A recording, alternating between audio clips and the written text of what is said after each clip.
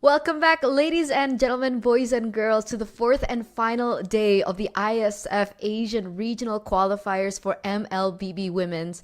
Ahead of us, we are going to be finishing up two matches of a best of three in the group stage, where we will be having a little bit more of a feeling as to who will make it over to the playoffs for the two final matches that we have. So, Arashi, we will be having four matches ahead of us, all in a best of three. And to accompany you today, ladies and gentlemen, on this English broadcast is me, Eterna, alongside with Arashi. So, with him coming in, let's see how he's doing. Arashi.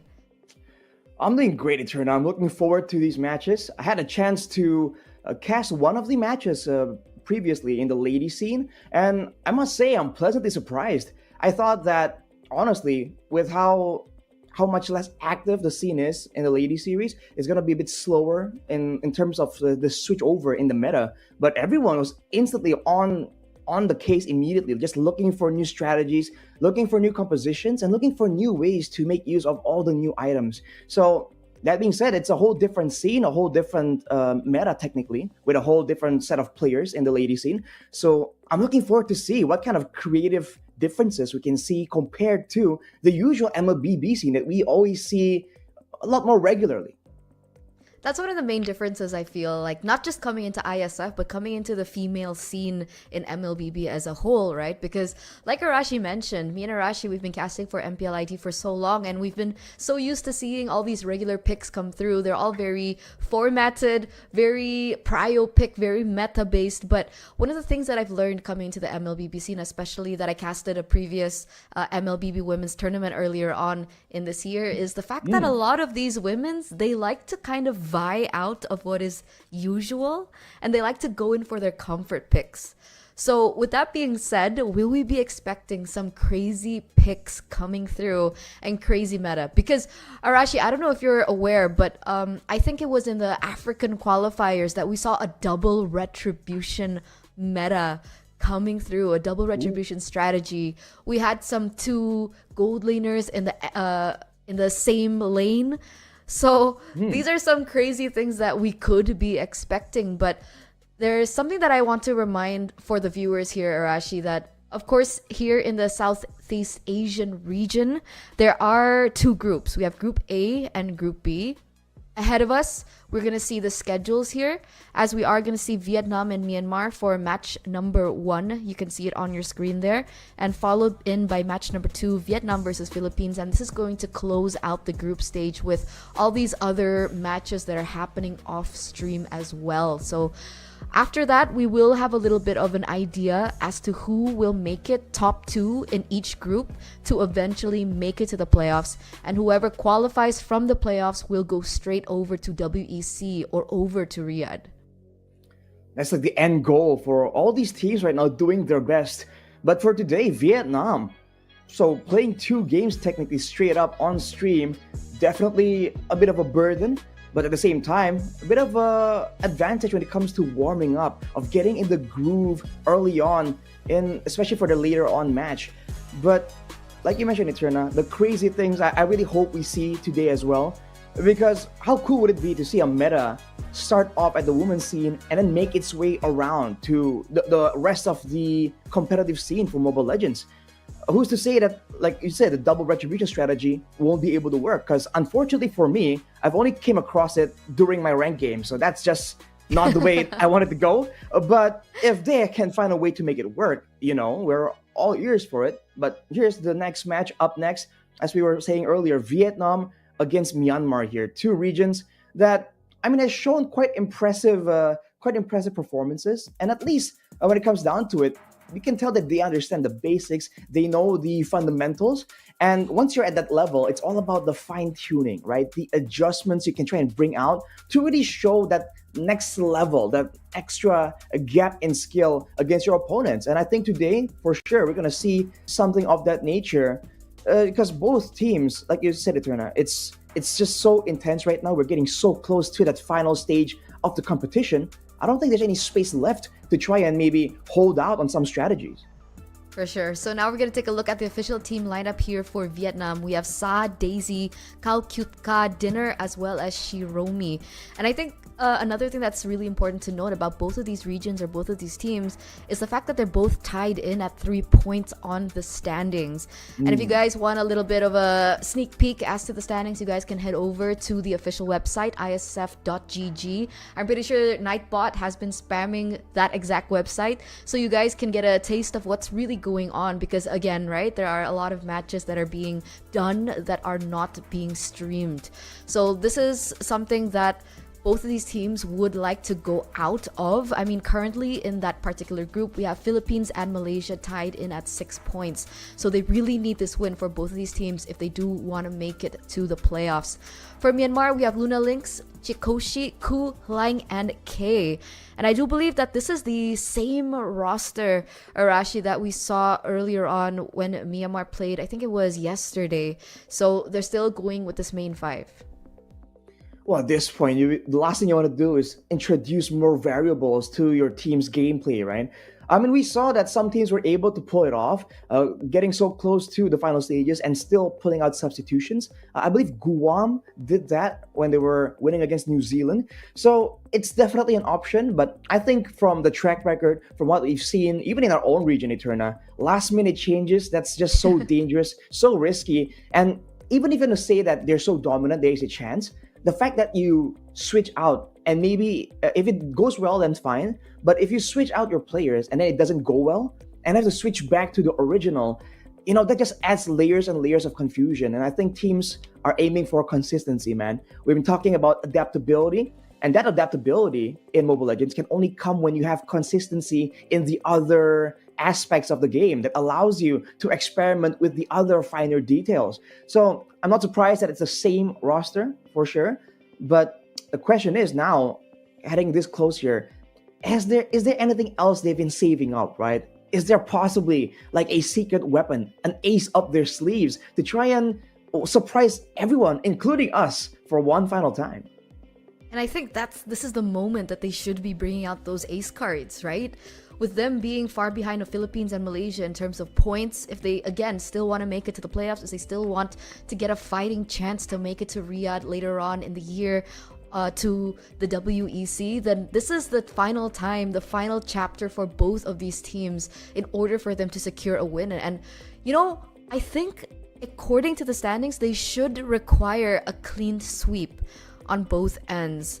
I'm not really sure how it specifically will work, but if I'm not mistaken, if they go 2-0, they get 3 points, and that will bring them tied in with Philippines and Malaysia. However, Philippines has not dropped a single game, and I think that does kind of give a say as to how these standings occur. So if we're expecting any wild cards, if we're expecting any ace cards, hidden strategies, anything in their arsenal up their sleeve, then this is definitely the time to do so. And it's a big challenge, right, Arashi? I mean, considering a huge patch just dropped, we've been talking about it for the past few days, and it's mind-blowing, right? Because even top-tier teams like, let's say, Indonesia, right, in the male scene, with a full Onyx roster, they have actually also been seen struggling with it, losing 2-0 against Malaysia, noting how dominant they have been on the international level. So for these teams to kind of have to accentuate what they already have with the playstyle that they currently have and how they adjust to the new meta and adjust to the new patch,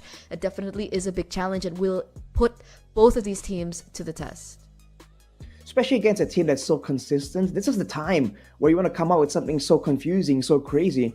Because technically, when the teams are so good, they play with this clean, calculated style. That's where the slightest of curveballs can really throw out a lot of these calculations, right? That's a pattern you see with a lot of dominant rosters. Like even our Indonesian ladies roster that we saw a couple of days ago.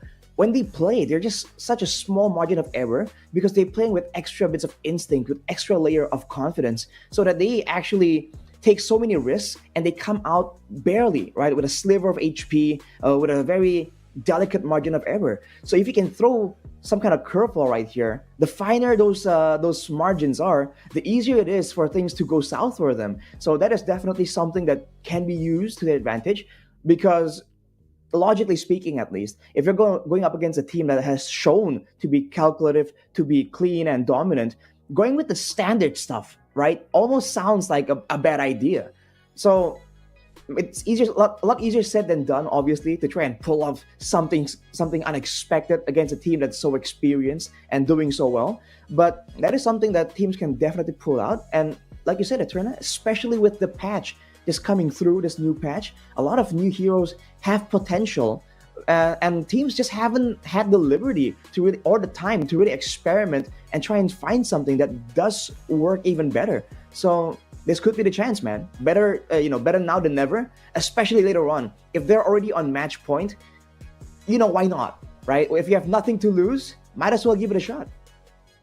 Yeah, yeah, and that's what makes ISF so brilliant with their timing, right? The fact that we can kind of actually grow with these teams, with these regions, with these individual players, and kind of watch them grow and watch them as they kind of journey through the patch and how they will be able to adjust. But going back to your point earlier, right? You were mentioning Indonesia, and I guess that's the experience that can be utilized in these kinds of tournaments, right? I mean, Indonesia has been dominant for the MLBB scene, for the female MLBB scene, rather, for quite some time, right? Their previous team, we now know them as Team Vitality. They used to be Bigatron era, but they have picked up, I would say 20 including the last tournament, 20 championships since 2021. So Right. that's the experience that they have, that they can bring through here at ISF. And I'm wondering, right, if we're talking about experience, we've seen that for Myanmar in particular, right, their MLBB male division has been doing so well. They've been doing so dominantly, and they were actually lead in their own particular groups and standings. So with that being said, I'm wondering whether or not that that experience, that knowledge has also been transferred over to the ladies scene, whether or not they've had scrims together or not, because that really can define, like you mentioned earlier on, right, the fundamentals that these teams have actually learned. I think there's definitely an impact there for sure, because all things considered, they still do play in the same server, right? Even if they aren't really scrimming intensively against each other, they're gonna run into each other in their rank games, in their games that they just play by default. So technically, usually, the skill level of a team can be tied in directly to the strength of the region as well. So with that factor in your mind, I guess they really should be doing so. But like we were talking about earlier, since the beginning, it's just a different scene altogether, right? The male scene, the lady scene, you're seeing different kinds of styles, different kinds of metas. So Yeah. there's a chance that maybe the meta works well for the men's division, but not so much for the women's division. And that is another challenge that they have to try and figure out, right? Or maybe there's a chance that the male division isn't doing too good, but then the ladies division has found something extra. The fact that there are two different teams, I think it's fair to just consider both of them like different entities and not combine them immediately as like, whoa, teams from Myanmar. Because again, even for Indonesia, even for the Philippines, I think that it can be quite different. So I think it's better to just keep an open mind here, especially with a lot of the small experimentations we've seen from all these teams. Like for instance, we saw a Fredwin run a temporal rain coming in from, I believe, Albert. So there's going to be small experimentations like that. And at a glance, for instance, with that example, it might sound confusing, like, whoa, what's the idea here? Why is that for? But then you kind of give it some time, you give it some experimentation, and then you'll notice, like for Fredwin, the temporal rain, that allows you to really proc that temporal rain with your taunt, not with the Appraiser's Wrath only. So that allows you to like build up some stacks. So there's some small opportunities like that we might just miss at first glance if we kind of don't see it with an open mind. Yeah, a lot of experimentation coming through, especially with the new emblems and the new talents coming through. But you mentioned about the temporal rain, but Arashi, there's something that I really wanted to ask you. So yesterday, we saw a lot of Rogers, right? Roger, as you guys know as well, is a very top priority pick because it's great in the jungle. It can be flexed into the gold that a lot of these teams and a lot of these regions can actually utilize to their benefit when they want to go for a chess match in the drafting picks and the drafting phase. But my question is here, we've seen two different choices of emblems for the Roger. we've seen Skypiercer, no, not Skypiercer, Warcry Roger, Mm-hmm. as well as the Impure Rage Roger. What do you think about both? And which one do you think is a better choice for Rogers? Whether it be in the jungle or in the gold lane. Or maybe it's different. I think it's a bit different, right? The nature of the emblem in itself, it's a bit more all in for the war cry. So I feel like if you're attempting to go for a lot of skirmishes in the early game, a lot of all ins, right? A lot of like just straight up dives instead of tentative movements back and forth. Because different teams have different styles, right? Some teams prefer that tango, the back and forth. Some teams just prefer to go in directly. No waiting at all. If it'll go in directly, I feel like that war cry can add a lot of damage, a lot of potential, because it's not only for you, right? It's also for the rest of your teammates.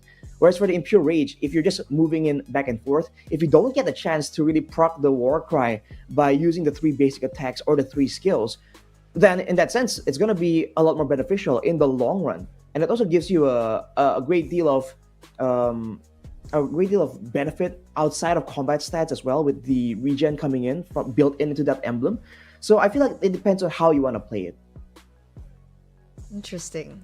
Because I was wondering, right? I was like, okay, because I think the first few Rogers that we've seen, they went in full with Warcry. And I was like, okay, so maybe this is the new meta. I think we've seen Roger with Quantum Charge, Impure Rages, but Warcry. And I think that was like the moment where I was like, okay, maybe now Rogers, they opt for Warcry more because of the new emblem that came out. But again, I saw a different adjustment after that. Sometimes they went in for Impure Rage again. So I was like, okay, so maybe there's still a layer of flexibility and creativity in the way that you mentioned earlier, right? With the way that you explained it. So very interesting. Now, do you think with Roger doing so well that it will also be a priority in the MLBB women's scene? Or do you think we're going to see something different? Like maybe they still go for the utility jungler setup, like the Fredrins. We've seen the Baxias doing well. Barats has kind of fallen off in terms of like popularity. But what's your feeling? I feel like the Roger can for sure show up, but we've seen a lot more bias towards the straight up assassin picks, I feel like. So I think there's going to be assassin showing up today for sure. I don't know how much, but I think considering how flexible and how good the Roger is, I think for sure it's gonna show up today as well. And what I'm not quite so sure about is whether it's going to be in the gold lane or the jungle, right? Because we've seen a lot of different styles, and for a fact, some players just don't really vibe well in the gold lane with that aggressive style, with that all-in style, because it's a whole different mindset compared to the usual just distance management from from range, just hitting away at safety. It's a whole different mindset and perspective compared to a Roger that wants to go in immediately, take advantage of the extra built-in tankiness and the movement speed. So I think for some particular teams, it definitely is going to show up. But I think there's going to be a bit more of an appearance for the Roger in the jungle, just because of that difference in mindset. But along with that, I feel like if the Roger does show up, I think the fighter utility junglers will still be a bit more popular, because I think there's something nice about having that security in the jungle, having someone that's a bit more tankiness, a bit more difficult to punish in the early game, especially against a Roger that clears really fast. If they can secure a Roger, a strong mid lane with good clear, and a roamer that can set up with a lot of crowd control, that's a very dangerous combination, especially if you're on an assassin. So with that being said, right, what do you think is the scope of this, right? Do you think with that we'll be seeing a little bit more of the Marduses? Because I mean, technically, we haven't seen Mardus in quite some time, right, Arashi? I think MPLID, specifically, there was a moment where one of the biggest priorities in the jungle was the Mardus, right? It's very flexible. You can utilize it for kill pressure. You can also utilize it for more of an advantage in these team fights and these lord and neutral objective takes with the turtle as well. But then he was missing, right? It was mostly just Fredrin, Baxia, Barretts. But now the Martis has kind of come back. We've seen a lot of Martis here at Iesf. Is this something that we can expect moving forward, or is this just specific to certain regions? Man, I think the Martis right now, it has potential. It clears fast, it's strong in the early game. It has a built-in reset with the Decimate as well. there's definitely potential there, but I feel like right now it has to be in some kind of position where it's more of a comfort pick because all things considered, it's not very flexible, right? You have a very straightforward approach to fights, and you have a very straightforward approach even in the early game in how you want to play it around as well. You want to be part of a lot of early game fights. You want to take advantage of the level 4 power spike, and you want to run straight at your opponent's backline while you still have the mortal coil to be immune to that crowd control. So it's good, it's effective, it forces your opponent to play a certain way. But at this point, I feel like a lot of teams already know how to play against it. So if you do that, you're kind of putting yourself in a position to be punished, to be already countered technically before the game even begins. So unless they want to use it in a different way, or maybe in a different combination, right? Maybe you combine the Mardis along with a new roamer that's like now in the meta. I feel like it's gonna be not prio. It's possible to still be used, but as far as like prioritize in the first phase or banned away, I feel like it's a bit too costly for now. Will we be seeing a Bane? Okay, I think Whoa. All these questions, Eterna. I've been really hyped about this new patch, right? Because with them saying that things are going to be shifting towards fighters in the jungle a little bit more, as well as the assassins. We've seen the Nolans doing great. We've seen the Lings doing great. Not so much for the Lancelot and the Hayabusa, but that's still to be tested and still to be seen as to how both of these assassins actually do. But I was so curious whether or not we'll see a Bane. Because there have been some adjustments with the Bane. And Bane, if you adjust his kit, if you adjust his itemization, maybe even a Sky Piercer for this Bane, I think the damage is actually quite insane. And the clear speed is also really great. I'm hoping we get to see Bane back in the meta. Well, I think I would agree with you. I want to see all these less conventional picks, Bane as well in the meta. I think the main strong point surely is that clear speed, right? We've seen a lot of heroes get priored so much purely on the basis of their clear speed. Like the Baksha is an example. The Fredrin, technically, part of the reason why it kind of fell off a bit compared to the Barats is also due to the lack of that clear speed, which leads a lot of junglers to go for that concussive blast to assist with that. So I think having good damage, good utility, and great clear speed is great.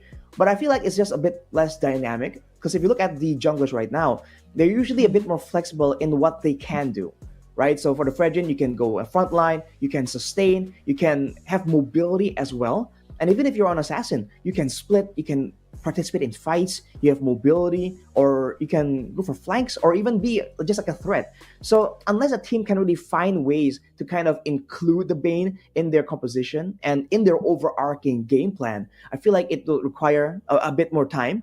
But ladies and gentlemen, we're going to go straight into the drafting phase for game number 1. And the Angela falls into the hands of Vietnam, so already quite the interesting situation here.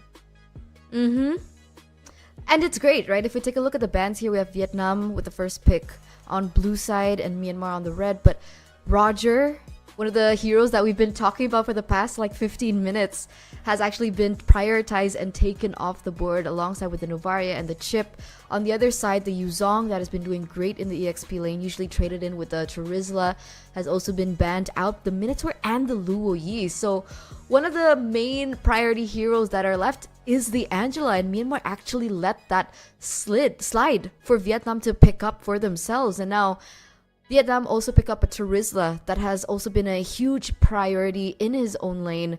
There's also an option, honestly, for Myanmar now if they want to pick up something like the X-Borg to try and counter the Charizla in the lane. But more so, the Valentina and the Baxi has also been picked up by Myanmar. And Arashi, the Faramis has been doing so great so far, right? With Southeast Asia, I think there's like a red thread that we can kind of pick up from their playstyle. They're very aggressive. They love the early game ganks, they love to go in for team fights, and they love skirmishes. So the Faramis has been doing so great, and the fact that Myanmar has picked up something like the Valentina can actually quote-unquote deny that pick away from Vietnam. Can be a denial, but considering how both the compositions are shaping up right here, there's a chance that Vietnam will be able to match them in the global presence and also in the team fight with the blazing duet with a penalty zone available to them right here. even if both teams do have access to that nether realm, it's just that Vietnam can still come out on top. But not for Myanmar. They picked up the Moscow, so equalizing in the global situation. But of course, the speed of destruction is a bit less reliable. So we'll have to see. From the looks of it, when it comes to the mobility and the early game clear and prio, Myanmar definitely has a bit of an edge right here. And with that, they're going to be trying to limit some of these early game power heroes from the side of Vietnam. The Moscow that we were talking about just earlier, Eterna, banned away as well.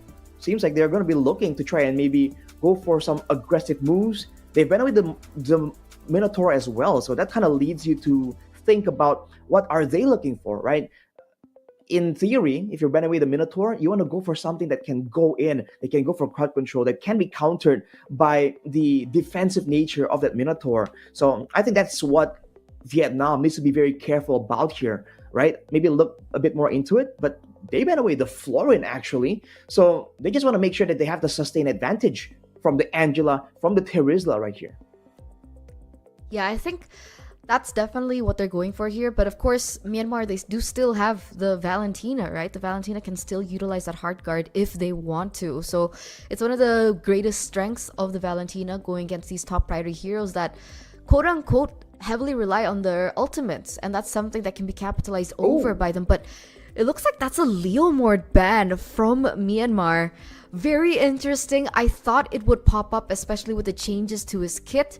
His passive just increased, so more damage with the passive as well. I think Arashi can explain in a little bit more detail about that. And Myanmar know this. They understand that it can be a big, I would say, encounter, an obstacle towards their own strategy right now with the Baxia pickup without the Angela, right? So they deny that away, and they're forcing Vietnam into a position as to who they're going to be picking in the jungle, right? Because if we're talking about utility junglers, we're talking about fighter junglers, we're talking about tank junglers, I think the only two heroes that have been still successful would be Fredrin and the Baxia. And with all these heroes kind of taken off the board along with the Mardis takeaway, what does that leave them to go? Do they go for it just straight up an assassin instead?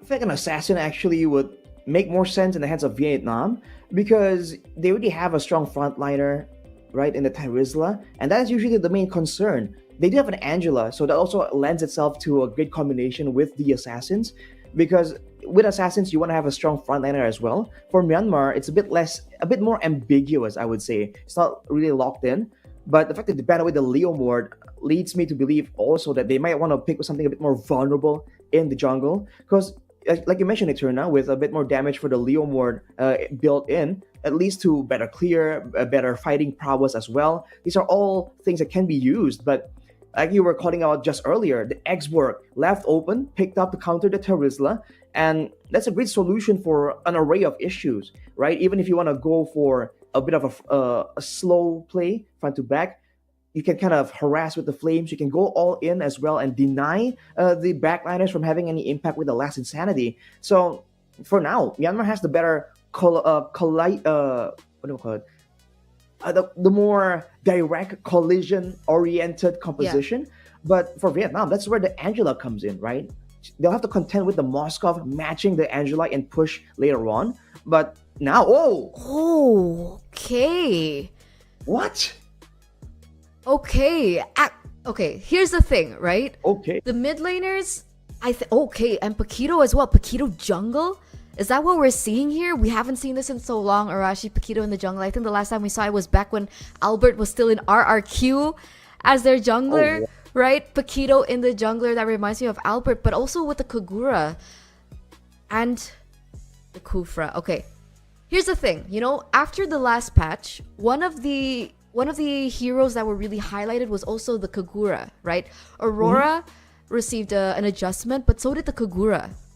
And so a lot of these creators, a lot of these casters around the world have been wondering whether or not this Kagura actually fits in the meta or not with the changes to her kit.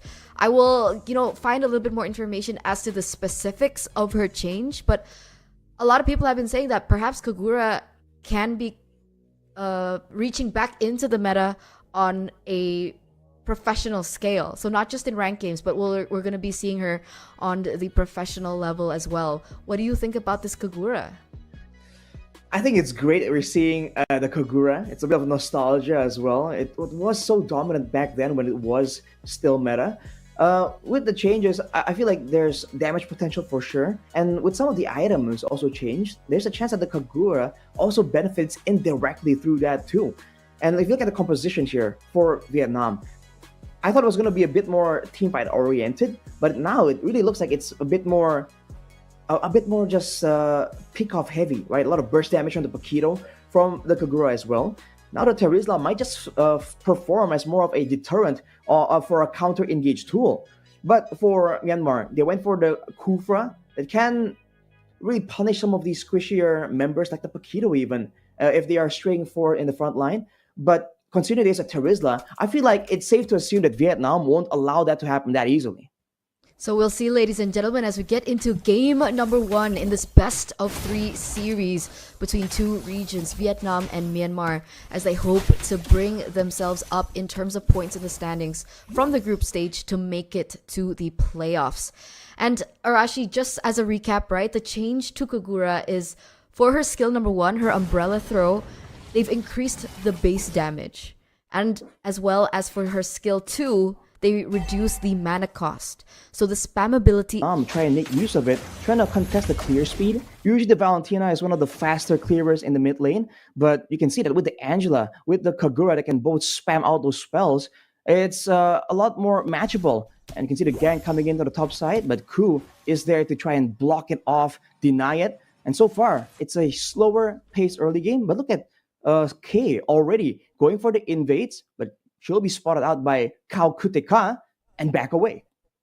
So it's a bit of a mouthful, Arashi. Good luck as they start to get in real, deep and dirty in these particular team fights. But this is what we're seeing for the first few moments, right? And, looking back at the emblem choices and, of course, the talents that both of these teams have opted for, Paquito Lethal Ignition as a jungler. What are your thoughts on this? I think it makes sense with the idea of how they want to go, because you don't see Paquitos going for a tanky build. It's usually just full damage, be a bit more of a deterrent, maybe a hybrid build with one or two tankiness items. But for the most part, they're going to perform as a gank tool, and with some damage, it also helps with the securing of the neutral objectives to go for the double jab into the retribution. So I think that is a setup that makes sense, and I think that can lead to some miscalculations from the side of Myanmar. If the main front line gets bursted down, that lethal ignition can be what makes or breaks the whole combo. But I'm also interested to the fact that the Kagura we're seeing bring the flame shot as well, man. Kind of, yeah, it's a bit nostalgic. There was at one point there was a time in MPL ID at least where it was a 5 flame shot meta. I just got flashbacks immediately to those days, the good old days. Like level 1 flame shot, 5 man onto 1 hero, insta kill, first blood. Right. No, please. Let's not bring that back. But it again shows the level of aggression that is coming from the Kagura, right? She went in with flame shot as well as lethal ignition. So they're going for kind of a similar strat here. You can see a similar, red thread for Vietnam. The fact that they want to perhaps look for more early game fights with these kinds of choices in their emblems, right? Lethal Ignition, Kagura. Mostly, we would see who else in the mid lane uses Lethal Ignition? Farsa? Does Farsa go Lethal Ignition? I think she still does, for sure. It's those heroes with a good chunk of burst damage generally can really go and benefit from those Lethal Ignitions. But for the most part, I think we've really been seeing, considering the slower pace of the game before the patch, where there's just a lot of lore dances, a lot of waiting around, waiting for the right moment. That's why we're seeing a lot more impure rages and quantum charges that allow some of these mages to really have a bit more kiteability, to have more sustainability when they're just trading blows from so far away. But that's why it's fun right now with the change to the Lord, where it's now no longer as safe to do so.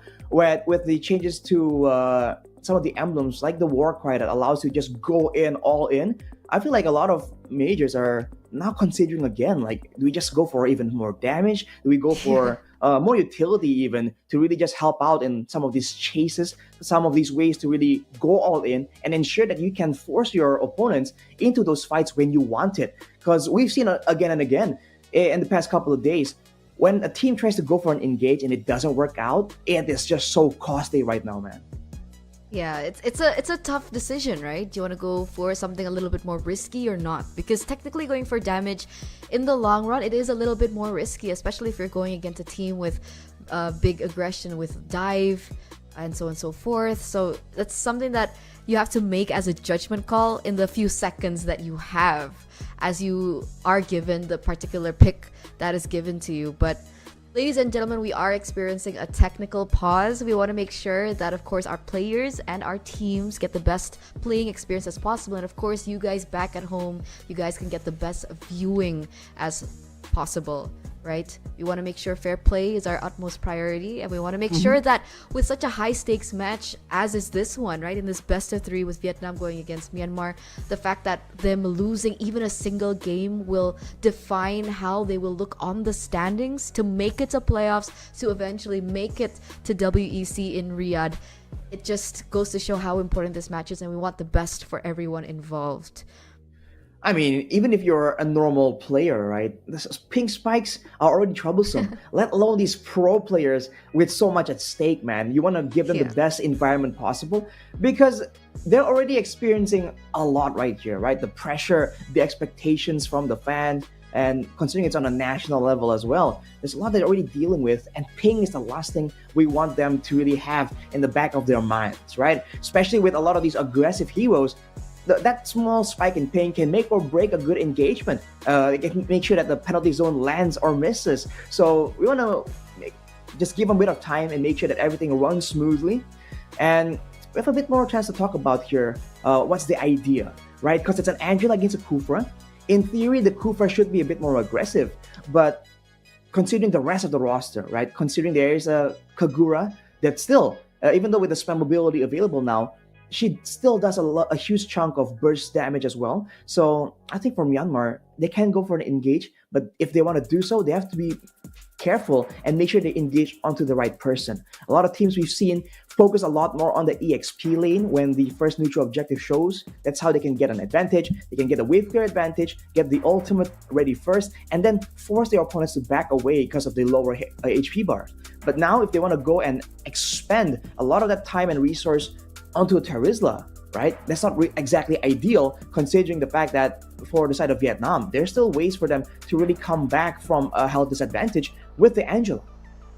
Definitely. And if we're talking about wave clear, it looks like the Kagura, I mean, for the first few minutes of the game at that, right? I think it was 143 in, right? We saw that the Kagura was actually able to clear quite well against the Valentina and the Kufra in the mid lane. So maybe that's one of the big changes towards her kit, with the fact that her base damage has increased, the fact that she can clear a lot quicker. And I'm wondering whether this Kagura will be itemizing the Wishing Lantern, right? It's one of the newer mage items that have popped in. I mean, it's a great era to be a mid laner, by the way. It's a great era to be a mage right now because there's just so much flexibility and so much creativity that we can go for when it comes down to our itemization. And we're not even talking about emblems yet, right? So Wishing Lantern. It requires, if I'm not mistaken, an 800 burst damage to proc. That's definitely something that Kagura can go for, right? Her burst is quite heavy, especially when she combos it with the Yin Yang Overturn.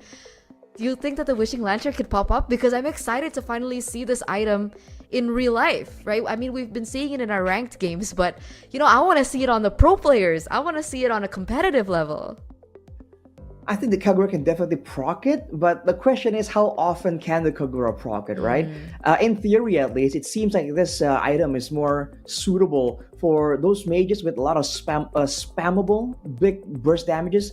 The Farsa kind of comes to mind, right, with the Feather Airstrike. The Novaria was a big one we were talking about. So I feel like it's a possibility, but it also depends on how they want to play this out. Because if they want to go for the Wishing Lantern, yes, it's a big chunk of damage. It's an extra 10% HP damage, I believe, if you do get the proc with that 800 damage. But there's a chance that with the Kagura, again, having these more spammable options with the Umbrella Eterna, they might just want to. She might just want to go for just more penetration or like a holy crystal, so that it's not just the ultimate. It's also the rest of these spells spammed out that maybe won't reach 800 damage, but can still do a massive amount, especially to the squishier members. That in theory the Kogura should be aiming for. But who knows? Maybe this is gonna be a frontline glowing one shred Kogura, right? There's a lot of options available right here, because it's not just the damage per second right now with the glowing one; it's also the healing reduction. Hear me out, Arashi. Sky Piercer Kogura.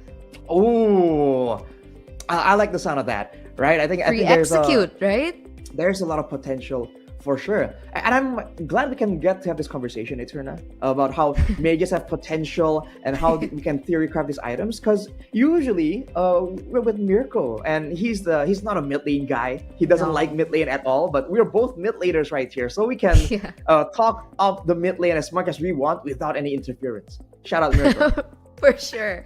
With Mirko, it's always the gold lane, it's always the jungle, because, that's his role. But, you can actually go for something similar with Naisu, right? Because he is a number one Gourd player. He had so much fun when the Gourd suddenly came back into the meta. We don't see the Gourd quite often anymore, so oohoo for Naisu. But again, right, Sky Piercer Kogura. I think yesterday, Indonesia, the male team, they picked up 3 Sky Piercers. Oh, I saw that, in the entire team, right? Who was it? It was Farsa Sky Piercer, Ling or Nolan Sky Piercer, right? And then we had another one pick up the Sky Piercer. Am I remembering this correctly? Was it in the gold lane? Was it a Roger in the gold lane? Brody Sky Piercer. A Brody, that's what right? it was. Yes, CW. I think so. So yeah, as Mirko would say, the SPA, the Sky Piercer abuser, is definitely in full swing for Indonesian men's at least. We'll have to see if that influence makes its way onto the ladies scene as well.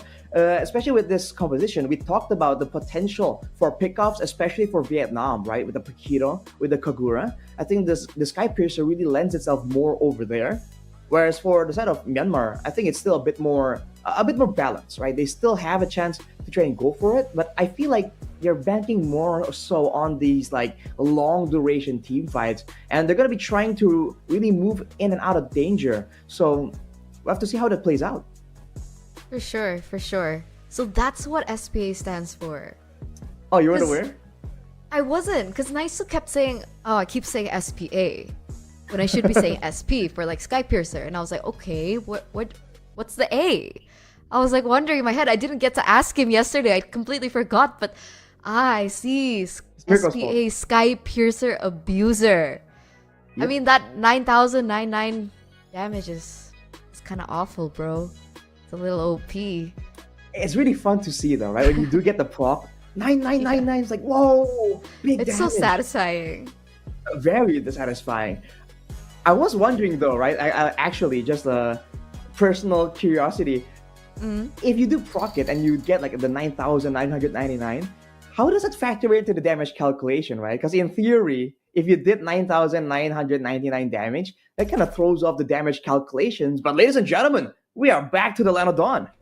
Yes, ladies and gentlemen, the technical pause has ensued, and we are going back into the game, into the Land of Dawn, and we're back to okay. I thought we were actually in minute number 13, but it was a visual bug. 1 minute, ladies and gentlemen. That's the amount of time that has elapsed so far. And you were talking about the Sky Piercer, so maybe we'll get to see some of these heroes pick it up and see how it will affect in the data and in the statistics. But right now, we do see that both teams going to be centering around the next neutral objective. Kai is level 4 right now. Doesn't have her ultimate though, as well as the Paquito. Oh, there you go. That's a retribution steal from Ka, but now she might pay the price for it. The fight breaks out, but the penalty zone of the 3 members shatters the formation from Myanmar. And look at the kiting coming in from Vietnam. Moving back, but now chasing down with the hard guard available. That's 1, that's 2, but the dash gets blocked. It won't even matter though. Ka securing 1 kill along with Shieru. And that is Vietnam with an all-out win out of nowhere, man. An explosion of action. Yeah, I don't think anyone expected this, right? A 2-0 trade, make it a 3-0 trade with a beautiful steal from the Paquito, from Calcutta. And it looks like she's going to be able to grab a little bit more. That's a orange buff steal away from Kai, and she's being completely shut down here in the 3rd minute of the game. That is unfortunate, man. Being a Baksha that in theory should be clearing faster, rotating around faster, that whole sequence of events just allows Kal Kureka to just come in, just drive by steal away that orange buff. And that's what we're talking about. The burst potential from the Paquito is good for getting kills, but it's also great for going for those steals. And look at Ku, still level 3 at this point, not really having an opportunity, finally reaching level 4. Myanmar are definitely on the back foot though. They gotta just wait around unless they want to go for a big play here. Sa on the Kagura has escape mechanisms. Seems like everything will be fine and dandy for Vietnam. Yeah, right now it looks like Sa is actually in a 2v1 situation, but she's still so confident to go in for the clear despite, Luna Lynx utilizing this Valentina with the IMU and the penalty zone. But look at this! Ooh, that's gonna be an insane jump in, but the hard guard won't be enough. It wasn't even channeled properly for Shieru, where Kal Kureka gets taken out. Great rotation from Myanmar, and they're going even further to the mid lane, immediately rotating straight for the turtle. But Vietnam will be available to try and contest that. Both these teams are putting up a fight, right? Because initially in the first 2 minutes of the game, it felt like Vietnam held a bit more control, but Myanmar definitely fighting back. Paquito is back into the Land of Dawn, but I don't think he's actually going to go for the contest. They might look for the mirror play instead in the bottom lane, and this is going to be a free turtle here over for Myanmar to take. And we were talking about Skypiercer. Looks like the Paquito has picked up Skypiercer. Was it the Paquito or the Kagura? I thought it was the Kagura. First item though, which is why I was quite shocked. But on the bottom side, we saw Vietnam group around to try and go for a gank. But now Myanmar, after getting that turtle, are the ones with a bit more control here.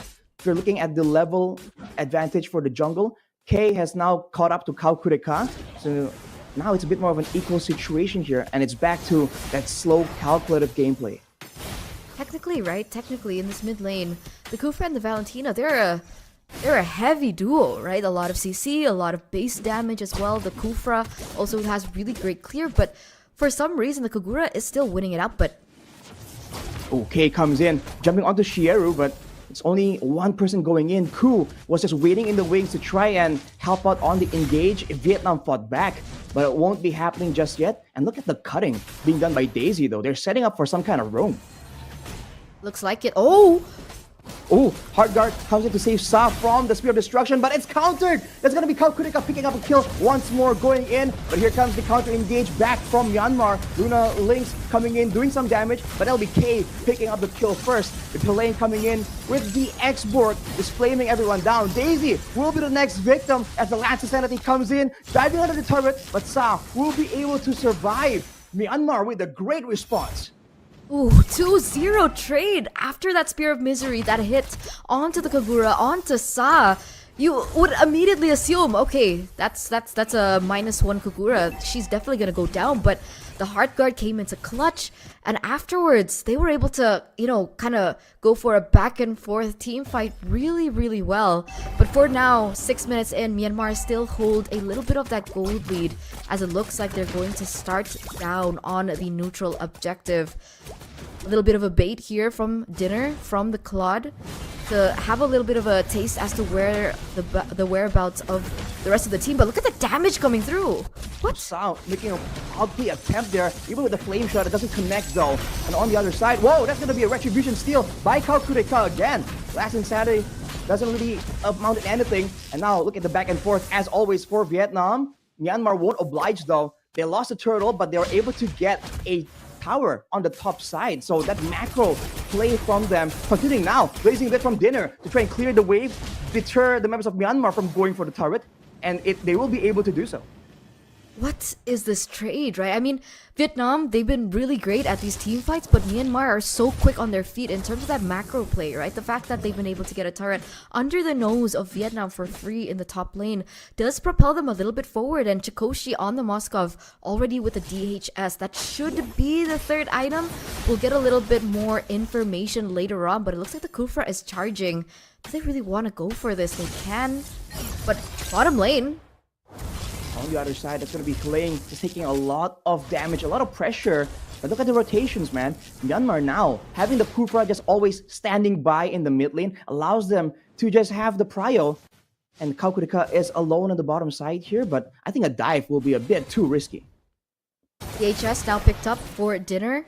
So it is getting to that power spike, hopefully for the club. But wait. That's a Immortal popped. Flying, still surviving though, but now Kaukurika 1v2, but keep in mind the hard guard is available. Tyrant's Rage, Tyrant's Revenge. Potentially, that's gonna be a stun. Kaukurika with the last insanity as well. Shieru forced to flicker out. Esa looks for a chance to try and turn it back around. Flame shot though lands. Now very low, getting trapped down. Going back for the outplay, but it won't be enough. But Daisy swings the hammer down. There'll be one picked up. Ku flickering out after the great engage as Shieru chases down, trying to get K, but under the turret. Is this dive a bit too risky? It won't amount to a kill, unfortunately. But Vietnam trading evenly, although they lost their jungler in the process. Yeah, 2-for-2 trade, and they lost Lang as well, right? So I get it, right? But at the moment, there's not much neutral objective contests that are happening at the moment. So it does look they are gonna fall back down to the default. With this, both of these teams should be focusing on this Lord, the first Lord of the game here. Team X at the moment, Kao Kutka on the Paquito is already at level 11, and both these junglers actually on a very similar path, but it looks like the Claude has only 2 items, Corrosion Scythe and the DHS. But it looks like the hard guard has been popped up here in the mid lane. This is for dinner. Another penalty zone lands on K. Only one person though, countered by Luna Nexus' own penalty zone. The last insanity burns down Sa. She'll be taken out immediately as Daisy is too low to help out the team. It's a 4v4, 5v4 actually, and Myanmar gets the advantage. For Vietnam, they sent Kaukurika to the bottom side. She won't be anywhere close to try and go for the contest here as Myanmar goes for the Lord immediately. Dinner waiting in the wings, but it will be a free Lord for Myanmar. Ooh, beautiful collapse from Myanmar, and beautiful execution as well. And it looks like they're going to utilize that momentum to bring it to the mid side turret. They're going to take it for themselves. That Chikoshi on the Moskov has picked up the golden staff. So the Moskov should be ready for these team fights. I mean, earlier on, we did see a little bit of a trade back in now from Dinner to pick up that tower in the top side, but as a general whole, with how much damage the Moskov is already doing, with the fact that the Moskov has already reached his power spike, he should be able to burst through these turrets rather quickly. It's just a great play from Myanmar to always have Chikoshi in the right place at the right time whenever the neutral objective is showing out. Now they're making a play on the bot side. They're trying to make sure that they pull away Vietnam to the bottom side. They go for the turret. They get penalty zone, but it won't even matter. Daisy pushed away, denied. Tyrant's Rage though, coming in from Ku, bit too ambitious as the team isn't really ready to follow up on it. They back away. They know they can play it slow. With the Lord pushing, they get a turret on the top side with Halaying assisting the Lord.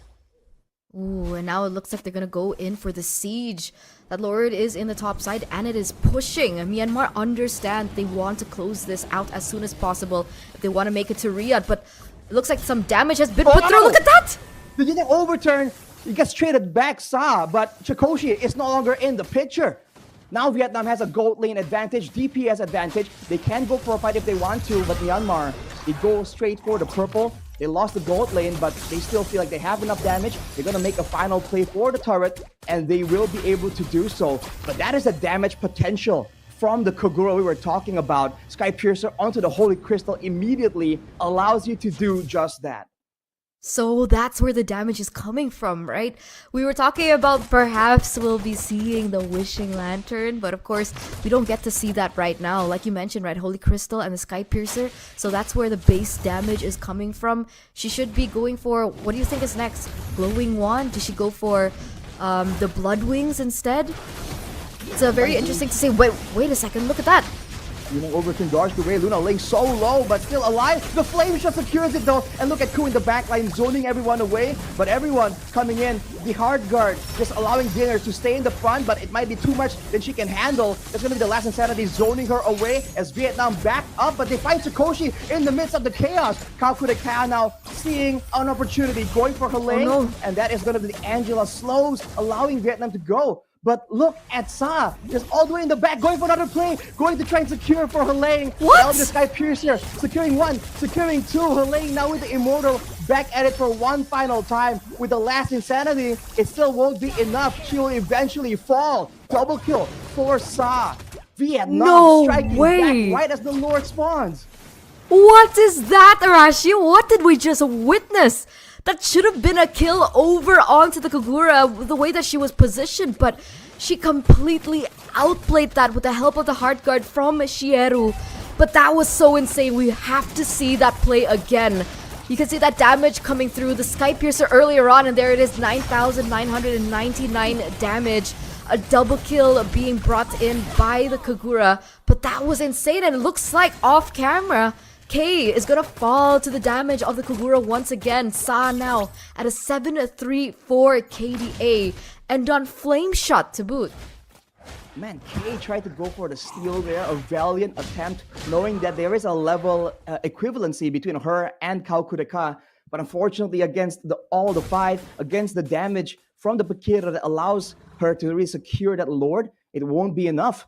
And off the back of an insane play from Sa, like you mentioned, Eterna, the jukes, the mind games there, you blink and you miss it, she just shows up in the back. And now with the Lord available, let's see how they play this out. They're managing the waves, possibly going for a 3-wave push.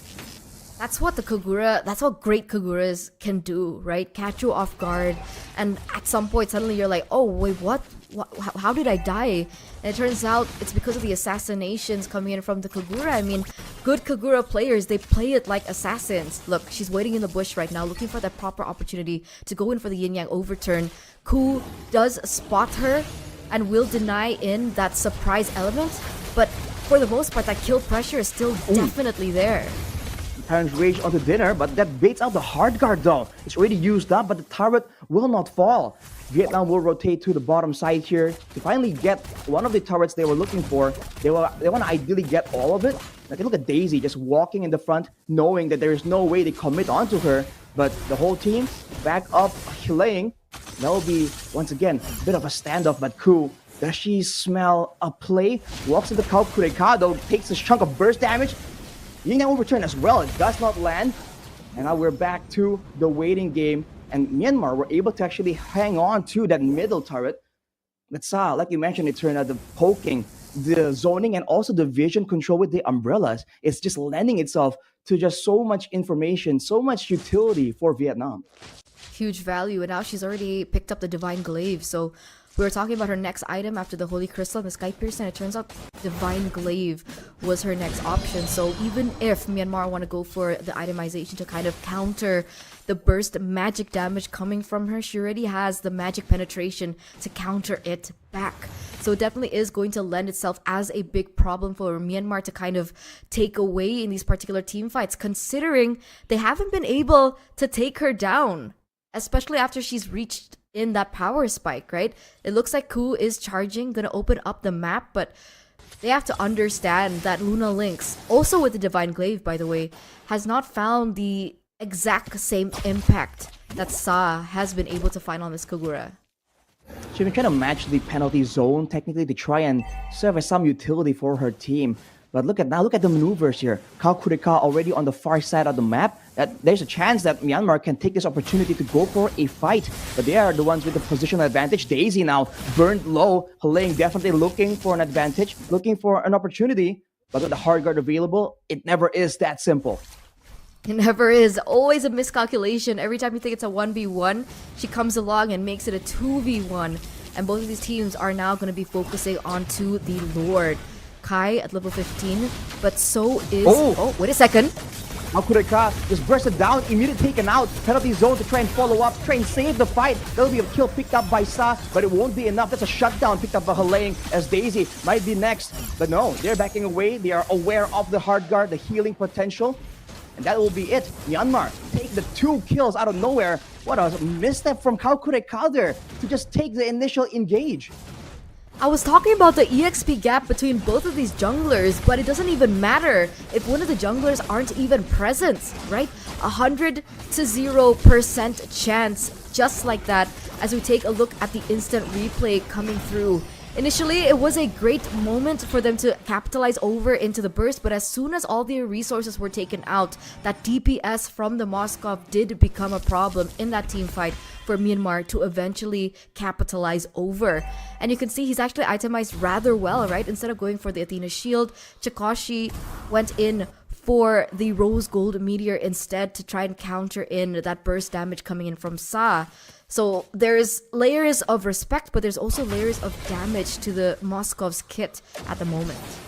Trying to ignore the damage coming in from Dinner, though. Definitely already on the Malefic Roar, able to shred down the frontliners. But with the Lord, that's the main problem here. Myanmar now making their move, going for the mid turret as the bottom wave is already pushing out. That will be the first turret secured for them. And this might spy a chance to go for Calcutta. Penalty zone from Luna Lynx, followed up by K. That will be Calcutta taken out already. Ku goes for a chance to go on Sa, but the Yin overturn. What? The burst damage comes through. Ku barely surviving from there, but Dinner now sees a chance going with the Blazing Duet, taking Luna Lynx down, but the Immortal is there. Ku coming in to try and save her teammate, but it won't be enough. Even Helene with the last insanity, that won't be enough as Sa goes back and forth. The base completely neglected, but Vietnam winning out a fight there despite starting off losing their jungler. How insane is this Kagura? I think we were questioning the Kagura pick a little bit because we don't see the Kagura pick quite often. We thought it was an experimental pick, but it must be a power pick with the way that Sa has been utilizing this Kagura, right? Time and time again, able to find the proper setup, the proper initiation to pull in that Yin Yang overturn and combo it in with the damage, with the displacement, with the CC, and she is shredding through Myanmar right now. 10-4-4 KDA with the additional of that Winter Crown as well as the Blood Wings. So that's just it, right? She has a little bit more versatility in her kit with the defense coming through, with the shielding coming through from the Blood Wings, but she also has a Winter Crown to try and go for the outplays that she's been able to go for, but looks like Daisy's gonna be caught out. Having great chance revenge, but K does not make it over the wall. Penalty zone from Luna Lynx right here to try and seal the deal, but the hard guard comes through. Daisy trying to survive for her life, but Shieru will be the only one left right here. Daisy flickers out though, DPZ away, but the chase potential. The Ice Queen's one from Helene slowing everyone down, but she is but alone right here. Kaukurika waiting in the wings to try and deny, but there won't be any deaths taken up. As for Vietnam, they allow Dinner to push up on the other side of the map. 15 minutes until the Lord spawns.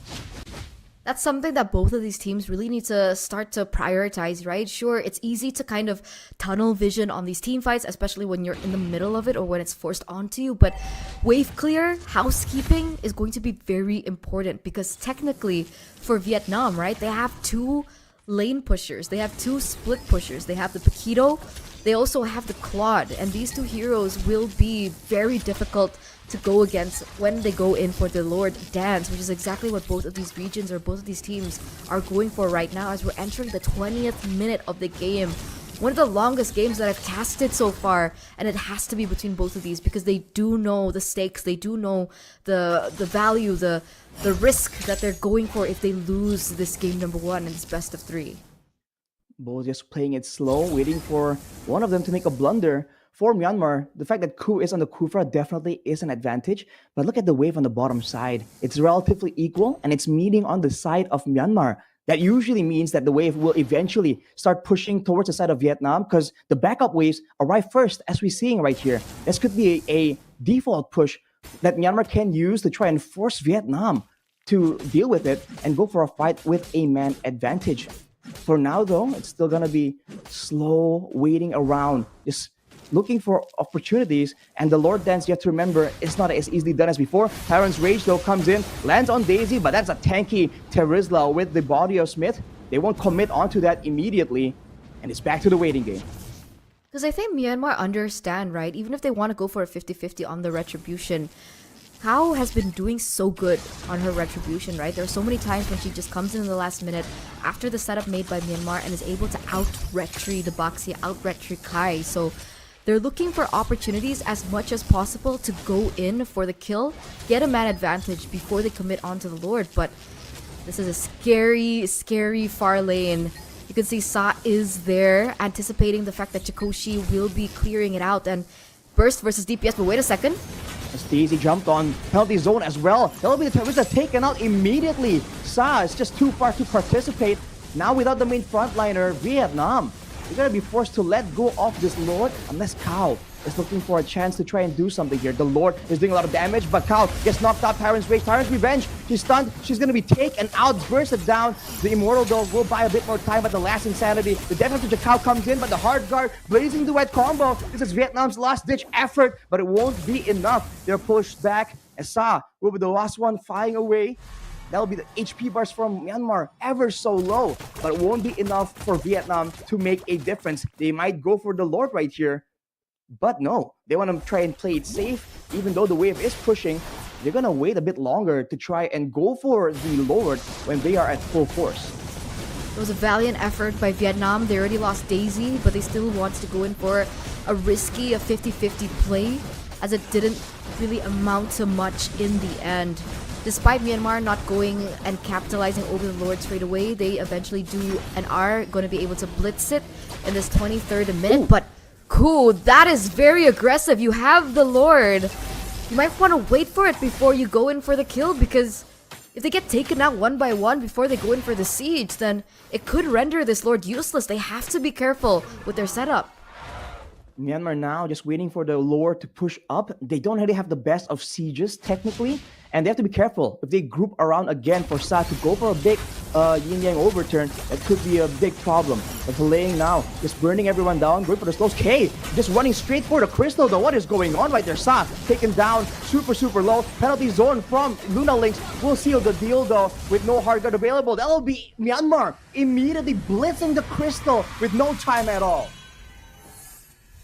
GG, well played to Myanmar, as they are going to be leading this best of 3 series 1-0, and now they are at match point. One more game if they want to get as many points as they can in the standings of the group stage, if they want to make it to the playoffs. But that was a very back and forth game, Arashi. I mean, at some point I thought that Vietnam would have gotten it in the bag. It was so close. It was very far from what we've been seeing so far of stomps of one-sided games, but this was very close that it could have swayed either way. I think for both teams, the fact that one team has great counter engage, the other has great engage, just allows for this very exciting dynamic, because you never know who's gonna come out on top. But I feel like in the end, Myanmar just had a lot better synergy, right? They were able to just stick together and have fights where they were ready for it. Whereas for Vietnam, it does seem like they got caught off guard a lot more often compared to Myanmar. But even though Myanmar was able to win that game, Arashi, I'm pretty sure they might want to consider a respect ban for the Kogura, right? Because there were so many moments that the Kogura was one of the main reasons as to how they were able to turn these skirmishes, these team fights completely around, and even go for the initiation plays with the burst damage in her kit. So many times it causes miscalculations. This was actually one of the examples of it, right? Spear of Misery from the Moscow from down under onto the Kogura, but the Heart Guard came through, the burst damage was there, and they were able to turn it completely around. Here, you were mentioning about the re-engage potential from Myanmar, and we do see that coming to light. They do get a little bit more in return, but that seems like to be the general flow of things that we've seen. I think one of the event turners, in my opinion, was that bait from Myanmar, right? Moskov baited the Kogura, baited Sa into the bottom lane as they were going for the Lord fight. I hope we get to see that later on. And that in turn allowed the Moskov with the global presence use the Spear of Misery towards the Lord, get Daisy down, and caused a huge miscalculation on their part. And they were able to get that Lord that eventually caused them to win the game. I think what's really fascinating is the fact that usually we see the gold laners just become the main big decisive force right here. But for Vietnam, Sa was the one that made crazy outplays. Here's, I believe, that one moment where they're just pushed all the way back, but Sa, out of nowhere, left the umbrella in the back, and Chikoshi was just not ready for it. And with the global play, the Heart Guard coming through for the backup, when the fight gets longer like this, Vietnam just finds ways for Sa to just keep resetting. And I think about 70-80% of the kills for Vietnam were in the hands of Sa. So technically, in a way, it seems like an equal game when it comes to kills, but Vietnam has all of that riding on one single person. And to be fair, Sa did very well with the advantages that she was able to get on the Kogura. I think overall it was just some select moments that got quite confusing. But this play right here from Sa, it just was so mind-blowing, man. Oh, let's see it. Oh, beautiful. Yin Yang overturned versus She one gets man out. down. Two members taken out. And again, right? You're right. She gets out. This is the moment that I was talking about, by the way, with Daisy being picked off. And then it looked like Vietnam wanted to go for a Hail Mary play. It looked like they might have gotten an advantage, but eventually they had to lose again another member. And they just were too far behind when it came down to the Lord setup. So eventually Myanmar, with 5 man available, with 5 man up, they were able to steamroll because technically at the 24th minute, right, all these members are at their power spike, all these members are at their peak, as we take a look at the post-game stats as well. Oh man, look at that damage coming in from the Kagura, man. 100,000 out of nowhere. It's That's definitely crazy. nothing to sneeze at.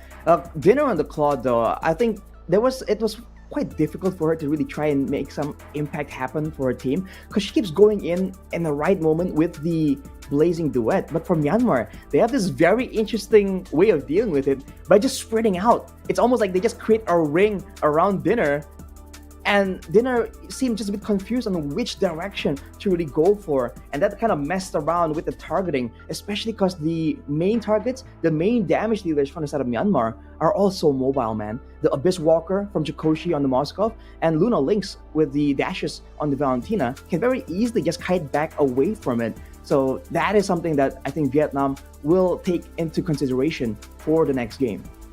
So we're gonna crown our player of the game, or our MVP, for game number 1 from the side of Myanmar. Who do you think it's gonna be? We have Flying on the Xborg, but the MVP will be Kai. Alright, 3-2-12 KDA. You can also see her damage dealt. The fact that she was able to land in a lot of those retributions coming through was definitely a big reason as to how they were able to have a say in the later stage of the game and the later portions of the game. Her fast rotations on the Baxia also allowed her to help out those side lanes, give a little bit more pressure onto those side lanes to eventually utilize that to their advantage. I think she was doing great, just being active, being mobile, the way the Baxia should be. And of course, the Turtle's Presence, the passive, definitely played a role in making sure that the roster of Vietnam are just a bit more manageable with all the healing coming in from the Angela. And who can forget that final sequence where Kay just immediately rolled past her team, past the Lord, and just jumped straight at the crystal. I mean, that took me completely by surprise, but hey, in the end, it kind of worked out, right? It pulled away all the attention from the rest of the team, from the Lord, and that's what the Baxia wants to do anyways, right? With this build, with the Winter Crown as well, I think that's another layer of mind games that Kay has shown to really understand.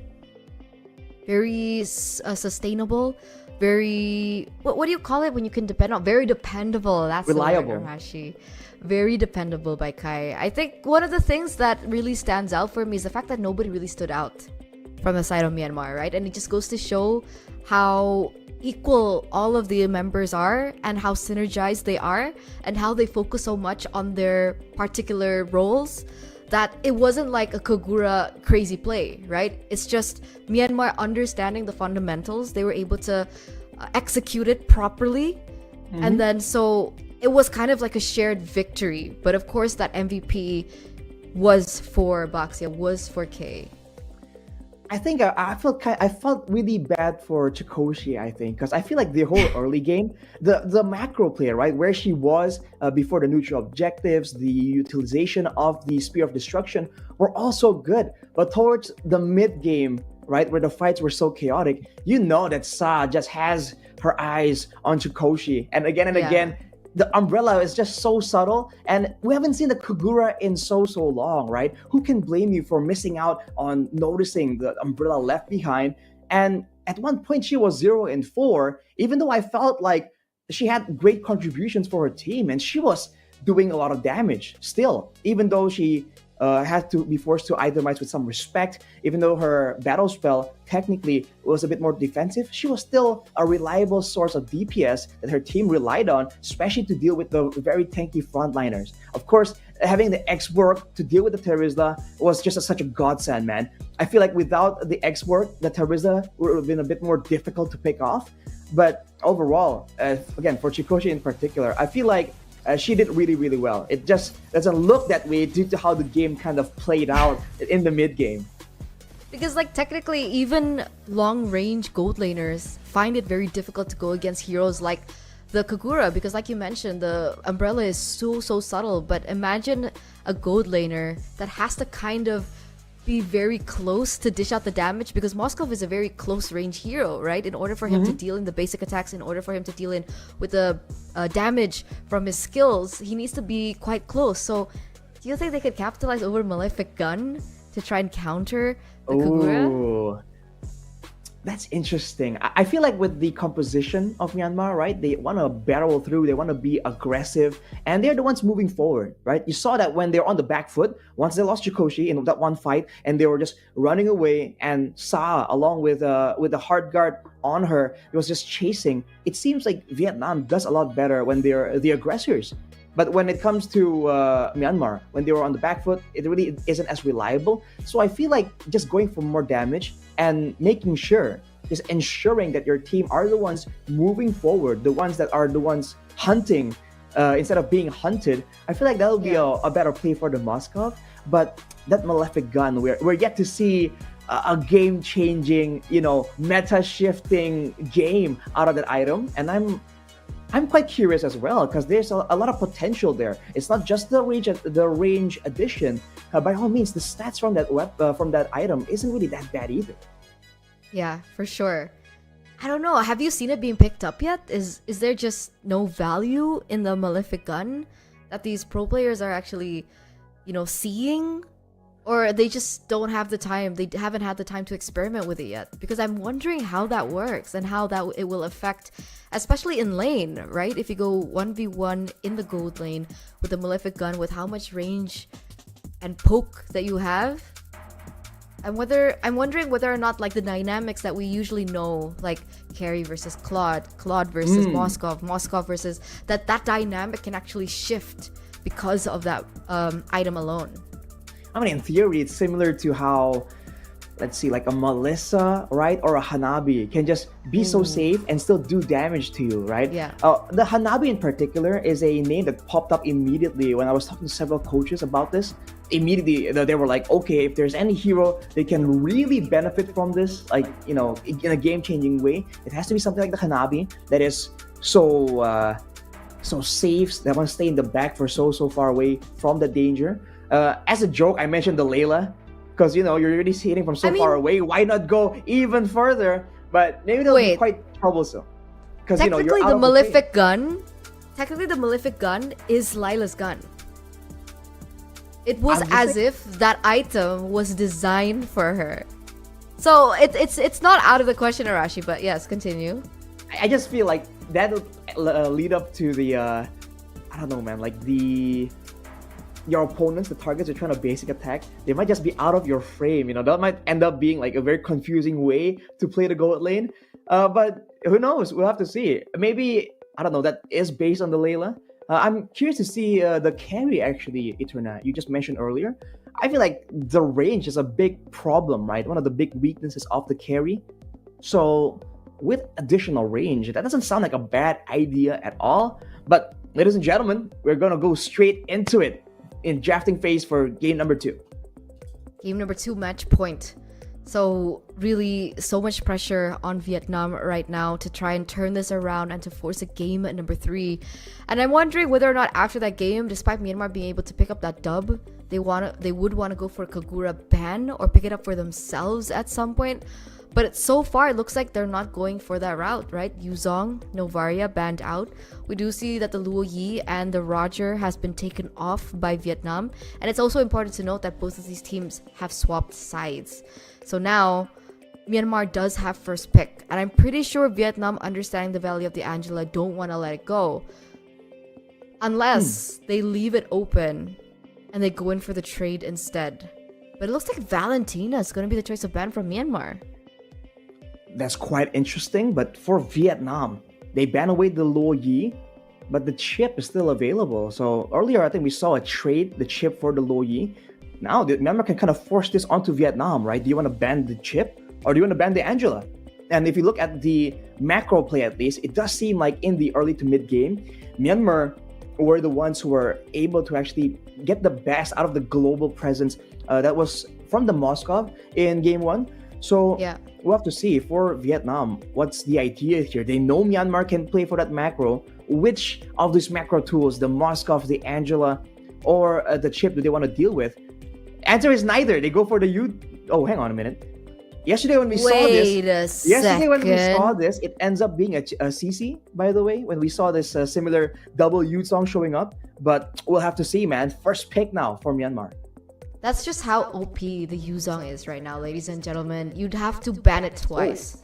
That's how impressive he is. I think that should have been an Angela ban, right? Because if it was left open, then Myanmar should have picked it up first. From game number 1, the Minotaur was banned in the first phase, and now that they opted to go for the Valentina ban, oh no, the Angela pops up here. And that's a Baxia Angela combo. That's a Anjaxia combo. That's crazy. Myanmar completely ignored both of those heroes. I mean, call it the Bangela, right? Because it's like the Bakshia Angela. Anjaxia. Anjaxia is better, guys. I don't know, Bangela, because usually both these selections are banned out. I was thinking, but yeah, the what's it? Anjaxia? Anjaxia. Sounds like a whole new hero for sure. But for Myanmar, going for the Minotaur and now the Fredrin, that's a lot of healing built up into this. They also banned away the Florin, by the way, in game 1, I believe. So, oh, Natan, out of nowhere here, looking for a proper just team fight DPS solution. And with a Fredrin and Minotaur, it's going to be difficult to get your hands onto the Natan in the backline if the protection is on point.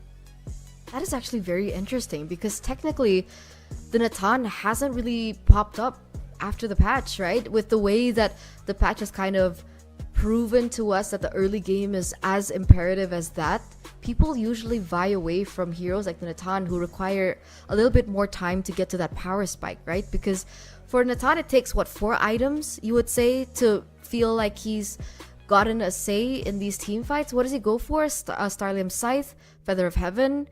You would go maybe Holy Crystal Bloodwings, I think is basic for a Natan. Meanwhile, most of the gold laners just require 3. So very interesting choice. We'll see if it works out.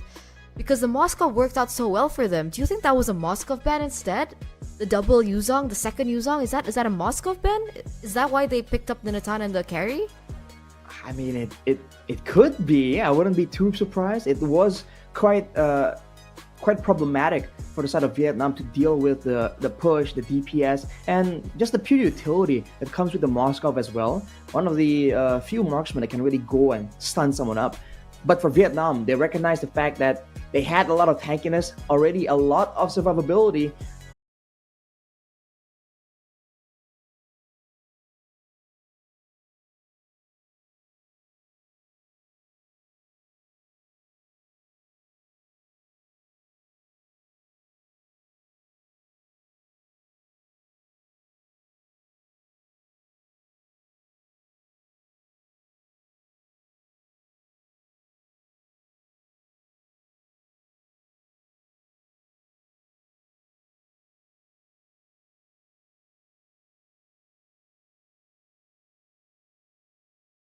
Is 3 mid laners, so Myanmar definitely have a lot of respect for Sa here.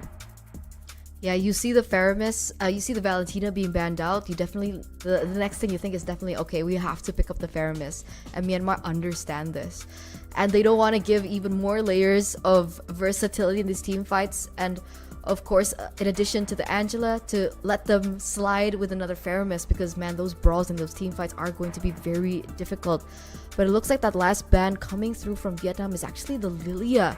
So Lilia, Valentina, Novaria taken off the board. Here, Vietnam can still go for the Kagura once again if they want to, because it has been completely left open as Myanmar go for a Terizla ban instead. It kind of brings the question what Myanmar is thinking for their mid laner themselves, as well as that EXP lane with the Terizla taken out, because that was a great opportunity if they wanted to go for the contest, kind of force Vietnam to pick up the Kugura here. But what do you think? I feel like for Myanmar, they can really benefit from a long distance mage can zone away all these short range heroes from the side of Vietnam.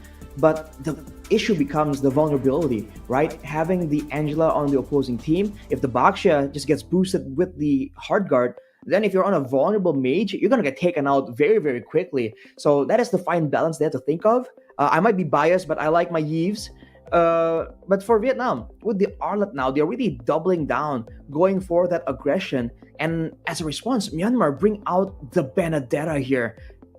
I thought they're gonna go for more tankiness, but I guess with the Fredrin and Minotaur already available, both tanky and both having the healing, having someone that can play that macro game, someone that can dive in the backline or even zone everyone away with the Electro Final Blow will be beneficial. But I called it, Eterna. Jeeve on the map.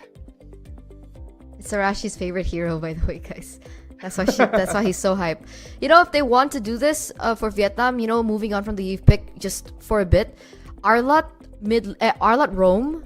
Arlot mid. Yeah, Arlot Rome, and they can't because they don't have magic damage. Because you know, I was thinking like against the Benedetta, I'd love to see the Paquito Benedetta clash once again, right? The Paquito does so well against the Benedetta, but looking at the composition, I think they're severely lacking on that magic damage unless they want to commit towards the mid game, right? Because we've seen teams kind of just push the Angela into the mid lane and go for a fighter heavy composition, but they're gonna go for the standard Kagura once again. It was too much value in game number 1, and that's gonna close out both of these teams' drafts. But Arashi, back to that Yves pick.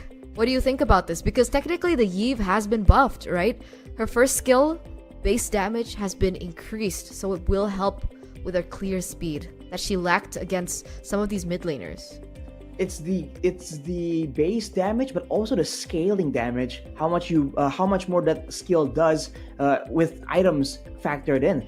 And now, particularly after the changes, I think a lot of people, for those of you who haven't like thought about this, the glowing one was one of the core items for the Yves. So now, with that item being so much more overloaded with effects, it's a great choice, especially against a Angela, against an Arlet, right? Against a Baxia.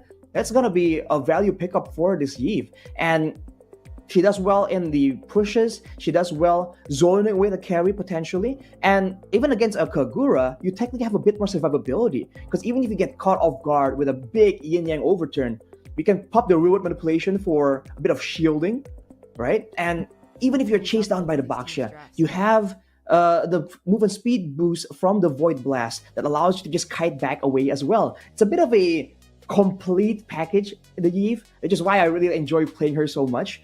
I'm not quite convinced about the battle spell though. I personally always go for the sprint just because I like to keep my distance, right? Just snipe away without being in danger myself. But considering the circumstances, there could be a lot of different potential battle spells here that can be used for the side of Myanmar. So we'll see, ladies and gentlemen, as we get into game number 2 and into the Land of Dawn for both of these regions. Myanmar now at match point. They're one game away of winning it 2-0 and to move forward, perhaps into the playoffs. We'll see how this pans out in game number 2. But Arashi, you posed in the question for the Yves. We do see the Yves opted to go for Flicker here instead of the Sprint. So with a Flicker, it allows you more output potential, more ways to get out of dangerous situations, and you can Flicker while using the real-world manipulation as well. So that is something that you gain going with this Flicker. That clear though, you're talking about Eterna, you can see it being very apparent. Even though the Kagura can spam out some spells, the Yves is just so good because of the spammability, right? It's not one spell, it's multiple in a short frame. Sheru though will come in to try and help out in that department. And with the Baxia Fredrin matchup, we haven't seen this in quite a while. It's going to be a standard clearing match technically. With the concussive blast in the hands of K though, they're going to be attempting to just match up when it comes to farm. But Helene going down under the turret of Vietnam there, definitely aggressive thoughts in her head. For sure. And like you mentioned, right, with both of these teams kind of vying towards the neutral objectives, it's actually going to be interesting to see both of them go head to head in that retribution battle as well. Because for the most part, in game number 1, we saw that Kao Kyut Ka actually had way better retributions, right? A lot more accurate when it came down to the neutral objective takes. So we'll see if that actually plays into this, especially, I mean, technically with the Fredrin, with that additional damage from your ult, you can actually kind of cross that with the damage from the retribution to steal and take away the turtles away. So now with Kao on the Baxia, I'm whether or not that will kind of even the playing field a little bit better, but so far that turtle is half health. And it seems like Myanmar, the ones with control here. Cool on the Minotaur, not level 4 though, but here he comes. Minion Fury popped up. Kalkurika Flicker too as well, by the way. Shieru also taken out. Sa comes in, takes out Helene, but at what cost, man? The real manipulation is popped up by Luna Lynx, but it won't amount to anything. That will be a decisive take for Myanmar off the back of a great Minion Fury. But look at Sa.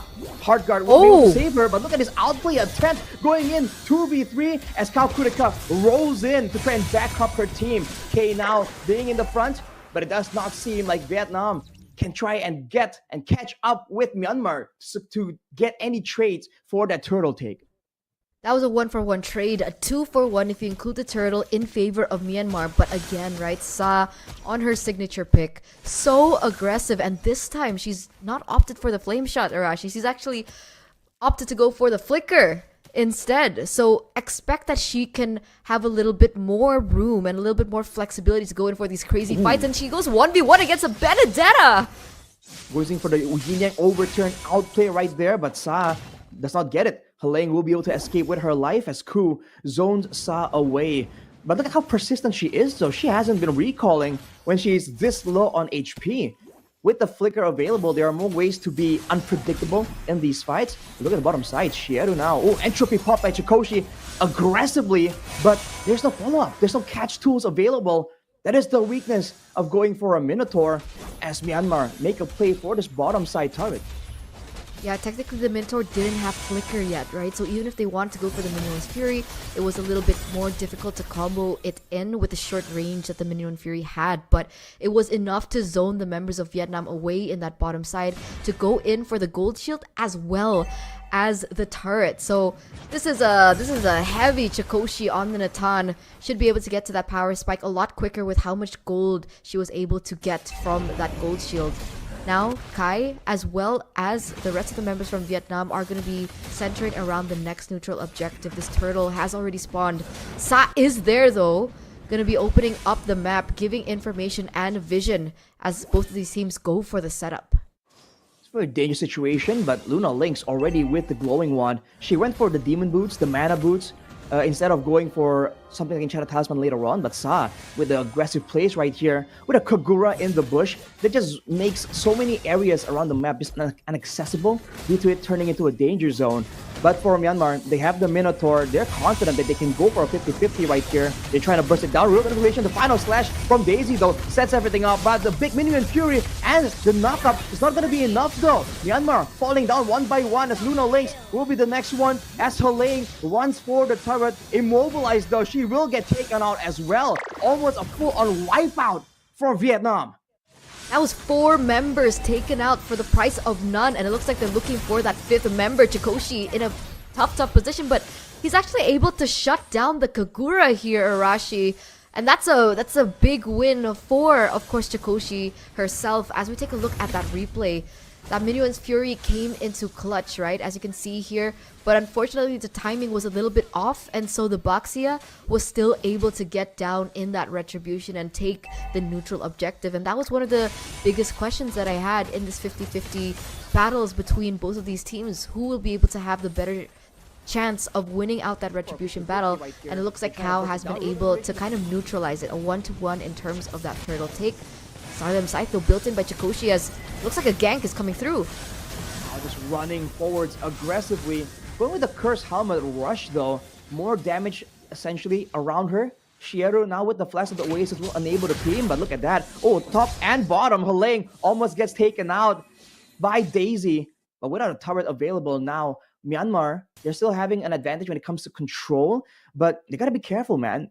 Vietnam, as in game number one, have a lot of burst damage potential that they need to respect unless they want to get caught off guard and lose members before the big fight. For sure. And it looks like, again, right? Myanmar looking for the next objective to take. How are they going to capitalize over this? Dinner is caught in a bad situation. Oh, but K is the one just pounded on. There's going to be a knock-up coming in, but the yin-yang overturn is just too much damage. It's a double for Sa, and now Myanmar are on the run. Chikoshi able to just kite back, juke around with the entropy, but Luna Lynx is going to be falling victim to Dinner. It's only a matter of time, but Sa even picks up that kill in the end. Playing, trying to juke around, trying to buy some time. But it's Vietnam clearing the map once more, taking 4 members and then going straight for the neutral objective. They are taking over, man. They are completely taking over, right? A 4K gold lead now in the 7th minute of the game. They're even going for the invasion into the jungle from Myanmar. They're completely taking away all these resources from Myanmar to capitalize over, and even Dinner gonna be able to get another turret in the top side. It doesn't look like Myanmar is having as much of a good time as they were able to in game number one, but look at that yin-yang overturn. Gets cancelled somewhat, but it's still, that's gonna be the Sky Piercer, I think. Just executing coup there. Tried her best, but that's why the Minotaur can't really face check bushes, especially when you're not building for tankiness and you rush that Flask of the Oasis. Kay needs to be the one to do that, as Helene tries her best to be a nuisance right here, just flanking around, dashing around, but it won't be enough, man. She is losing out in impact compared to Daisy on the Arlet, who relatively has been just content to just stay in the lane and exert that pressure, waiting for a big fight. 0-3-2. That's what Lang is at the moment. And it hasn't been a great game for her. It's been very difficult for her. And again, right, from game number 2, don't you think this warrants a Kagura ban up until this point? 713 KDA only taken down once by Chikoshi, I think earlier on. But even then, she still has been steamrolling now with the Divine Glaive to top it all up and to make things even worse. Myanmar, oh no. No! Boom! That's gonna be healing deleted immediately. That is the Kagura damage. Now with a man advantage, Kalkuraka walks up aggressively, unfazed, undeterred, walking straight towards the purple buff, going in, connecting onto Chikoshi, but with the entropy she'll be able to kite back away. Everyone's grouping up together here, but Inu and Fury gets channeled down. Kalkuraka will be the only one that's hit by it though. And Vietnam, with a calculated approach, now still with the man advantage, they can go for the Lord, but they're prepping for the macro play. They're sending Shieru to the top side. All Myanmar need to do right now is try and buy some time, but they've been playing so forward, so aggressively as, again, right? Hilang will actually Hilang soon because of that yin-yang overturn if she keeps playing as aggressive as she currently is, because Chikoshi is nowhere near ready to go in for these team fights. The Natan is not near his power spike yet, has not reached that power spike yet, but they're still forcing the fights. They're still forcing these engages over to Vietnam, and they have been able to capitalize over and over and over again. This is a 6k gold lead now for Vietnam, Arashi. But keep your eyes open for the kite back situation, because with the Ice Queen's wand completed for Luna Lynx, there's a chance that Myanmar can really leave Vietnam out behind when they're going for these big fights. With the Minotaur as well, there's a lot of ways for them to go backwards, to go defensively. But Chikoshi going with the entropy, trying to trade the life for the turret, but unfortunately the hard guard, as always, comes in clutch from Shieru. That'll be Dinner picking up the turret for just a Purify. And that's still them holding the control. Even though Dinner is low, there is no way for Myanmar to burst this Lord down fast enough. So Vietnam are content just waiting around right here, waiting for Sa to eventually find a big play. Yin-yang overturn onto Ku, but it just gets attempted to be cancelled at least. Electro Final Blow is being used to try and zone out, but Sa getting close, getting low, getting picked up. And that will be Myanmar striking back. That's the AoE coming down with the real world manipulation as Daisy goes in the back, securing the kill onto Ku, but that's only the roamer. Myanmar striking back when Vietnam is just unprepared for the collision. Here we are in the 11th minute, and like you mentioned, Arashi, they are striking back, and they are striking back with full force. Despite them having a little bit more of an opportunity when it does get forced into game number 3. They don't want to take that risk. They don't want to take that chance. And they're looking for this comeback in the 11th minute of the game. Unfortunately, they do not go for the neutral objective take. They do not focus onto the Lord, seeing as they are a man down. They want to play this as decisively as well as disciplined as possible. It looks like they are going to be opening up the map there, giving a little bit of vision for themselves to figure out where the members of Vietnam currently are. If they want to go for a 50-50 in the neutral objective take, it's going to be very difficult. I mean, right now, Kao is 2 levels ahead of Kai at the moment, so they need to kind of play a different way. And it looks like Yang is looking for that. Ooh, Luna Link's taken very, very low, but she's able to survive, but maybe not for long. Daisy, though, gets pushed back. Myanmar successfully is defending their mid laner, but the fight isn't over yet, though both teams still moving up aggressively. But that will be Luna Link's forced to back away, in Vietnam now, again, back in control. But watch on the top side where the Angela is just 1v1 against the Benedetta. That is some place where Vietnam can maybe, or Myanmar can maybe go for a play. Osa! But once again goes for the deletion onto Chikoshi, and they're going for it once more. Cool, so low, unable to escape, cut off from the base, but she gets ignored. They're moving forward to try and go for K, to try and secure the jungler, and now setting their focus on Helene. Not really able to kite back out, but the final blow will allow her to slide out of that difficult situation. One member down though, without the gold laner, Vietnam confidently go for the Lord. Yeah, they're gonna blitz it. They're gonna take it. DHS already built in for dinner, and this is a Warcry carry, by the way, the emblem choice that she has opted to go for. But that was a beautiful play by Sa again, right? The fact that she was able to annihilate Chikoshi in the back line right before a very important team fight was just so imperative to the success that Vietnam has been able to amount for themselves, as this Lord is going to be marching down in the bottom lane. Right now, this carry is sitting on 3 items already ready for this particular team fight. The only thing that will be a problem is the range, right? That's what the Iesf has to offer. She has 3 items already with the Enchanted Talisman, the Ice Queen one, and the Glowing one. So they do have to be careful with the range, and Dinner still does need to respect that magic damage. And here it is, that magic damage. The real manipulation being used early on though. Myanmar trying their best to really melt down this Lord. It will collide for now, but Vietnam, they're trying to get extra value here. Jumping onto K, final slash, lands on the 2, but the counter engage with the Minion Fury doesn't really work well enough. It's used defensively actually. Delaying, shut it down. That's going to be the true damage coming through. Vietnam take away that base turret and they get K for their troubles, but they lost Sa with that aggressive style. Luna Link's now trying to chase down, slowing down the members of Vietnam, but Daisy is trying to go back with the final slash, still even escaping with the vengeance though. Very well played, hiding out of danger, and that will be it. But look at the top side, Myanmar, they will be able to clear that wave though, so almost a base turret taken out technically, but Myanmar with a great defense. We have to take a look at this replay, right, Arashi? Because that Yin Yang overturn into the backline did eliminate K. It should have taken Chikoshi as well, but the Purify was there, and she was able to get out of that situation and deny that damage from coming through. But that was a very close call. But unfortunately, they weren't able to take Chikoshi out. And the fact was, right before that particular siege that Vietnam went through, she already picked up that Holy Crystal. So to shred the damage, that base damage from the Holy Crystal was definitely evident in that team fight that allowed Myanmar to quickly burst through, one, the Lord, as well as the super minions that came with the Lord. And now it looks like Myanmar are looking for an opposite siege, an opposite strategy. And with the Benedetta constantly clearing out in those side lanes, it is still going to be a problem for Vietnam in these upcoming turtle or Lord rather dances.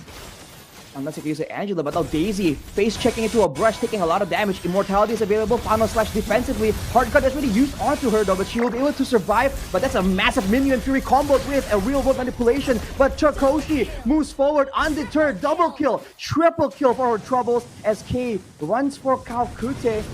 She might want to get out of there immediately, man. Lord has just spawned up and Myanmar picked the perfect time to just pull the trigger on that fight. They're going to go straight for it. But Luna Ling still chasing down here. They're trying to zone the members of Vietnam while still going for the Lord. They have every opportunity to do that, right? With the space that they have, with 2 members taken out. You could even say that Sa is one of their main damage dealers up until this point. And now it looks like Myanmar is looking for that second win as we are in match point.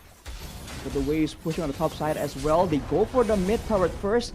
Easy job done, but with the members of Vietnam spawning on right here, the top side might be a bit more tricky. Luna Lynx definitely wants to be a bit more careful there. Leshy gets hit by a huge yin-yang overturn, but that's before the Lord is even in the picture, by the way. Now, lumbering through the mid lane, there's a chance for Myanmar to set this up so that Vietnam has to deal with the Lord in the mid lane while they push on the top side. They need to take Chikoshi down, already with the Divine Glaive as well to boot, and it looks like this might be the end of Vietnam if they can't successfully go for the defense. Kaukudika just trying to zone, but K gets Daisy knocked up though. The real manipulation onto the top side actually with the Minion Fury again. A massive combo. Daisy tries her best to dive in the back, but at this point Chikoshi just way too much damage. Sa makes the play though, but the Yin Yang overturn will not be enough. The Lord is still active, is still doing damage, but Chikoshi melts everyone down, including the Crystal. That will be Myanmar with a sweep. We are to be respected, we are to be feared and revered. My oh my, Myanmar with a clutch comeback. That looked like it was Vietnam's game. That looked like Vietnam should have been able to close it and should have been able to force a game number 3 from Myanmar. But once again, Myanmar being able to have a very brilliant showing into the later stage of the game. They were very patient. They were waiting for Natan to hit her power spike, and she eventually got that, and that really was the beginning of the end for Vietnam. And if we take a look at the standings, right, Myanmar and Vietnam earlier on were tied into 3-3. This should actually put Myanmar higher, I think an additional 3 points, 6 points, tied in with Philippines and Malaysia. But we're gonna go in for a refresh to see all the results of the offline matches that aren't being streamed to see what's going on. But here it is. Okay, Philippines now at 9 points, and so Malaysia and Myanmar are both tied at 6. Like you mentioned, it's very important that they get like a proper on sweep.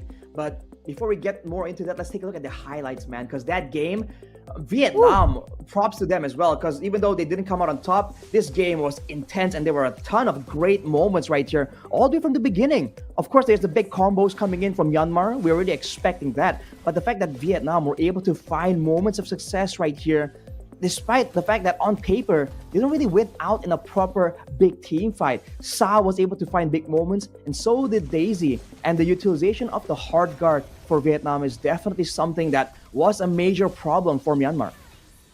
Lang was also not doing a great job in her lane, right? She was constantly shut down. I think Daisy time and time again was able to find really great plays across the board in these team fights and in these skirmishes, and it felt like the composition that Myanmar brought was strong, but it severely lacked in mobility, which is something that Vietnam had. So they were able to rotate a lot quicker. You can see here as well, Chikoshi wasn't ready in terms of her items. She hadn't reached her power spike just yet. So her damage output in these team fights were really lackluster, and it was very difficult for them to take these team fights with the lack of damage coming through. And man, that yin-yang overturn, I think a lot of teams will be taking notice. If it's not meta, it's at least a relevant factor here. That is a lot of burst damage, and not to mention good utility and vision gathering with the umbrellas. Despite the fact that Myanmar had spammable abilities of their own, Vietnam were able to find great pickoffs. But when it comes to a proper on fight, especially once Chikoshi has the power spikes, it's just too much damage, man. And it's from such a farther range compared to Dinner.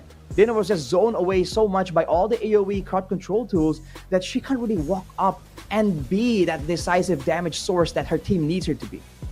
That's why the Iesf was such a good pick, right? One of the biggest counters towards heroes like the carry that has dominated the meta for quite some time before the latest patch hit are these long-range heroes, right? The Farsa, the Iesfs, and it really showed in this game, especially with Luna Lynx, right? Picking up another pick there, another item for a little bit more damage as well as, you know, versatility in these team fights. It was very difficult. We did see that Sa tried to go for the assassinations onto Chikoshi. There were very valiant efforts to do so, but at the end of the day, the spacing from Chikoshi, the way that she kind of anticipated those yin yang overturns up until that final moment. Here we'll see it come to play. Was just incredible as well from Chikoshi. A big round of applause to this team. And look at Sa, that despite Myanmar just playing it well, she still finds a chance to land that yin yang overturn on Chikoshi and on Luna Lynx at the same time, right? So that's testament again to the skill of these players from Vietnam. They're definitely a real threat to be reckoned with. But let's take a look at the post-game stats right here. And almost 100k once more for Sa on Kagura, man. You gotta respect the potential there for sure. But this time, Chikoshi a lot closer there when it comes to damage output, because late game Natan, man, we haven't seen it really work out as well in recent times, but it's still definitely a big factor.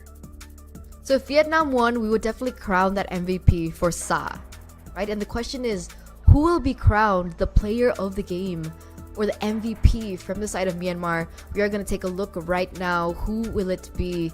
Natan, Chikoshi was dealing a lot of damage as well. Do you have any predictions, Arashi, as to the MVP? I think it has to be Chikoshi, man, because the way she played right here, I think it's a lot cleaner than in the previous game. I think she got used and adapted to the Kagura a lot faster than I would expect. So I think that is my prediction. Okay, we'll see. Drumroll, please. And it is Chikoshi. KDA 920. Despite being on a late game hero like Natan, who needs a little bit more time to scale to the later parts, and the fact that there was so much dive, mobility, and kill pressure from Vietnam, she was only taken down twice. Her entire damage dealt, 80k, is actually quite impressive because the amount of time, the duration after she hit her power spike as to how fast they were able to close afterwards was actually quite small. It was a small window of opportunity. It's just the value of having a Purify. And by all means, the player of the match is Chikoshi, but the rest of the team really played a big role. I mean, we saw, I think, Ku earlier with the Minion Fury. I thought it was going to be used with a flicker forwards, but it's a flicker backwards, right? The team recognizes that Chikoshi is farming up, that the Chikoshi can deal that damage if she gets the appropriate protection. So with the whole team effort, that's what allows her to walk up a lot more aggressively and do some damage. And of course, the timings for the Purify, the timings for the Entropy is just on point. And it's not even just that defensive maneuver. It's also the moments where she was bold enough to go for a aggressive forwards entropy in this game. And I think that's the hallmark of a Natan that really knows his limits, right? Well, in this case, her limits. But when you can use your defensive tool, your only defensive tool, and use it aggressively, that is definitely something that is something that shows her skill. So again, right, with this win coming in from Myanmar, this should propel them further up into the standings. And I'm like taking a look at, okay, if you guys are having a little bit of, FOMO, fear of missing out, you guys can actually check the standings in the official website, isf.gg. You guys can go ahead and check out the Southeast Asia region and take a look at the results and standings for Group 1 or Group A. And you guys will see Myanmar, Philippines, Malaysia, Vietnam, and Thailand in this particular group. There's a total of 9 regions that are fighting for that top 4 position to eventually make it to playoffs. And we'll see, ongoing and upcoming, Vietnam and Myanmar. We saw that Myanmar was able to take it 2-0 earlier on. We're going to have a match between Vietnam and Philippines that will also be a big clue as to who makes it. But our final match, I don't know if this is going to be offline or we're going to actually be able to cast over it, but there's going to be also, oh no, we're not, because it happens on the same time. They're both at 6 p.m. So Myanmar versus Malaysia, Arashi. And again, right, Malaysia and Myanmar should be tied at 6 points. Okay, well, unfortunately, there's some things we won't be able to bring out and show to you guys. But what we can bring in is an interview, Eterna. Oh, okay. And with that, ladies and gentlemen, let's talk to the victors. Ring, ring, ring. Are you there? Hi. Hello. Hi, Luna Ling. How are you? Hi. Hang on, let me just adjust my audio real quick. All right. Can you hear me? Yeah, I can hear you. Okay, congratulations, by the way, for that 2-0. It was super clean. It was super decisive. How do you feel about your team's performance so far?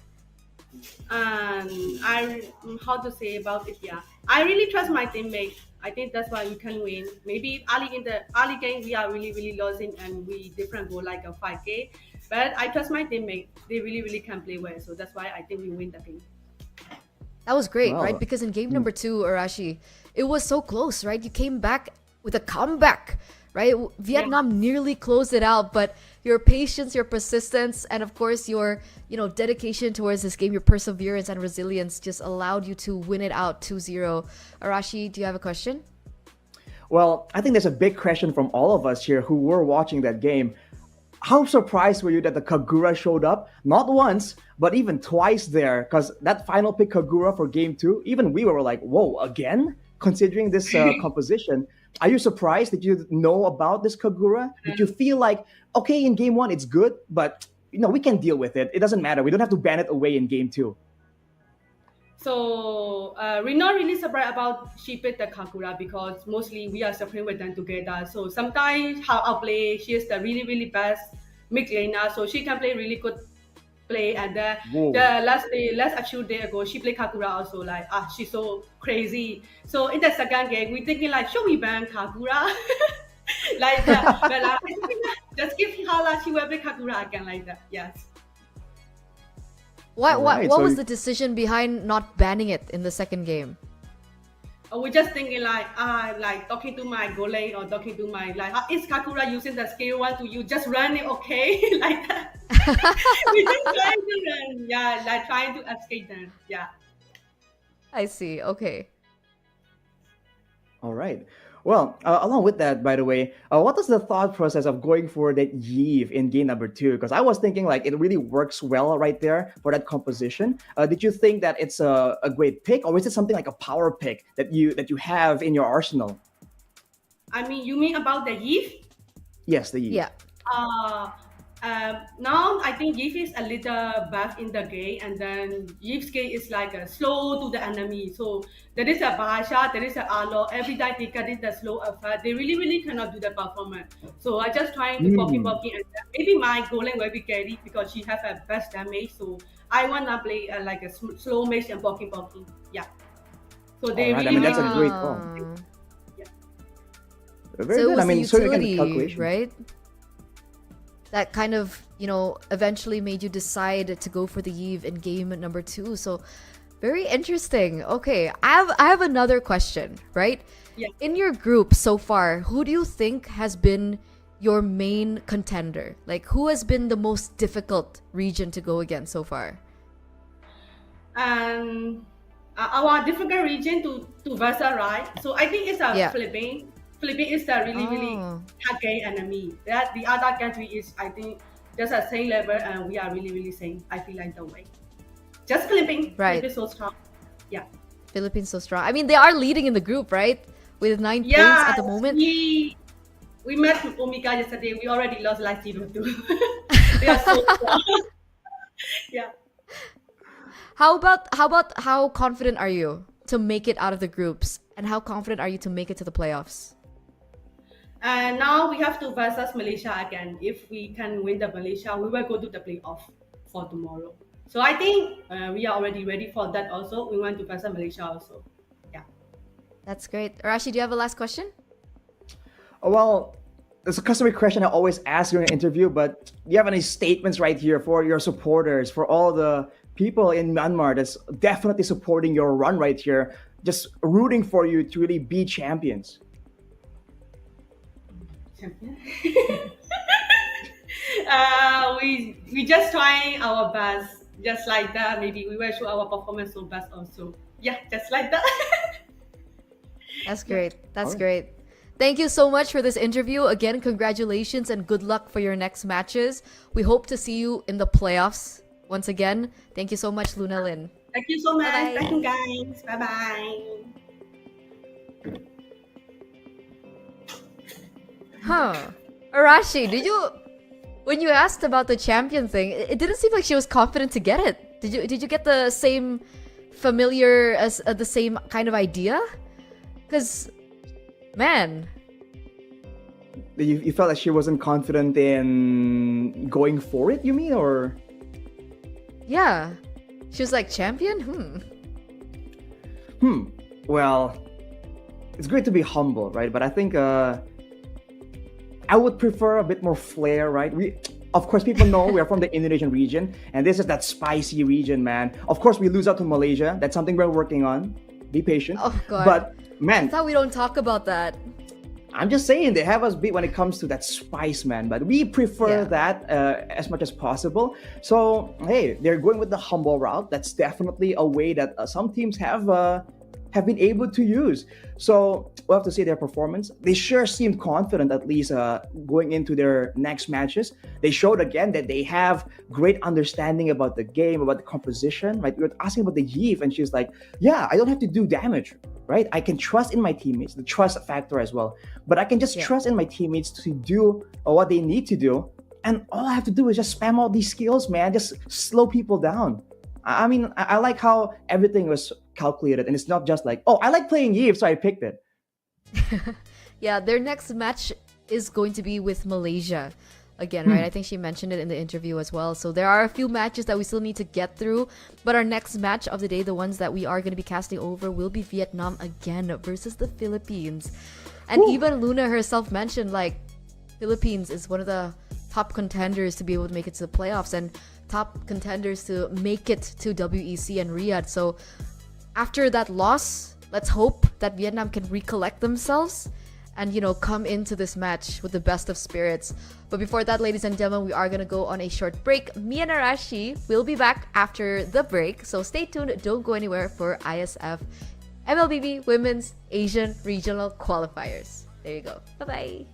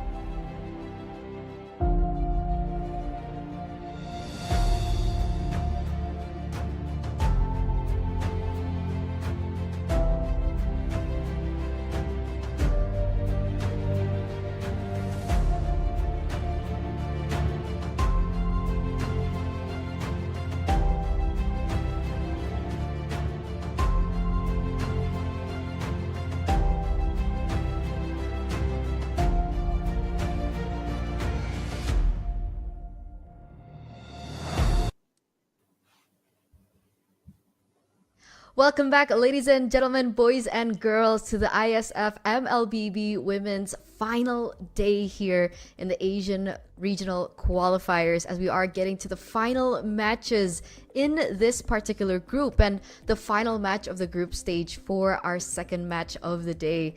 We will be spearheading it with Vietnam once again, going head to head against the Titans, the championship tournament favorites here in the Philippines. Arashi, we're back again on the English broadcast, as with me, Eterna, alongside with Arashi. And here is our next match of the day. Vietnam against Philippines, and just earlier on we were seeing how Vietnam, they had potential. They were doing great things in their match against Myanmar, but unfortunately they were just unable to close it out when it comes down to it, right? So they know how to get an advantage. It's just maintaining it that seems a bit too difficult. So now against Philippines, a team that has been talked up to be one of the favorites, to be doing really, really well. They're a very strong team. I think Vietnam has a huge hurdle to try and get over, and they have to do so while recovering from a 2-0 sweep against Myanmar earlier. So they're definitely working against the flow of the tides here. There was definitely glimmers of brilliance coming in from Vietnam, with them being able to lead game number 2 against Myanmar earlier on, but they weren't able to close it out, right? That discipline kind of lacked, and that's something that they do need to work on. As we took a look at their official team lineup, we have Sa Daisy, Kao Dinner, as well as Sheiromi once again. So still the main 5. We're not going to see any changes towards the roster, and of course we're going to be expecting nightmares coming in from regions all across the world, thinking about Shaz Kagura and whether or not the Philippines have done their homework, and whether or not the Philippines would like to go for a respect ban towards this Kagura, especially if they get red side. I mean, it seems like earlier on, Myanmar at least were like, okay, we can let it go, we'll be fine. But now up against their opponents here, the roster of the Philippines, right? That's where we have to figure out what is going to happen right here, right? What kind of approach are they going to do against a team that has very clearly a strong signature pick in the mid lane? You have Amores, Perez, Vivero, Alpuerto, and Diagon. And I think one of the main things that we can see from this Filipino lineup, especially for the Mlbb Women's, is that they all have the PHI, the Philippines, before that name, right? It really shows their sense of nationality towards their country and their region. And so far, they have been doing great as a main 5. If you guys aren't familiar, this is a very similar lineup towards Smart Omega Empress, who were able to get 3rd place, if I'm not mistaken. 4th place. In their previous tournament, the most recent tournament in SPS, right behind the Indonesian region. So they were strong contenders. They were great, right? They knew the fundamentals. They understood a lot of the meta that was shaping back then. But the question is whether or not they've actually adjusted towards this new meta. But I mean, taking a look at their history, they've won every single match, not losing a single game or match currently. So they are number 1 in the standings with 9 points. And if Vietnam go for a miracle play against this region, against Philippines, they will be able to tie themselves back with Myanmar and Malaysia. But Myanmar and Malaysia, they still have one more match ahead of them. So I think either way, this shouldn't really play to the results of Vietnam, Arashi. Am I calculating this correctly?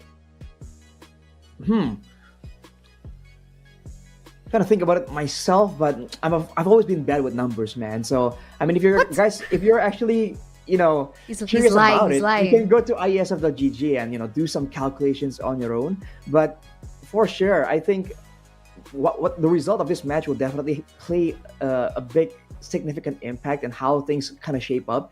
If it's not in the standings, it's also still for the mental state of the players, right? We talked about this very much so, especially when the teams are like really close to each other in skill, right? That small 1 or 2 games can make or break the whole mental game going into it. So I think for both teams, victory is definitely something they really, really want and need, technically, if they want to keep going on strong and carry that momentum over to the next stage.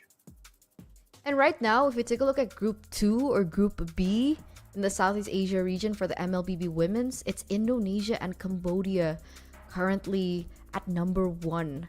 So it looks like both of these teams, both of these regions should be the ones to push through into the playoffs, Indonesia and Cambodia. Meanwhile, for Group A or Group number 1, we are still waiting confirmation as to the match later on between Myanmar and Malaysia to see who will be moving forward, because I think it's a sure win for Philippines. It's a sure slot in for Philippines into the playoffs, but that second slot for Group A and Group 1 will be very telling, especially after these next few matches. So, ladies and gentlemen, are you supporters of the Philippines here in our next match, or are you behind Vietnam? You can tell what you think and who you guys are supporting in the live chat in the comments, because Arashi is reading and he will call out one person at the end of this broadcast. What? Am I? It's my first time hearing about this, Eterna. You said that in the break. Man, I'm being put on the spot by Eterna as usual. But man, I think that I want to see this Kagura kind of work out, man. Because I think a lot of people will be saying, man, the Kagura was great. Sao was able to get multiple kills. But see, they keep losing, That's why the Kagura just can't work. It's just not in the meta. I want to see it work, right? So that there'll be an argument for this Kagura actually coming back into the meta. Because I think it's a fun pick. It has a lot of potential. Great moments like we saw earlier with the switcheroo with the umbrella. And that's definitely not because I'm a Filipino hater. So stop typing that in chat. That is not the case. What? Is that what's happening in chat, ladies and gentlemen? Please do update me. But, other than the Kubugura pick, what are the other things that we kind of noticed from that particular game, right? We saw the Fredrin coming back to success, but it felt like the Baxia had a little bit more control over these neutral objectives, right? I think so. With the speed, right, with the clear speed and movement speed, we're seeing that rotations and mobility is definitely something that's so important right now. We talked about this before, even before the item changes, where a lot of the heroes right now, you just simply can't tank. Right? The Natan we saw in the previous game, the carry as well. Whoever stands there and takes that beating will get taken out, no matter what items you go for. Right? You're delaying the inevitable by at most, I guess, 2 or 3 seconds. So a lot of the solutions right there, it's all about mobility. Right? That's why the Fredrin becomes so important, because you can go in, you can tank some damage, you can get sustain even, and then you can dash out and then wait for the spells to come back up, and then that back and forth seems to be something that's so important, which is why we saw even when Myanmar was on the back foot earlier, the fact that they have that Iesf so that when they are chasing, they can catch up, and when they are moving backwards, they can also still stave off the aggression. Now it seems like the meta is really revolving around these slows and utilities, and also how far your team can kind of like dash and go in, which is why we're seeing a lot of these, especially in the gold lane, just all these high mobility heroes like the carry, like the Natan. You need some kind of dash, because the moment you're on a hero with no dashes, you're so vulnerable. But you also can't really follow up on your team when they are making that decisive play that can make or break the game. You spoke about mobility earlier on, Arashi, and it's a fun fact that the jungler Keishi, right, Smart Omega Empress, she's been known to pick up these assassins. So earlier on in our first match of the day, we saw a lot of fighter heavy, tank heavy utility junglers, but I'm expecting the Lings, the Nolans, even the Alpha we actually saw from her back at SPS actually come through. So that's definitely something that we do still need to keep an eye out for, especially with how good the Angela has been doing, right? Imagine the Angela paired in with the Ling. It's a combination that we've known and hated and kind of loved to hate for so many seasons ago. And it's coming back to life. It's coming back to light with how this meta has really adjusted and kind of paved the way for the assassins to come back in the jungle. So Ling Angela is definitely something that Vietnam really needs to be wary of, because I'm not sure, like, does a jungler from Vietnam not like assassins? Is her style utility?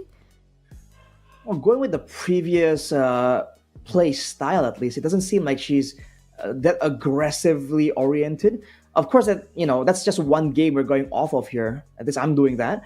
So we'll have to see. The Ling Angela, like you're mentioning, has been a devastating combo. And technically, there's a play in the drafting phase where you pick up the Angela and then you force your opponent into a Ling pick without the Angela. Because otherwise, you're gonna be forced to deal with a Ling Angela. But if you go and pick the Yeah. Ling so early on, then the team that picked the Angela first, it kind of forces that Ling on you, can now adjust, can now look for these picks that can be such a nuisance to the Ling. So that is a play that's been always utilized by a lot of coaches.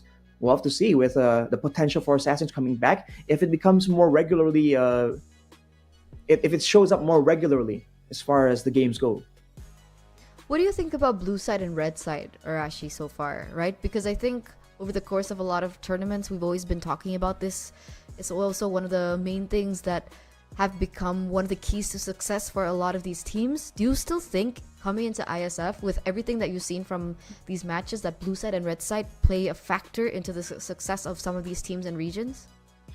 I think it does, in a sense that it's still the same idea. If you go for the first pick, then your opponents can kind of can be forced to respect ban you, but also deal with prio bans. I think the difference right now is, like, unlike previously where, let's say, the Harith is almost like a guaranteed win, right, with how strong he was. A lot of these heroes have been tuned down already, and there's a shakeup in the meta as well with the change in the items. So technically, the meta hasn't settled enough so that there is a guaranteed must ban or pick just yet. And that's what you're seeing now. A lot of these bans are just really quite different, quite flexible. And in fact, the first pick, Vietnam, is the one banning away the Harith. So I feel like now it's a bit more situational, especially if you yourself have a player that warrants such a respect. Like Vietnam with the Kagura, first pick here forces the Philippines to spend one ban already. So I think that's something that teams can use, but it's definitely no longer as one-sided as it used to be. So we'll see how this turns out, okay, as we enter the drafts, because like you mentioned, right, these bans are definitely something that we don't see quite often. We usually see the Luo Yis, the Chips. I think earlier on we did get an Angela. We are going to see an Angela again, Novari and Roger. So with the Minotaur being banned out here by the Philippines, what's going to be the first pick for Vietnam, right? Because they have a plethora of choices, Chip, Luo Yi, and the Roger. I think those three would be my personal priority.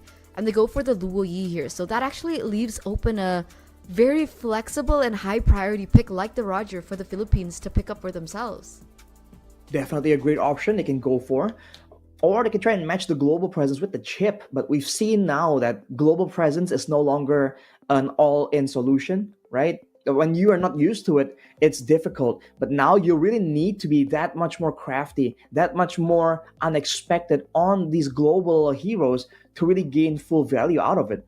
For the Philippines, they went straight with the Mathilda. It's definitely still a very strong roamer that is flexible too. You can pick it up early on not because it can be flexed out, but it's because you can fit it into a defensive composition, but also an aggressive composition. If they want to go for invades, the Guiding Wind and the Wisp in the early game is definitely a big problem. If you want to go defensive, same, the Guiding Wind can be used. And in fact, we saw that the Guiding Wind was used to help out, I forgot whose match it was, but we saw like a Mathilda Baxia combo where the Mathilda was used to help the Baxia move even faster across the map. That is still something that can be utilized, but Vietnam goes for this Yuzong that we haven't seen, at least in the previous match, always been banned out.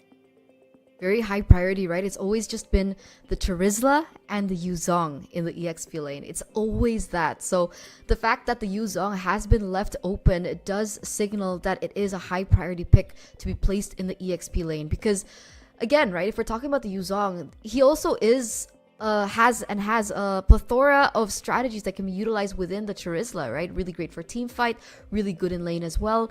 If you want to go and zone out these members in the backline, like the Novaria, it's also a great pick. And it looks like Vietnam gonna pair this up with a Florin, so even more sustain coming through. And I think the one thing that we really need to note about the Luo Yi earlier on that we kind of forgot to mention is the fact that Luo Yi had a change into her kit, right? The reason why she hasn't been picked up quite often lately is the fact that her cooldown on her ultimate has been increased by like 1 minute, right? Mm-hmm. So the way that she utilizes the diversion plays, it has to be a lot more thought in because she can't just spam that ability anymore. So that macro heavy style of the Luo Yi really depends on the decision making and really great timing with the diversion play. But right, in the Yep. jungle, we are gonna have a Ling.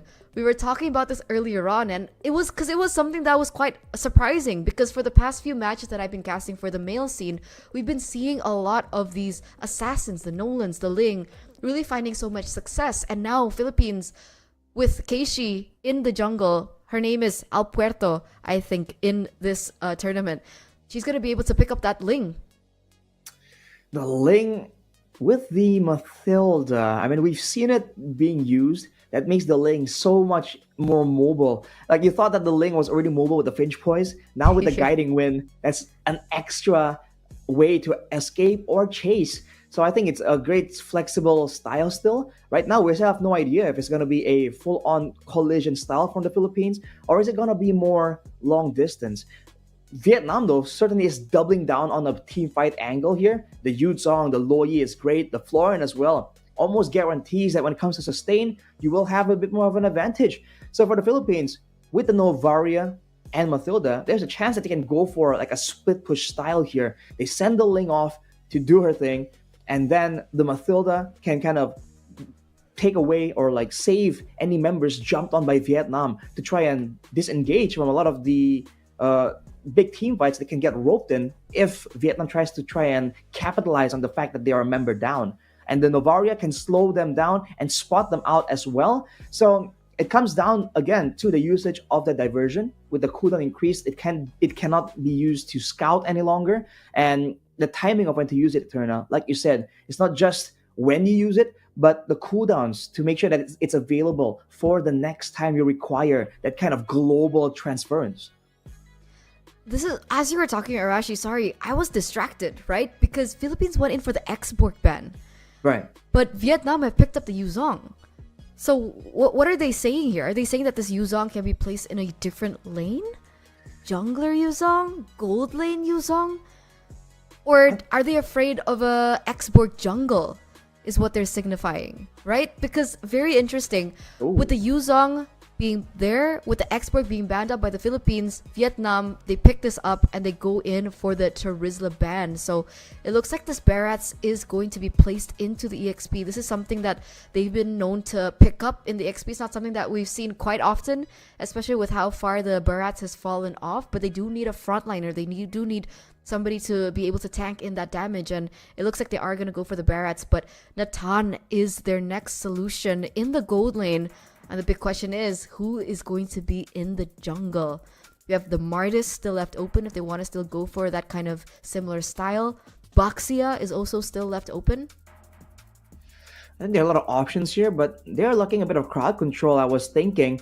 But no, it's going to be a Martis. It seems like they're trying to protect their Natan by being aggressive, by being the ones that are attacking instead. Because we saw in the previous match, when they are in the driver's seat, when they're the ones that are aggressing, they do really, really well. So if they can do so, they can indirectly open up the rest of the map and secure safety for the Natan in their roster. For the Philippines, it's almost like a different approach here. Now seeing the Martis, it's still a very fighter-heavy, front-heavy style. So I think they have to just rely on that poke damage. But with the Florin in the picture, now that it becomes a bit more difficult, right? It almost kind of nullifies the poke that the Novaria can bring out. It's going to be a Roger in the gold lane to be able to just solo pressure this Natan, even if maybe the rest of the team are going to be too busy dealing with the Yuzong, with the Lo Yi as well. There's a lot of emphasis on snowball for both of these teams, right? Like you mentioned, it looked like with the utilization of the Martis in the jungle, they are trying to buy enough time for this Natan to land into that power spike and hopefully look for a snowball, right? That's what they're going for because the Martis in the jungle severely needs that. He needs to be able to snowball, and if they do go for a snowball, then of course this Natan will be able to get to that power spike a lot quicker. But from the Philippines, we're actually seeing a very similar story, right? I think the only late game hero that we can kind of count on for the Philippines in the late game is probably the Novaria. But other than that, Roger needs the snowball from the early game. Ling can work in towards the late game, but the idea of the Ling, I think, with this current lineup right now is that kill pressure in the early game, right? To kind of pressure in those side lanes, help out those side lanes, and have that ganking capacity with the high mobility that this Ling has. So it's going to be very interesting to see how this actually works out, right? Philippines does want to get a little bit more into the early game, but so does Vietnam. But I think that there's a difference in how they want to take those fights. I think Vietnam are really looking for those big fights where everyone's involved. Whereas for the Philippines, if they go with the Ling and with the Warcry emblem, and they just use that mobility, if you think about it, right? The Barat is the only member here that is kind of immobile, but they have the Mathilda to try and supplement that. Everyone else, Astral Recall for Novaria, Finch Poise for Ling, and still the Lycan form for the Roger. Everyone is so fast on their feet, they can rotate around, out-rotate the members of Vietnam. And if they go with that setup, Warcry on the Ling and Roger building for burst damage, they can combo that along with a very solid Astrosphere and Star Shatter and just go for pickoffs and avoid the fights altogether. I think the level 4 will be the most deciding moment here in this game. Let's see. Oh, wait, what? Already first blood in the under 1 minute, ladies and gentlemen, as we get into game number 1 in this best of 3 series.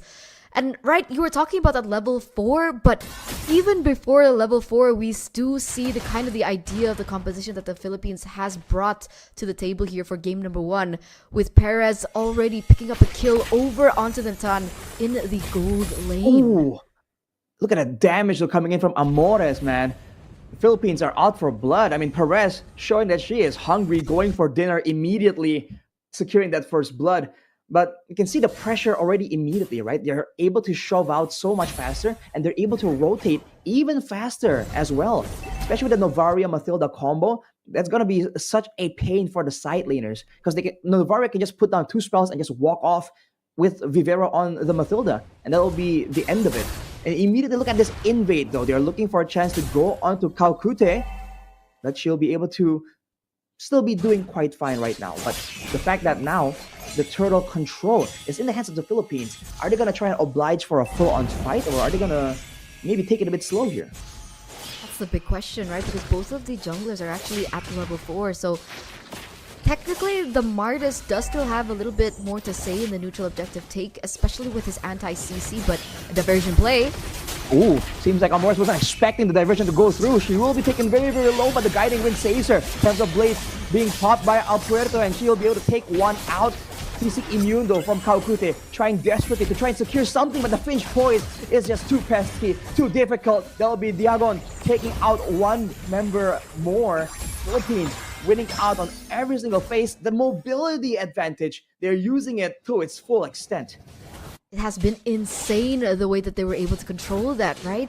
The fact that they were able to get that neutral objective take, it was a very valiant effort once again from Sa on this Luo Yi to look for that crazy play from the bush, to perhaps look for an advantage in the bush. But at the end of the day, right, the way that the mobility card kind of worked in that particular team fight, they were able to weave in and weave out of the skills coming through from the side of Vietnam, and they were able to capitalize over that play from Vietnam that eventually propelled them to 3 kills in the first 3 minutes. Look at this in the bottom lane. It's a 2v1 situation, but Perez is still gonna go for it. He knows exactly the layer, but here comes the cavalry, here comes the backup. Circling Eagle under the turret there, just exposing everyone. Perhaps for Amores to land a Star Shatter, but it won't really result in anything. But you saw that Perez in this lane is just doing so well. He's just a lot stronger here, almost winning out 1v2 even. And with the rest of the team close by, Calcute collides with Vivero, but Philippines will be playing it slow for now. They want to make sure that they get the right calculated play. It looks like that's going to be the case here. Oof. Perez even really understands the limit of this Roger, right? Wants to get in that clear onto the waves before she goes in for the recalls, because she doesn't want to lose out in an already advantageous lane, already a level above of dinner in that gold lane. But it's also important to note that we actually do see one of the new emblems coming through, right, from Sheru. We have the Temporal Rain. Perhaps it will help her in the spammability of how she utilizes it, especially they do want to spam as much ultimates as possible. Here comes the Circling Eagle. Calcute gets jumped on. Diagon trying to help out in that effort as well. But the Philippines just setting up a wall right here, putting Diagon in between them and the opposing roster. Daytona's Welcome though lands down to Calcute, but she will still be able to get out with a Moral Coil. The chase though comes down, and she will surely fall here, get taken out. That is the aggression we were talking about. Man, The Philippines, what can they not do here? They have all the control. They're just going in and out. And Vietnam were going with a very creative approach. You said it, Tuna. They had a temporal rain. They had Natan on the war cry, by the way, which might have contributed to how that lane is going right now, because it doesn't give you a lot of sustainability like the quantum charge or the other more defensive emblems like the weakness finder that a lot of Natans try and use to try and stave off aggression coming in from that Roger. For sure. And you know, the creativity and all that aggression coming through from the Philippines as well. I mean, even the system can't handle it, Arashi. And they're forced to look at our faces. You know what, ladies and gentlemen, I'm really sorry, right? There's too much violence going on that we kind of have to go for censor. No, Arashi, violence is not okay. And that's what we're looking at, right? Because the Philippines have been so great at controlling the objectives. They've been so great at controlling and understanding the limits of their individual roles and individual heroes, that the kill pressure is there, but not so much as they're making mistakes, right? I think that's one of the main things that we saw kind of lack from Vietnam in the earlier match that they had against Myanmar, right? They had the kill pressure. They were very aggressive, but sometimes a little bit too aggressive. And so their positioning becomes off, their initiation kind of becomes off, and that eventually allows the opponent to kind of take over from then and there. But that's not what we're seeing from the Philippines at all. I mean, it's a wonder, right? Why in that interview, Myanmar, Luna, she was like, yeah, one of our biggest competitors right now, one of the hardest teams to beat at the moment is Philippines. And that's not the first time that a region has mentioned Philippines. I think in the African qualifiers as well, a lot of people have actually looked forward as they answer in their interviews to go head to head against Philippines. But here we are back in the game after the violence that is coming through. But it looks like Vietnam have picked up 3 kills for themselves onto Diagon, Fifero, as well as Amores. I wonder what happened earlier on. Maybe we'll see a replay later, but only time will tell. What is significant though is both teams have lost the turrets on the top and bottom side. Look at Amores though, getting jumped on immediately. That is the Lo Yi burst damage pressure. But she'll still be sticking around here. Daisy is in the area with the Black Dragon form, but that will be the turtle picked up by Puerto immediately. Daytona's welcome, used to try and go for a pickup. That will seal the deal for Daisy once more, the frontliner. And this aggressive style for Vietnam really seems to cost them when it comes to staying power in the middle of a fight, especially because Calcute on the Martis is also with a killing spree. They're really banking on being able to go aggressive. Just a casual dinosaur mukbanging on a dragon, but it looks like a diversion play towards the bottom lane. I don't think they understand what's happening here. Let's see the clash come forward, but really, really great read, really great disengage. Meanwhile, in the top lane though, Tempest of Blades, Puerto with a very easy pickup, a very vulnerable dinner, quite literally taken out by Puerto and going straight for the turrets immediately. This is that split pressure we're talking about. Vietnam has some prowess when it comes to a full-on 5v5, but 1v1, there's so many more ways for the Philippines to try and maintain this pressure. I wonder what the itemization for the Ling is, right? Did he go straight for Sky Piercer? Or did she go for a different kind of strategy here? But diversion play once again towards his mid lane. Does Perez know that she's there? Ooh, the passive triggers onto Perez, but that's a circling eagle used by Vivera to scout and disengage. That'll be it. That'll be the diversion play completely neutralized. And for Vietnam, they're just not having enough tools right here. Even if they do set up for a great diversion play, who is supposed to start off the sequence of events? Who is gonna lock down the members from the Philippines? If it's gonna be Shieru with the stun seed, I think it's just a bit too difficult and it doesn't really last long enough. Now we're gonna take a look at the items earlier on. So for the Ling, okay, already ramping up in those items, right? But diversion play again. Oh, they go into the top side right here, where Daisy still gets low, but she's flying out on the Black Dragon form. The Philippines can very easily chase her down. Amores definitely looking for a chance to try and get something more. But that'll be the Vietnamese backing away. Whoa, Dinner! Dinner going in with the entropy, but won't be able to find Amores at all. The cover, the sustainability, and look at the moves, right? Philippines having control over the Lord Pit, immediately go for it. And Vietnam are powerless. They have the global pressure, but they're getting out-rotated. So the question is whether or not they're going to be able to buy time for this Natan to come online, right? Because at this moment, with Alpuerto, with the Link picking up the Sky Piercer, no deaths so far. So she's going to be able to capitalize over that item severely. But that base damage from Sa is still there and still needs to be respected. Actually forces the Novaria, forces Amores to go in for a recall as another diversion play is coming to the mix here. Wait a minute, what a read there from Perez. She was gonna walk down too. Wait, I might have spoken too soon though. But with the diversion play, they go on Diagon instead. But that's a tanky member. Daytona's welcome. It's used onto Daisy. And she gets out with the guiding wind still. Perez kiting back away, but Sa with the aggressive flicker. Now helped out by Daisy. But the guiding wind once more becomes a thorn in their side. And in the back line, that is Alpuerto going in, taking out dinner just like that.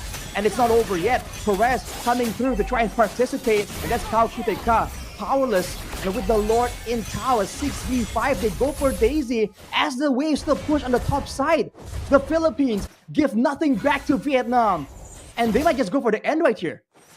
Wiped out, ladies and gentlemen, in the 11th minute of the game. And with no members standing, with 7 seconds left on the clock, dinner is going to be spawning real soon.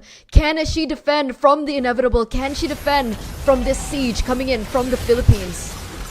Doesn't seem like it's going to be the case. They all try and scramble to try and get the Philippines roster off their crystal, but it won't be enough. They were just too far ahead, almost at a 10k gold lead. The Philippines, man, this is why people have been hyping them up. We just saw respect given to them earlier, and you're seeing just a different level of just macro and mechanics. It was crazy, right? Because throughout this tournament, even from the African qualifiers, Mirko as well as Naisu came into a little bit of a heated discussion because after the interview that they made, I forgot with what region, but she mentioned that one of the biggest regions that she really wanted to face was the Philippines, right? Being one of the main contenders to win Iesf this year for the Mlbb Women's. And then Naisa was like smiling and stuff like that, and then Mirko's like, what? Like because that? I mean, technically so far, yeah, exactly like that. Because technically so far in the women's scene, Indonesia has been dominating, especially with Bigatron Era and now Team Vitality. But the fact of the matter is, a lot of these regions are actually anticipating and viewing the Philippines as one of the strongest regions in the Mlbb women's scene as well. And it really just goes to show how far this region has really improved with their gameplay, because that was completely a dominant win. It was a one-sided victory for the Philippines. 11 minutes, Arashi. That was the first Lord, and they were able to go for a wiped out and eventually go for the end. But we're going to take a look at the highlights now for game number 1 in this best of 3 series, with Vietnam going head to head against Philippines. And we got to see that beauty again, Arashi. I mean, they were just solid in their game plan overall, right? The fact that they have this Barat's pick that we were kind of questioning, but using it in the XP lane is a whole different deal. The fact that they have a assassin jungler means that they can just put Diagon right there in the choke point, and that big dino will just block the access point for everyone involved. And the fact that the Daytona's welcome is used so early, so aggressively, that sometimes Daisy doesn't even get to use a Black Dragon form, that's definitely a big factor in how they want to play it. And we talked about the mobility difference. The fact that the Barats can just tank so much damage and then slide out into safety with the guiding wind. It's something we already talked about, but we have to re-mention again, because Vietnam, there were some moments right here where it seems like they were gonna get something in return, but it just gets completely denied. We saw that time and time again, right? And there was like so many moments where they were trying to make it happen. And again, we're seeing the exact same kind of gameplay from Sa. So we know her a little bit better, right? Whether she be on the Kagura, whether she be on something like the Luo Yi, she is extremely aggressive. There are moments where she even flickered into these team fights to get that final kill over on to Perez on the Roger. It was kind of difficult for her to finally go for the execution because of maybe the lack of damage in the later stage of the game as this game progressed, but we saw moments of brilliance coming in from Sa, and she still was able to perform on a different hero on this Luo Yi. But the cover from Fifero was exceptional. The cover from Diagon was exceptional. Alpuerto coming into the last and final moments to go in for the final HP to get into those kills was also great. The cover as well from Amores, the poke, and as well as the executions coming in from Perez. They were just so great with coalescing each other's play style. Mhm. It feels like they have it in terms of synergy and chemistry. And this is a very big team and a top contender again with the gameplay that we saw. It was so clean, Arashi. We have to take a look at our MVP after this. But what's your prediction here? Oh man, the MVP. I gotta go with Vivero, I think, because just the pure utility that she was able to provide for the team. Okay, I think I'm going for Al Puerto on the Ling. So we're gonna All right. see in 3, 2, 1, ladies and gentlemen, who is your MVP? If you guys have any predictions, please let us know in the comments. Ooh. And okay, 1-0 for Eterna Arashi. Al Puerto, Okay. 603 KDA with that damage dealt as well. And I earlier was inquiring about the items, right? And it looks like she went for Endless Battle first into Berserker Fury, then she built the Sky Piercer, which is actually quite interesting, right? Because a lot of these assassins nowadays, after the patch hit, usually go for the gloves first to get that adaptive attack, and then they go for Sky Piercer straight away, and then onto the different items. But here, it's a different story. Arashi will tell you a little bit more about that.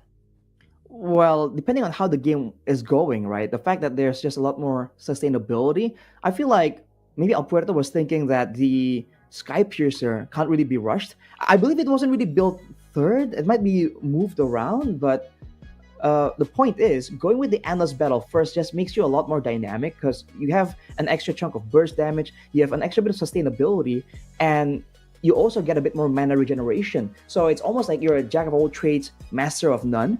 But if in the early game, before you know the trajectory of how this game is going to go, that becomes a very valuable tool if you want to delay some of these more aggressive or defensive options that you can go for. And if you look at the stats earlier, Turna, I think the healing that was done by the Florin was like 30,000 only. You know what I mean? But usually when you see the Florin, it's just a lot of healing again and again, but it just wasn't present there due to how fast, how devastating, how much speed was in the hands of the Philippines. And if you look at the damage dealt, actually, I think the highest, correct me if I'm wrong, it was somewhere about 50k. So by all means, they were doing so much and they were fighting so little. They were just immediately demolishing whoever gets jumped on without letting them getting healed, that the damage dealt overall in this game was actually super low. So that makes sense, right? The stats from the Ling as well. 30k damage. With everything that we saw, it felt like it was a little bit more than that, right? The main executor of these team fights, and especially with the Haas claws built into her kit as well, she was able to sustain so much longer in these team fights when they go in for that 5v5. But again, it was such a well done game for Philippines. What can we expect? Can Vietnam really come back from that loss? 11 minutes, Arashi. That was a very short game for the comparison to the games that we've been seeing that have actually held up to the 20th minute. This is half that time. 11 minutes. I think they have to really recognize and respect the fact that the Filipinos are just really good at this macro style. Whether or not they play it slow, when I say macro style, like the slow macro style or the fast macro style. It's not about them not really having the damage. They had damage, but again and again, they weren't allowed to output it properly. So if they really want to try and make sure that they want to go for this early game fight, they want to go for this low Yi global surprise play, they need the right tools, right? They need crowd control, like a suppression, or even if it's not a suppression, something that can last a bit longer to ensure that they don't just slide back out with the guiding wind. If that was, if they were able to do so, then maybe some of these fights can at least go a bit more even, right? Maybe the Philippines can still have the pressure and they can still have the control to go for the guaranteed retribution, but maybe they're going to be forced to sacrifice one or two members in exchange for that. But the fact that the Philippines were able to just cleanly take it again and again with zero punish, and considering the fact that Vietnam were going for this heavy snowball style, right? We even saw the killing spree, just to remind you, in the hands of Kai on that Mardis. You know, you want to make sure that you can get those kills, like, even though you do have the aggression, because the Philippines, they understand, man. If they know they can't really go for the fight, they will let you take that objective, but they'll make you pay elsewhere, right? That is something that they have to try and understand. If they want to go and match the macro maneuverability, then get some more tools for the diversion. If not, at this point, if you really feel like the 5-man maneuvers are just not doing it for you, then screw it. At this point, there's an argument to be made to go for just strong laners to ensure that you can have that impact. And maybe even if like together you can't really win, if the lanes are winning, then at least you have a better chance at trying to find something. And I think that's what they were going for with the Yuzong, right? Okay, sure, if we're talking about like tools and crowd control to play with in these team fights, I guess the Yuzong only has Petrify. But I think that was what they were kind of going for. And the fact that they picked up the Yuzong to try and win it in the EXP lane was also very telling as to how they wanted the game to kind of collapse in the early stage of the game, right? But I guess they didn't account for the mobility that of course the Philippines had with the Matilda, with the Ling as well. They're able to roam around the map very quickly. They're very quickly to go in for the ganks into those side lanes. So even if you do have a winning lane, it's very difficult to say that you can sustain with that winning lane because of the rotations and the mid prio that the Philippines had with the Novaria, fast clear. Matilda helps with the fast clear and mobility. And then you also have the Ling with the high mobility and the high kill pressure in the early stage of the game. So this drafting phase again is going to be very interesting. And the fact that the Philippines still respected as well, by the way, ladies and gentlemen, the Kagura, it's also a great way to think about the Philippines as still respecting whoever their opponent is, right? Because Myanmar, they completely ignored it, and it was one of the main reasons as to why those games really lasted as long as it did. I think she's one of the main winning conditions, you know, Sa from Vietnam, as compared to Dinner in the gold lane. I think that's a fair statement, considering, again, like in the games we saw from Vietnam earlier, out of like 12 kills, like 8 or 9 were in her possession. So she is definitely on fire on that Kagura. But now with it being respected, she has to find a different way. And also, I think they require better tools and more respect towards the Philippines as well. Because we saw the Ling picked up relatively fast.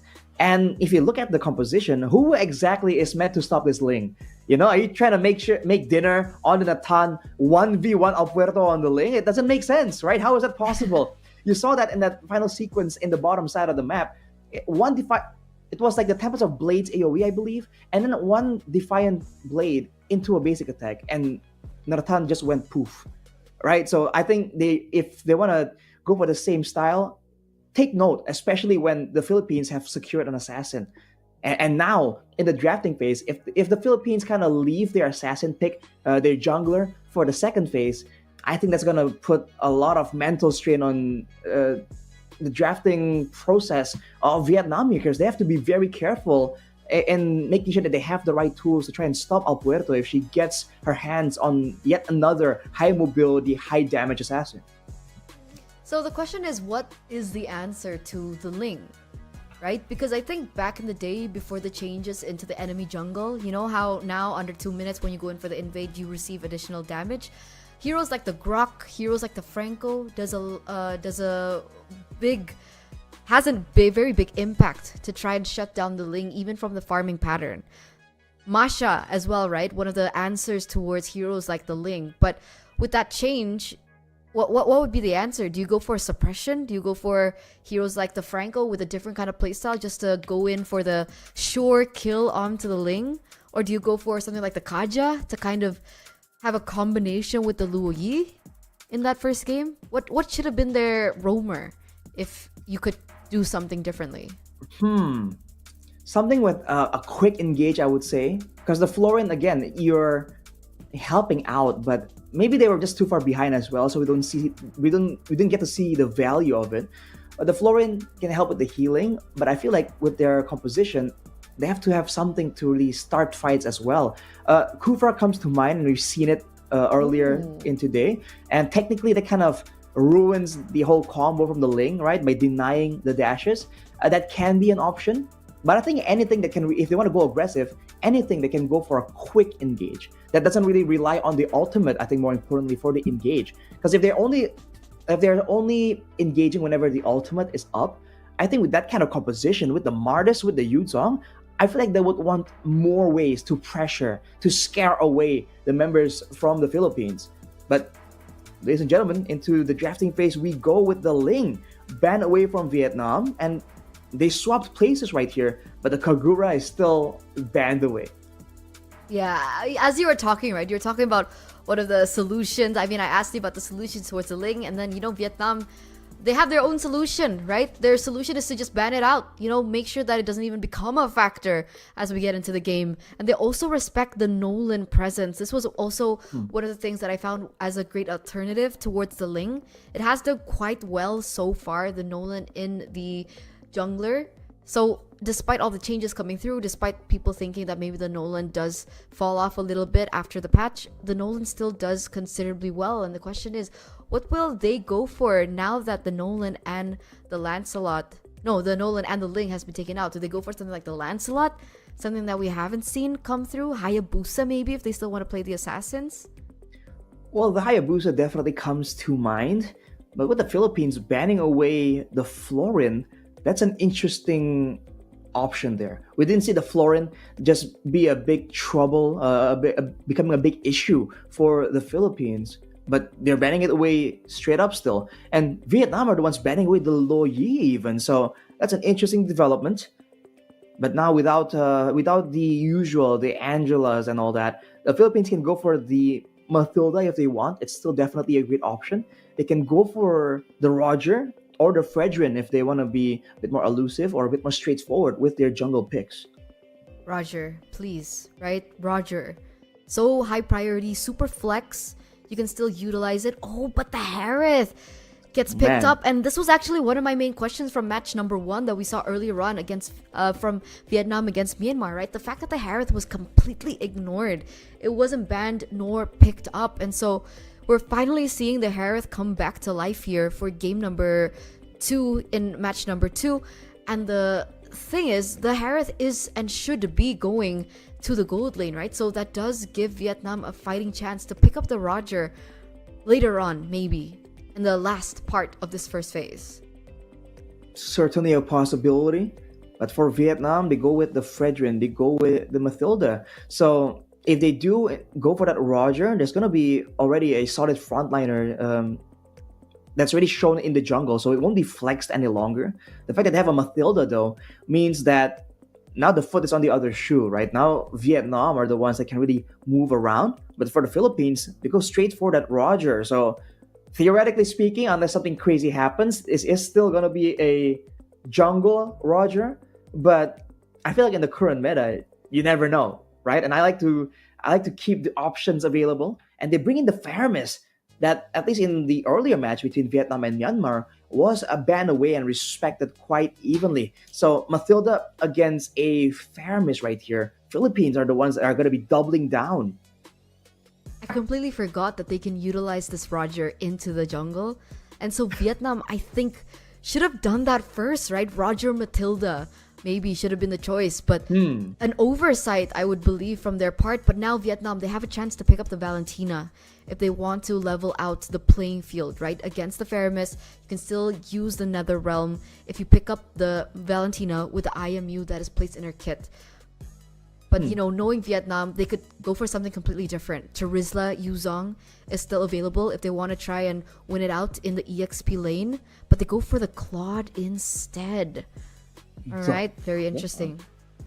It certainly is interesting. It's not exactly like the best of matchups against the Harith technically, and I guess they're banking on everyone clumping together for that blazing duet, but they don't really have a lot of setup to try and enable that either, right? If right now we imagine this fight breaking out and Bina just goes in with the blazing duet, Roger damage, Harith damage, Faramis damage, a lot of the heroes right here for the side of the Philippines, they can output their damage like in a snap, right? It's not like DPS. The Harith, gets a Starlium proc along with a with the dash. The Roger as well has an execute. The Ghost Bursters is just one spell. So it's a very risky plan here for the side of Vietnam. Now they're going to be trying to limit the frontline presence here.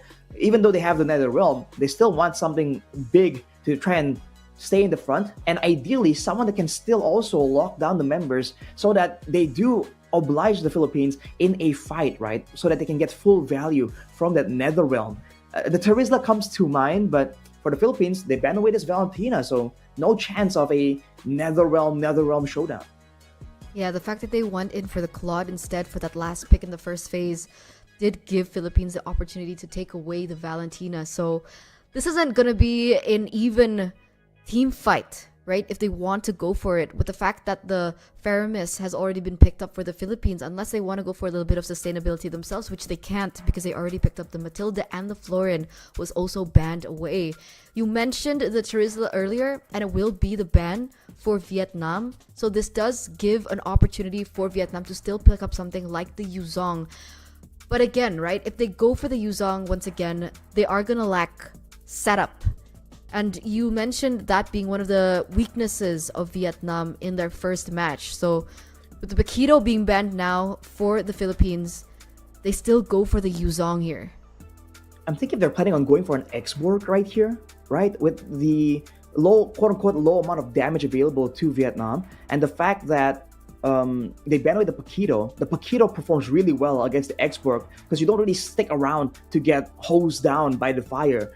So I'm thinking the X-Borg would fit in here as well. It can slow everyone down. It's more spammable. But no, they go for this Akai actually. They're trying to match the big ultimate pressure coming in from the Yuzong. If they can go with the Black Dragon form and try and zone you away, then the Philippines now can do the same thing with the Heavy Spin. And the Arlet is the option they go for here. So it's a full-on teamfight composition though.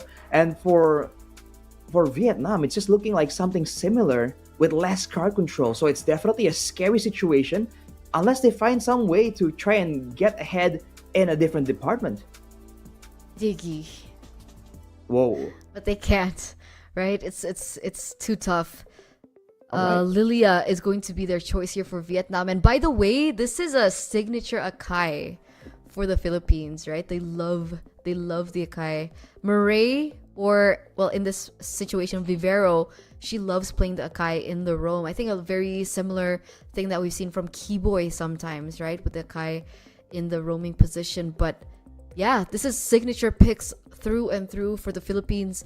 Meanwhile, Vietnam has a little bit of problems once again with the tools that are given to them. Sure, they do have the Circling Eagle, but it's not a sure wave fire. But maybe they can utilize it to disengage and ultimately go for a longer team fight, especially with the Claude being picked up as well. But from the drafts, what do you think?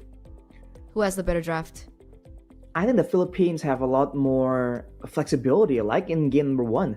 For Vietnam, they have a good back and forth, in and out. They have mobility and burst damage tools. But considering that Sa has been one of the main the frontiers of their assault here, I think that she can have prio in the mid lane by just abusing the angry glooms. But the thing is, with the Philippines, they've been sending the roamer, right, Vivero, to just stick around in that mid lane, and it kind of denies Sa the wave clear and also the roaming potential. And if she can't really get that, later on she's susceptible to getting left behind in a fight due to the lack of mobility. The guiding wind can solve that issue. But ladies and gentlemen, we're going to go straight into game number 2. Match point for the Philippines, ladies and gentlemen, in this best of 3 series. Vietnam desperately looking for a solution to look for a win here if they want to figure a way to make it up into the standings. You can see here in game number 2, okay, a lot of wave clear and a lot of pressure actually from the side of Vietnam with the Matilda and the Lilia. Very great at the early game damage, very great at the poke, and very great with wave clear. And Amores already having a very difficult time in that lane, in the mid lane. Looking at the jungle clear difference, man, that is the Roger power in the hands of El Puerto. She'll be able to just move around a lot more aggressively. But look at the emblems, man. Sa is going with the lethal ignition instead of the impure rage. So she wants that extra bit of damage in those short trades. But look at this on the bottom side, man. The lane is pushing towards Perez, and now with El Puerto in the region, Chiero will come in to try and allow for some space to be had. Oh, and actually, they'll be able to get that gold buff as well. So for both teams, they're still waiting around. I think the level 4 is definitely a big power spike, but Dinner and Chiero seems to be content just going in aggressively, trying to match the early game pressure. Another thing that we can notice is the fact that with, Sa, you talked about level 4, but Sa doesn't necessarily need that level 4 to deal out that damage, right? I think that's one of the main advantages of having a Lilia on your team, and she's actually been able to utilize that pressure that she has in the mid lane towards this top side. The Yuzong has been doing a fairly better time unless this happens, right? Unless the pressure from the other lanes do push forth into the EXP lane as well, because naturally both of these teams do want to have an advantage before they go for the next neutral objective, which is this first turtle of the game. And both junglers are both at level 4, so that 50-50 is going to come through. But technically the Fredrin should have an easy time with the ultimate layering with the retribution damage as well. Heavy spin though is available now for Vivero. Look to that to make a play. Heavy spin already initiated. And look at the pin down to Kao. Now, Philippines go for the play, but no, it's still gonna be Vietnam who secures it there, unfortunately for them. But now, on the back foot, they use the bulk of their resources to secure the turtle, and the Philippines try and look for compensation. They get 2, and they'll take that. But already a great showing from Vietnam here. Yeah, Vietnam being able to pick up that neutral objective is definitely a different story as to what we saw from game number 1, because in game number 1, Philippines, they were able to get the neutral objective and they were able to get the better out of the team fights, and that eventually kind of helped them go for that snowball that they were able to get. But meanwhile, another clash here in the top side. Diagon gonna be able to force in that flicker from himself to get out of that situation. But again, Sa, Pulled back, Vivero looking for the secure on the kill, but it won't be enough damage. That'll be the Philippines pushing Sa out of the lane, but she just walks straight back in. But Vivero now spots the purple buff. There's a chance that they are orchestrating some kind of invasion. But it seems like El Puerto is still gonna be preoccupied. And the top side though, still that 1v1 situation, Daisy against Diagon. That seems like, and there's a big trade happening, there's no way for Daisy to really force Diagon into a proper all-in into a fight.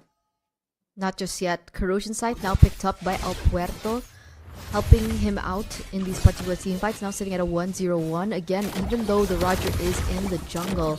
By the way, ladies and gentlemen, for those of you who are a little bit confused, it is a Roger in the jungle. He does still need to find that snowball, right? Oh, Paris. However, circling Eagle into the nether realm though. That's gonna be a great save from Amores, but that's a heavy spin also expended right before the neutral objective is up. Vietnam, of that play, they have wasted 2 big ultimates, or at least used up 2 big ultimates, 3 even, from the Philippines. They can go for the play right here, and you can see Daisy already setting up for it, cutting the wave, making her way down. Vietnam might win big here. that was exceptional cover. What in the world? But Dinner, Immediately deleted by El Puerto and Diagon. That is an extra bit of damage. Now without the gold laner, Vietnam still going for it. The Black Dragon form already being used, but look at the Kai coming in. Vivero dodging everyone down, knocking them up, and that's the damage coming in from El Puerto, looking for the turtle still, and it will fall into the hands of the Philippines. Final Slash comes through as well, and they are chasing down the members of the of Vietnam all the way under the turret as well.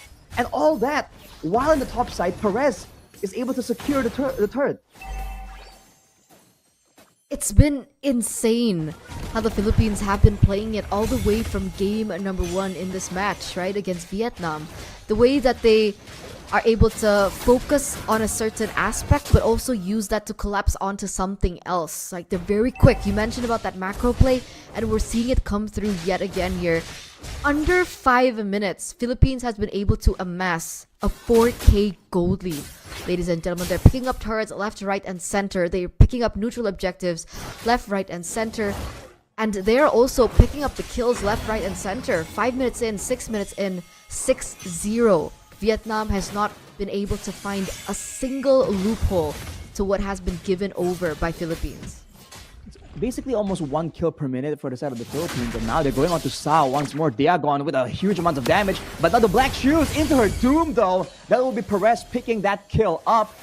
The Philippines, again, they're just more united and they're more synergized. For Vietnam, they're trying to do their own thing, but they are getting punished slowly but surely as Diagon comes in, forcing out the Purify from dinner actually. And that's going to be a 60-second cooldown, ladies and gentlemen. Not going to be there for the next neutral objective for sure, unless, of course, Vietnam find a way to... Oh no, Daisy is actually receiving heaps of damage, and she's going to walk straight into El Puerto. Ooh, there's a lot of burst damage though. It won't be enough. The Black Dragon gets shot out of the sky by Perez. Vivero though is the trade that they want to look for from Vietnam, but it won't be available. Netherrealm and Heavy Spin. No way you're taking down the Panda. Look at Diagon just still waiting around in the wings, looking for a chance. But look at the threat. Vietnam are forced to respect the potential, the possibility itself for the Philippines to strike back. And now El Puerto is 3 levels above of Kao right now, and she's actually already utilized her retribution, so there shouldn't be any contest in that neutral objective sense. But what happened there? A clash again in the top side. Luckily that Guiding still is going to be able to go in for the cover. But again, Dinner just picking up the DHS. She needs a little bit more time to get to the items, but look at how aggressive Diagon is playing on the Arlet as well. Such good zoning coming through. And again, the collapse coming through from the Philippines. 1 tower in the top side and another tower at the bottom. All while El Puerto was still able to steal away the orange buff from Kao Kute. So they're just winning on every single front. And look at this heavy spin though. They're going for Kao Kute. 1v4. No chance, man. Mathilda just nowhere in the vicinity to try and go for the save. Now without the Fredrin, without one of their main frontliners, the Philippines are going to try and go for the turret, and Vietnam, they're going to try and defend, but you can see how carefully they're playing. They don't want to get jumped on, and the Circling Eagle will not be used aggressively there. Are they trying to beat their own record? Right? 8 minutes has elapsed, ladies and gentlemen, and this is how dominant the Philippines already are. What is that gold lead, Arashi? I can't count. 8, 9, 10, 10k? 10k gold lead now for the Philippines, and now it's looking like they are looking for more. All 3 lanes are still crashing, top, mid, and bot. And it looks like they are going to capitalize over this. 30 seconds left for the Lord though. Let's see the decision that they're going to make. There's definitely still a healthy amount of wave clear coming out of Sa on that Lilia. That is the advantage that Vietnam has when they're trying to defend. But of course, with the Lord, the sieging tool that the game has generously allowed for the players to use, it might be a different story. Perez takes away the purple as well from Vietnam. So even when they're backing away, they're still making sure that they get full value. With Diagon picking up the blade armor, we saw earlier that she was fully content just standing there 1v3, knowing that she has a tankiness, she has the regeneration as well. If they want to try and focus her down, they'll have to do so with expensive cost. The Philippines making the first move onto the Lord right here, and Vietnam, I don't even think they know that it's being taken. It's just taken just like that, stolen from under their noses, as the Philippines might be looking for another pickoff, but seems like they'll be slowing down, waiting for the Lord play. The final moment, ladies and gentlemen. The Philippines at match point. Vietnam earlier on with that 0-2 loss against Myanmar. They're looking to make a name for themselves. They're looking to repair what they formerly lost in their previous match here against the Philippines. But they are looking at one of the largest battles that they have faced here at Iesf, as the Lord is marching down in the mid side, and it looks like Philippines want to go for the close. Diagon tries to step away, but he's getting bursted down immediately. That's Sa picking up the kill. Netherrealm finally comes through, but they're already 1 man down. They're sitting there trying to battle it out with the help of the Lord, but Sa is just angry, glooming all over the place, forcing a flicker out of Vivero, as Shieru tries to help out, enabling the chase, but it won't be enough. Vietnam, they've pushed the Philippines away. They lost only a base turret, and technically, they've secured somewhat of a win there. For sure, right? They were able to, trade in for Diagon. They were able to defend it, reduce the damage to as minimal as possible, and they lose the mid-tier turret. The mid base turret, which is one of the best case scenarios that you can have with how far ahead the Philippines is. As we take a look at this instant replay, ladies and gentlemen, of what occurred earlier on in that siege, the Blazing Duet did help and was able to spark in and out of the Netherrealm that came through. But Sa, man, she's an angry beast at this moment. She wants to try and look for a comeback. She's trying to look for opportunities, and she was one of the main reasons that Philippines couldn't close it then and there. They're going for round 2. The final slash onto Sa with the black shoes with the Purify. Gets her out. Circling Eagle to try and deter, but the heavy spin pushes Daisy back. Now with the man advantage, the Philippines are trying to go for it. No big dragon to try and deny them. They're going to try and go for the crystal as well, but the DPS from Sa is a bit too much. Might be a bit too risky for them to risk it.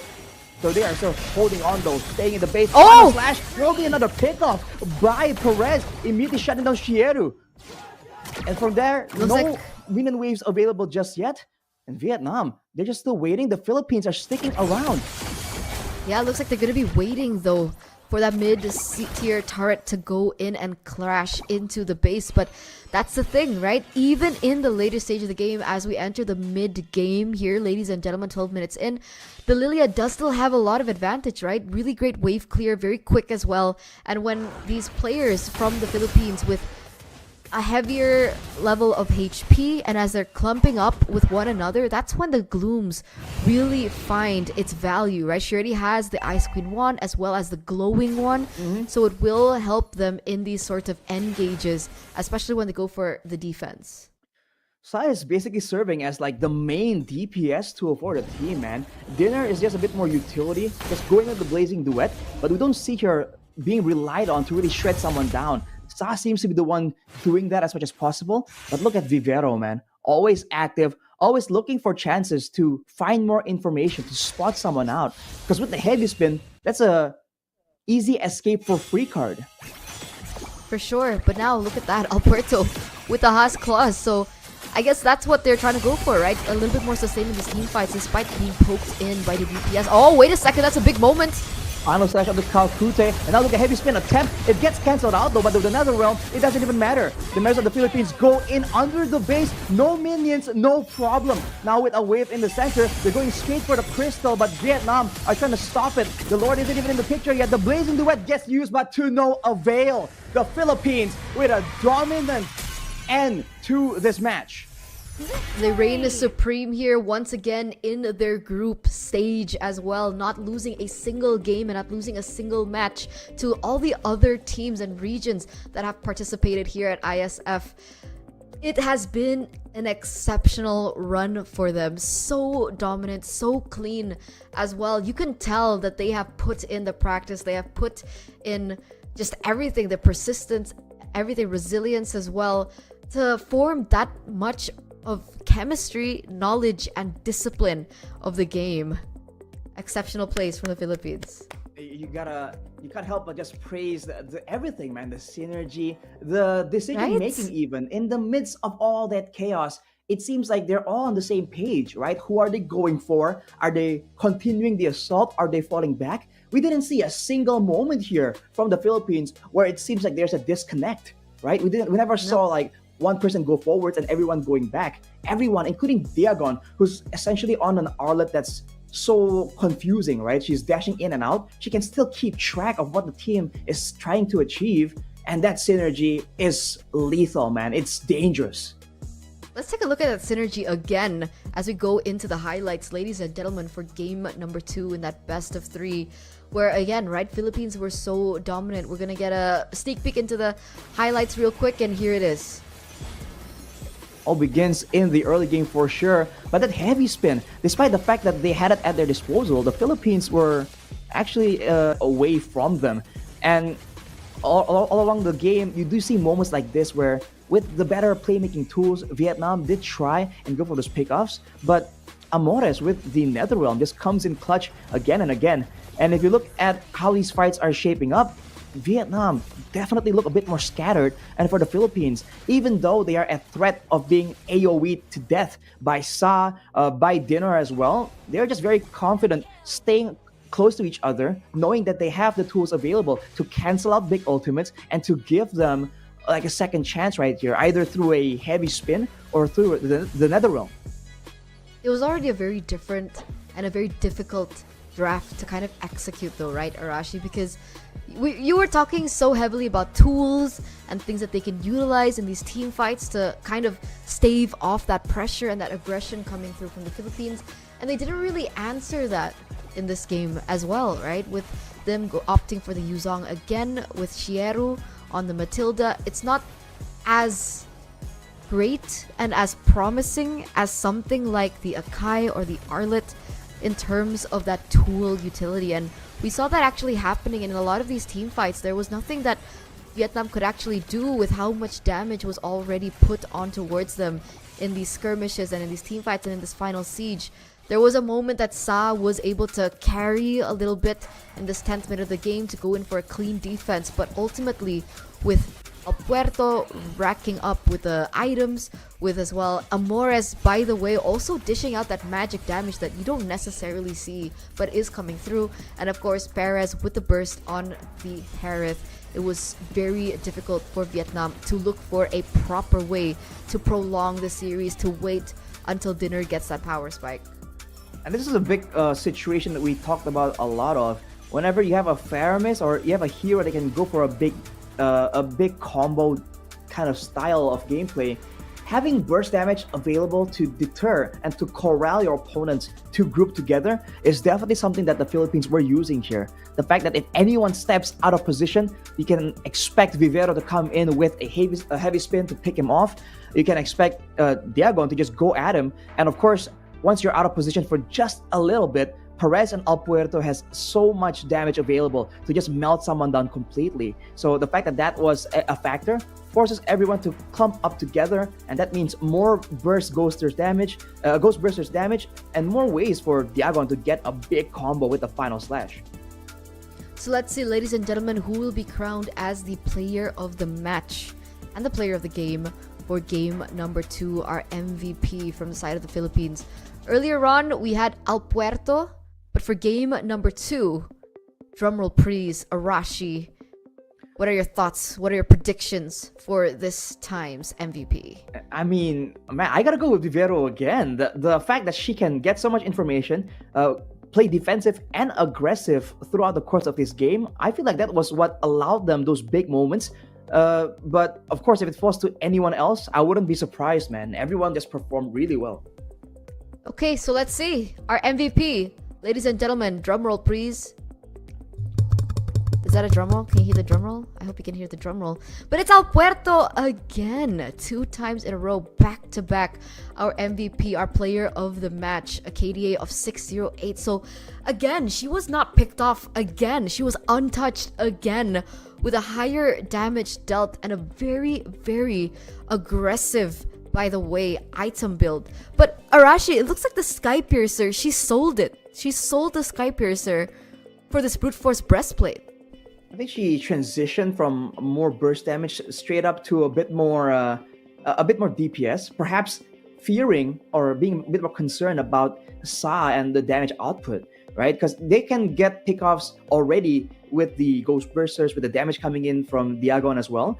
But when it comes to DPS, that was what is usually a bit of a concern, especially when you do have a Roger in the mix, right? So going with this build, it's a great mix of the same things that makes Roger so good. Good damage, good sustainability, good tankiness, and good movement speed. So going with this DPS build technically with a highest clause, and then going with the Brute Force Breastplate, you can do almost the same thing, and you're still relatively durable compared to any other marksman. So you can see that the way she played was also just all in. Even in the base, if you saw in the highlights, everyone was going on to what was that? It might be the Yuzong pinned against the wall by Vivero, and you can see El Puerto just running in, just solo killing someone. So it definitely works, but it depends on the composition and the fact that they're able to adjust not just the playstyle but also the itemization. Shows again that there are levels to this game and that the Philippines are definitely up there.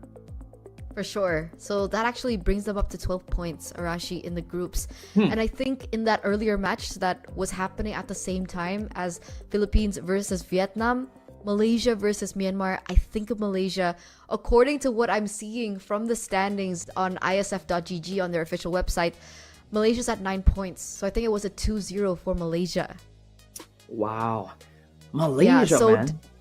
Exactly. So despite how strong we saw Myanmar earlier on against Vietnam, Malaysia was still able to win out that best of 3 match.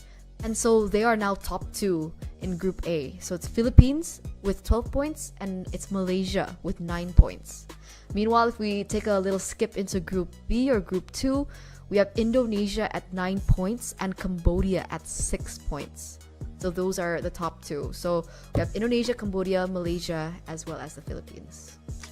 I mean, it's very exciting stuff. A lot of people just have been counting Malaysia out for the longest time, but I'm really enjoying the fact that they're stepping up. I mean, just what was it, 2 days ago, we saw that even in the men's the men's match, Indonesia got defeated by Malaysia, and for a lot of people, they were scoffing at Malaysia, like, oh, what can they do, dude? We got one of the best rosters here for Indonesia, but hey, there you go, man. It's never over till it's over, and we always keep reminding you guys of this.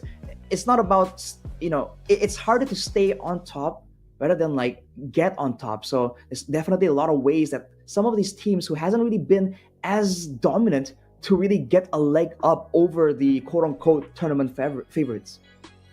By the way, Arashi, as you were talking about what happened between Indonesia and Malaysia earlier on, if I'm not mistaken, right, this match is the match that we saw earlier was the last match of the group stage. If I'm not mistaken, if I'm wrong, production, please do let me know. Chat me up. But this should mean that for our playoffs, which is what we're going to be getting at for our next match, A1 versus B2, I think that means Philippines will be going against Cambodia, and our final match will be Indonesia versus Malaysia for the MLBB Women's. I'm waiting on confirmation right now. Oh, yeah, it's right. The first match will be the Philippines versus Cambodia, followed by the second match, which will be Indonesia versus Malaysia. And both of the winners from each match will straight away qualify for WEC.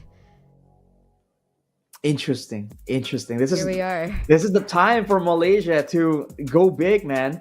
I'm really happy for them as a region, for sure. They have already beat us when it comes to entertainment so far, So I feel like if they can step up as well in performance, man, it's threatening for us for sure as the Indonesians. But at the same time, when your rivals are performing well, that kind of forces you to get even better as well. That's the whole idea of these international events, right? For you guys to go up against each other and sharpen each other into even more like impressive levels, because steel sharpens steel, but people sharpen people. Yeah. Ooh, it's gonna be so interesting. And we've been casting for a few days. Arashi, you've actually been hopping in a few of these matches, and we're finally to this point, right? The group stage done and dusted for the MLBB Women's. I think earlier on, it's also the playoffs currently that's going down for the MLBB men's scene as well. So it's the final day of the Asian regional qualifiers, and we're finally getting to see who will be representing into WEC at Riyadh, because it's either going to be Indo or Malaysia, and Philippines or Cambodia. Definitely intense. So, Arashi, I love doing this, but can we get your predictions to the next two matches? Philippines and Cambodia. They're all going to be a best of 3, by the way, ladies and gentlemen. So it's still a similar format as to what we've been accustomed to in the group stage. But moving on to the playoffs, Arashi. Philippines and Cambodia. I think, people, come at me for it, but I gotta say, I'm an analyst, right? I go with numbers, I go with stats, and to me, who's sometimes tactical, boring is good. It's a saying we often hear, right? When things are boring, it's good, it's predictable. I have to say that my professional opinion would be the Philippines when it comes to that matchup, and when it comes to Malaysia and Indonesia, I think Indonesia still got it for sure. And I have sometimes I get a bit of a leak of info coming in from the coaches as well. I happen to know them coincidentally, so I gotta go with that. But if at any moment that expectation is shattered by Cambodia, shattered by Malaysia, I'll be the first person to congratulate them and say that this is what we've been waiting for, right? A huge switch up, a huge underdog story. Because come on, it gets boring after a while when it just is the same people again and again. So I think whichever way this goes, I'll be a happy person. But my prediction will be for the Philippines and Indonesia, unfortunately. Yeah, I mean, I have to agree with you, right? If we're looking at history, if we're looking at data, if we're looking at statistics, it does seem that the Philippines and the Indonesia should be the ones moving forward to WEC. But hey, we have been surprised by a lot of these regions in the past, and who's to say that this is not going to be something similar of a pattern that we've been seeing on certain times, right? We've been seeing the first of some things, and maybe it's a first upset that we will be seeing today with Cambodia moving forward instead of the Philippines, or even Malaysia moving forward in comparison to Indonesia. Because I think even in the MLBB's men's match, people were already like, this has got to be a sure win for Indonesia, right? With the Onyx roster, an Onyx roster that has been so dominant. Granted, it's not Kyrie in the jungle, it's Albert in the jungle for that full Indonesian roster. But people are still thinking like, no way would they lose. But I guess, I mean, Malaysia with the SRG lineup, if I'm not mistaken, right? The fact that they have also gone completely undefeated in their run as well, with how dominant they have also been back in MPL MY.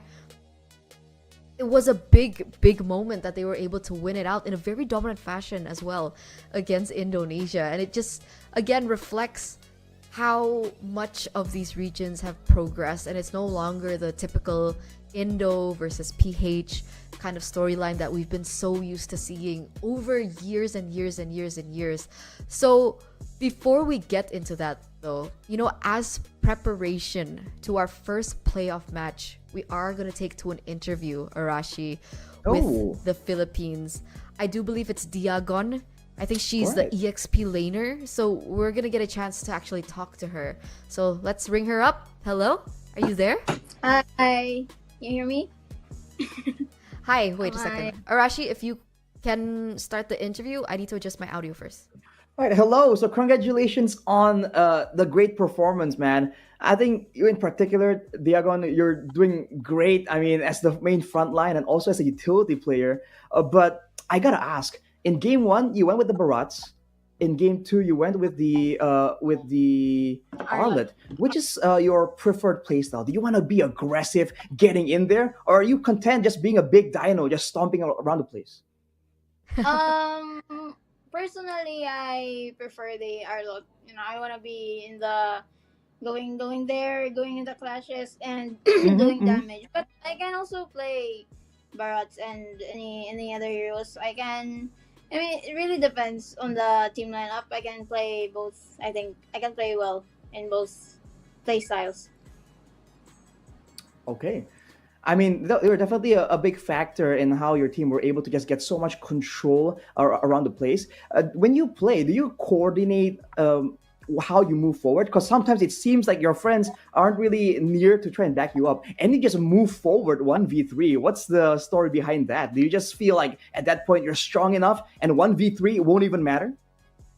Yeah, at some point I do think that in 1v3 I can sustain it. I mean, not really gonna overextend to the part that I'll die, but I mean in 1v3 I think I Of can course. sustain it to the part that they can come and support me. It also depends on the gold lead. My item, if it can do a lot in a 1v3 situation. Mm-hmm. All right.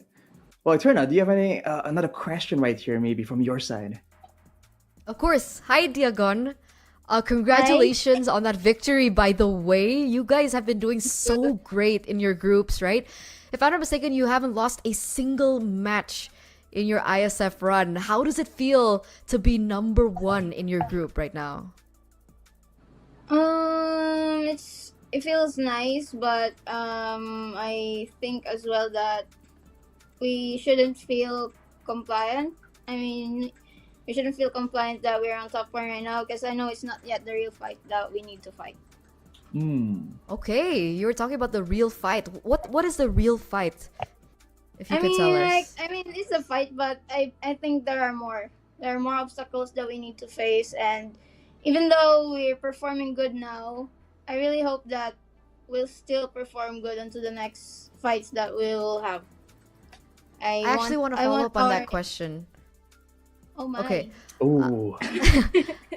You mentioned obstacles in the future, right? So, what do you think is going to be your biggest obstacle? Is it a particular team, maybe that you guys can mention, or even a particular region that you think is going to be your main competition at ISF?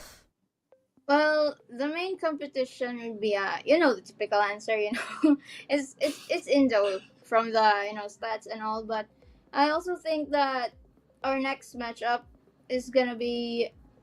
I mean, we're not familiar with them that much yet, so we don't know their playstyle that much, or maybe they're still also one of the obstacles that we need to face.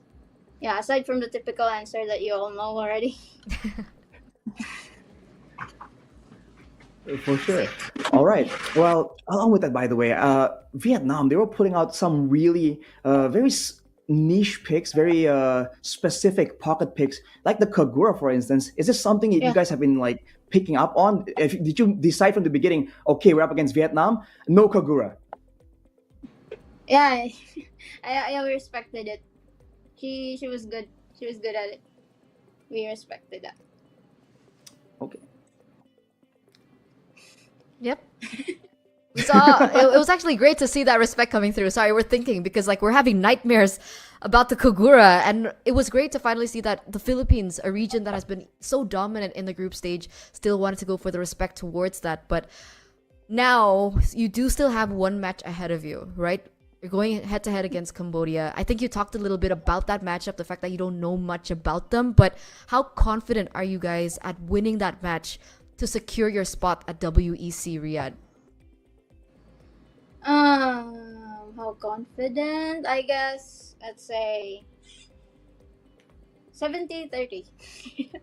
That's the confidence I can give. If our That's gameplay is if we stay consistent in what we do and no one makes big mistakes, then that's what I can say.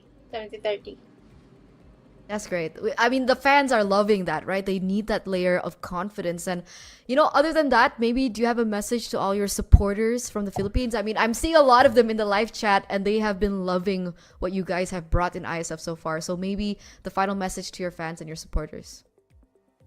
I hope thank you first for all the support that you give us and for always watching our games, and I hope that no matter what happens you'll still support us, no matter the outcome. No matter the outcome is. That's all. And watch more.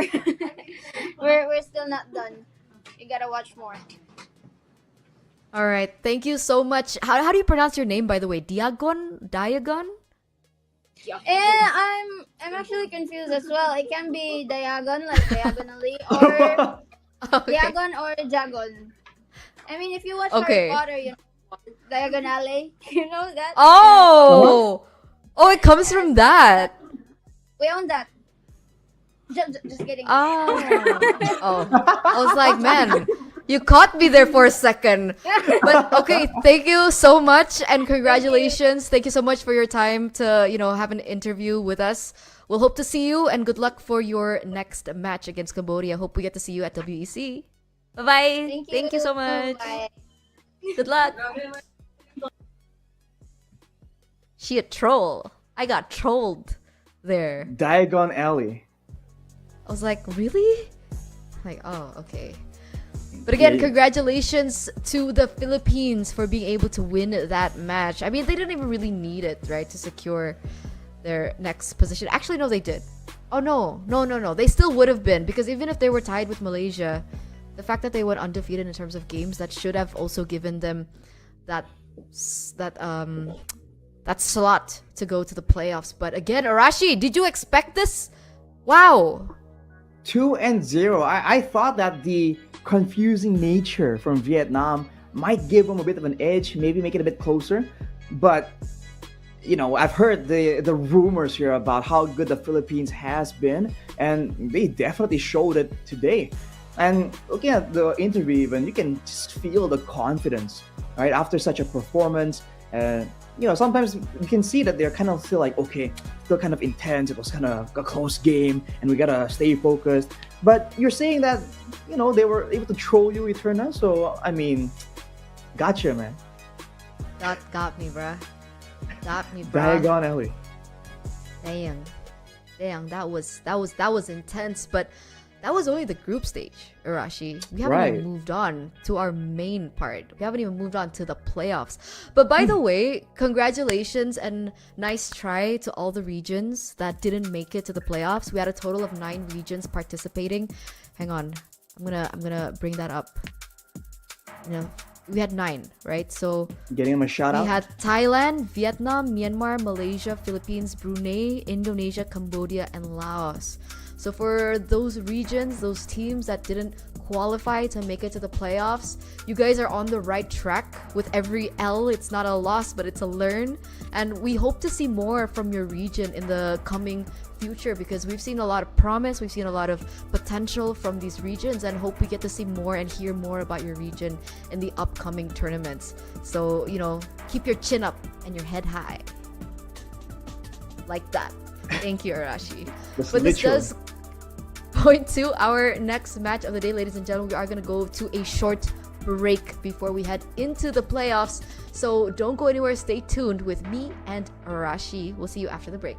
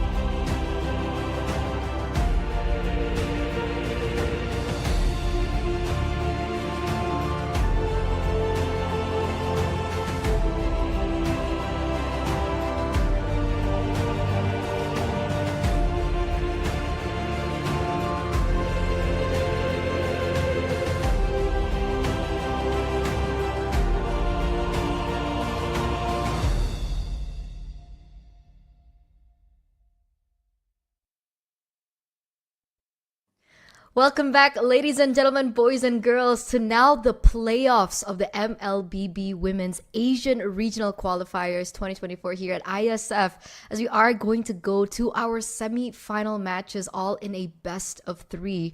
We are going to be starting with the Philippines going head-to-head against Cambodia, and our last match of the day, it will be Indonesia versus Malaysia. So after everything we've seen from the Philippines, Arashi, you're back here on the caster desk to, give us a little bit of an insight as to your predictions. I think you mentioned earlier on you're going for the Philippines, but what do you think about Cambodia coming into this matchup? Right, to be completely honest, I'm not fully well versed on the track record of Cambodia. I think overall they've had great moments. And as a region, right, Cambodia, I think, is one of those regions where they're very low key with like what they're doing, because sometimes it really feels like they can't be that good, but then they're just glimpses of moments where you're like, hang on, they might be onto something. So I definitely won't count them out, right? They're here for a reason after all. But judging with the again with as an analyst, you usually kind of end up going with the general consensus, and I must say that right now for the Philippines, that roster Definitely, right? Still with the main 5 here. Amores, Perez, Vivero, Alpuerto, and Diagon. We got a little bit of a, interview with Diagon earlier on, and she says that she's 70% confident that the Philippines will win the semifinals and make it to the grand finals here at ISF and, get that ticket, that slot, the 2 slots that are available into WEC over at Riyadh. So we started with 9 teams and 9 regions. We're now down to 4, and eventually we will have to say congratulations to 2 of these teams that will be stepping forward. And by the way, Arashi, we finally saw a Bane in the jungle, by the way. It was played in by Lucas in ISF as well, the series that is currently going on, I think from Cambodia, if I'm not mistaken. But we did see with, I think it was Quantum Charge, Bane in the jungle popping up. Interesting. I mean, I was catching a glimpse of that match myself during the break right there. Can't help but be curious to what our great friends Mirko and Naisu are doing. So took a glance over, and like you said, Eterna, definitely interesting developments. So we'll have to see if that also gets mirrored here in the ladies scene and see if there's any kind of influence, because I believe Cambodia was actually still playing over there as well. For our ladies Cambodian team, we have Moshi, Tegami, Nabi, Ue, as well as Yui Fendi. Okay. Interesting. I'll have to see how they match up right here. I'm curious to see what kind of strategy, right? What kind of approach. Because I always say this, but against a team that's so solid, generally you have 2 options. You can either fight fire with fire or try and go the exact other route, because that's usually how it plays out, one of 2 ways. So I'm curious for Cambodia, are they going to try and match that high mobility back and forth style coming in from the Philippines, or are they going to try and force the Philippines to kind of oblige them into this kind of fist fight technically, where it's just back and forth again and again? If I'm not mistaken, like if we saw the male scene, and if that's telling to the kind of the play style is what we're going to be expecting from the female team, Cambodians are very aggressive as well. And I think, again, we've been talking about this time and time again with the fact that a lot of these Southeast Asian regions, they love to go in for the fights, they love to go in for the brawls, they love the dives, and so that's kind of portrayed into the drafts that we usually see them come through with. But with the fact that the Philippines have an additional layer to that, right? Sure, they do have the aggression. If you want to fight fire, they definitely can. But one of the other things that they can play around with is, again, the macro-centric play style that we've seen them being able to succeed on time and time again. You'll see them going in for these fights. You'll see them going in for the brawls, but only so they can capitalize that and collapse that onto an objective that is lined up for them properly. So coming into this, it's going to be very curious as to how both of these teams will actually draft against one another, because first and foremost, we do see a Fanny being banned out straight. And if there's anything that we've learned from the Philippines so far, especially through their interviews, the fact that they are very, very respectful to their opponents. So maybe they understand that Cambodia likes to go in assassins. So the Ling has also been taken away. I think the only assassin left up that has big potential and has a really good win rate so far is the Nolan. We've seen the Hayabusa pop in. We've seen the Lancelot pop in, but not to success just yet. So that's definitely still a pick that can be utilized in from Cambodia. I think it comes down to farming speed, right? It's not just about how much damage you can output, how much outplay potential you have on the assassin. Right now, in this transition of a meta, you need to be able to keep up and farm as well. And that's what Nolan is just so good at doing. It's not just the one-shots, it's also the fact that you can keep up in clearing speed, even compared to the best of the utility tank junglers. We'll see if the Philippines let that go for now. For Cambodia, Lo Yi and Harith, so a lot more default, a lot less targeted compared to the Philippines. But if that's their signature style, we'll have to see, right? I think the Angela becomes a question here with all the assassins already showing up so early on from the side of the Philippines. Are they still going to try and secure that Angela? Are they going to try and maybe even expect Cambodia to go for that instead? Their final ban, though, is going to be the Fredrin. So not an assassin, but it is 3 bans towards the jungler. So that kind of says something about Cambodia. Definitely, right? I don't think we expected this coming through, but you're right. 3 respect bans towards the jungler from Cambodia. And meanwhile, this actually does leave a lot up in the air, right? Because technically the chip, we haven't really seen it being played just yet. So I'm wondering whether or not they're going to pick it up. We've seen it let slide as well if it doesn't get banned out. The Angela is going to be the choice of ban. And now, do they go in for the Roger? The Roger has been finding so much success still, even after the patch here, especially in the Mlbb women's scene. So that's definitely a hero that the Philippines can go for. A lot of flexibility in that, and a card, an ace card that they can utilize in the drafting phase to kind of bring up the question. Whoa. But with the Edith being opened up, they actually go for the Edith pick first, because technically the Edith is also a flex pick, right? We've seen the Edith in the XP lane, but mostly we've seen it in the roam. So that's going to be the strategy that they've utilized. And by the way, Rashi, Edith has been one of the most priority picks in the roam for the MLBB men's. So we're seeing that flavor, that side of the Edith coming through now for the Philippines. I think with the fights is devolving. You know, I casted several of the men's games myself, and all these games just ends up being a huge, just big fight where it's all about durability and damage output. In that sense, the Edith kind of brings both to the table. So great to see her show up here today. But for that Cambodia, they immediately show up with the Roger and the Minotaur. So if this is a jungle Roger, it's going to be focusing on the fast clear, but also on the neutral objectives. The Minotaur, as we all know, is best when you don't have to move towards your opponent, when you're playing it in a more defensive style. And it seems like they're going to be defensive indeed against a Hayabusa and a Valentina, man. Yeah, it gets picked up here. Hayabusa, not the best win rate so far at Iesf, but there's definitely a first time for everything. There's definitely a chance for the Philippines to prove that this Hayabusa is a good pick, especially with the changes towards the Hayabusa, as well as how the meta has just kind of shifted over. And as well as the Valentina, so it's a good pick here. A lot of flexibility in her kit. The fact that she can utilize the penalty zone as well as the Minion's Fury is also a good layer towards this pick, as well as a great deny pick for the Faramis that has done so well so far. Because usually when we see the Valentina being banned out, we do see the Faramis being popped in and taken for grabs to utilize. But as we enter the second phase of the drafts here, Claude is a choice of ban from the side of Cambodia.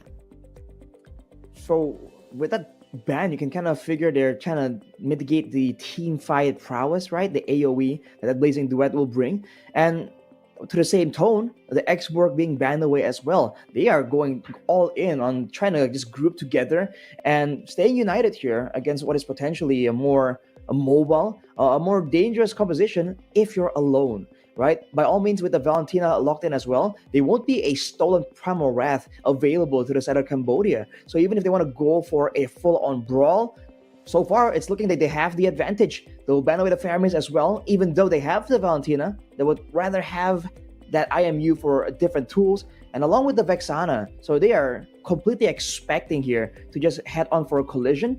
That's where the penalty zone and the Minions Fury will be very impactful though. So I feel like there's more to this, right? There's no way that for the Philippines, this is what they're trying to use, these 3 picks, to try and win out in an AoE battle, an AoE 5v5 team fight. It's also really putting the mid laner to the test right now, right? Because with the Valentina being picked up, the Luo Yi banned out, the Angela taken away, Faramis as well as the Vexana also banned out. Okay! And I guess that answers the question, right? Because as a mid laner, I think one of the other heroes that have found so much success is the Novaria, but going against something like the Hayabusa, an assassin, right? It's not the most wisest of decisions to go for. And so their decision right now is actually to go for Nana. So there's crowd control in her kit. There's also magic defense shred. There's a lot of AoE as well coming through from the Molina Blitz. So another layer of CC that they can utilize. So there's a lot of tools that Cambodia has. They have the penalty zone, they have the Minions Fury, and now they also have the Molina's Blitz. Definitely a lot more AoE and a lot of crowd control tools available. But for the Philippines, they are undeterred. They go with a carry pick. So this is a ton of damage output, but not a lot of tankiness. I must say, the Edith, from the looks of it, will be, for the most part, solo tanking, as the Yuzong, in theory, will be the one going in aggressively instead of protecting the back line. So either they are expecting to be able to sidestep the bulk of this crowd control, or they're going to try and bait it out somehow, and then they're intending on going full-on frontal, right? But now with that Lancelot pick, that might just throw a screw in their plans. I mentioned it, right? Or actually earlier on, I was like, I guess the options are just the Nolan, right? The Nolan is the only assassin that has been finding success alongside with the Ling. We haven't seen much of the Fanny, but the Hayabusa and the Lancelot have not been finding as many wins here at ISF, and they're like, you know what, Eterna, we're just gonna prove to you that it actually does work. So they pick up the Lancelot for Cambodia, and they also pick up the Hayabusa. Now, how do you think these drafts that they've already locked in here actually fare against one another, with both of them opting to go for an assassin in the jungle? So when it comes to overall pressure, I feel like the Philippines can match Cambodia and maybe even do better, right? With the faster clearing, the better laning. My concern is when it comes to the neutral objective contest, because of course it's an assassin against an assassin. The Hayabusa has the shadow kill, so you can be immune and you're kind of more reliably able to just go for the retribution. The Lancelot, not so much. But against a Minion Fury and a penalty zone, there are a lot of ways here for Cambodia to really start to meddle with your calculations, try and get you in a crowd control right as the neutral objective gets low. And I think that's the problem that the Philippines have to try and circumvent. If they can do that, if they can make the fight maybe less centered around the neutral objective, I think they have a great chance of just taking over here. Let's see if they do, ladies and gentlemen, as we get into our first semifinals match of the playoffs here at ISF. We have our Asian regional qualifiers for the Mlbb women's. We're starting off with the Philippines going head-to-head against Cambodia in this first best of 3. And right at the bat here, we can have a little, peek into the choices of emblems here for Cambodia. We have 2 war cries, Arashi. So this tells us they're gonna be extremely aggressive with that additional damage that they will be receiving, right? And an additional damage dealt of 8% for 6 seconds that they can definitely capitalize over. And maybe that's exactly the plan, right? They might be lacking in certain aspects with their drafts, but aggression and damage is definitely something that they surely have. And looking at both teams and how they've been rotating in the early game, Vivero has been just making a play though with a flicker on the bottom side there. Bit of a dive. Fendi will fall there. Al Puerto strikes first, claiming that first blood. A more active beginning with the roamer babysitting the jungle in order to get that rotational advantage. That's interesting, right? Because again, this seems like a pattern that we've seen from the Philippines. The fact that they like to really go in for those early kills, and it looks like they're looking for more here in the bottom lane. But you can see that Alpuerto is rotating once again to the top side of the map. I think she should be focusing on her purple buff before she goes in for the neutral objective take. But meanwhile, Cambodia already with the setup, looking for a kill over onto the CC. By the way, that's not a Yu Zong, so that was a CC, Arashi. All right, we've seen that be the case, that one Yuzong asset turns out to be the CC very, very often. But look at this, man. Cambodia taking control, but Vivero walking in unfazed, going in, but then he'll be countered, and that will still be Tengami able to secure the neutral objective with all the CC, and Diagon running for the hills, but she might not be able to make it out. Unless I've spoken too soon here, the Vengeance allows her to sustain a bit more. She's trying to make it out, but that will be it. That is Tegami picking up 2, picking up the neutral objective, and Cambodia, against everyone's expectations, strike first. Sky Piercer, first item for Yui Fendi on the Roger. No boots, no nothing. Instantly goes in for the Sky Piercer. So that just shows, right? I think the Roger understands his value, her value, against the lane, against the carry, a carry that needs a little bit more time to scale. And meanwhile, for her items, she's actually opted for a little bit more defense with a leather jerkin. We do see some, wait a second, the Edith. Oh, that's a massive combo. The onwards into the Earth Shatter, and that is Yui Fendi taken out. The lack of boots might have contributed to her getting taken out right there, but Vivero, as always, very active around the map, man. If you don't expect where she's gonna be there before you know it.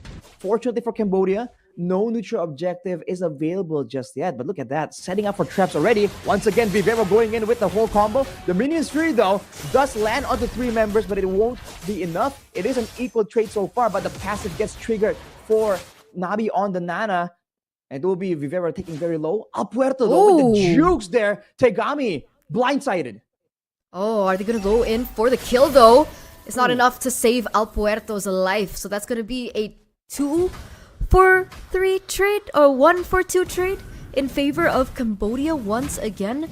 The fact that they've been able to really prolong these brawls and actually get the advantage in these brawls has been immense to their success, and now they are holding more onto the space as Alpuerto, after recalling, needs to go in for her purple buff before she goes in for the neutral objective taken. It looks like Tegami is actually looking for a similar route.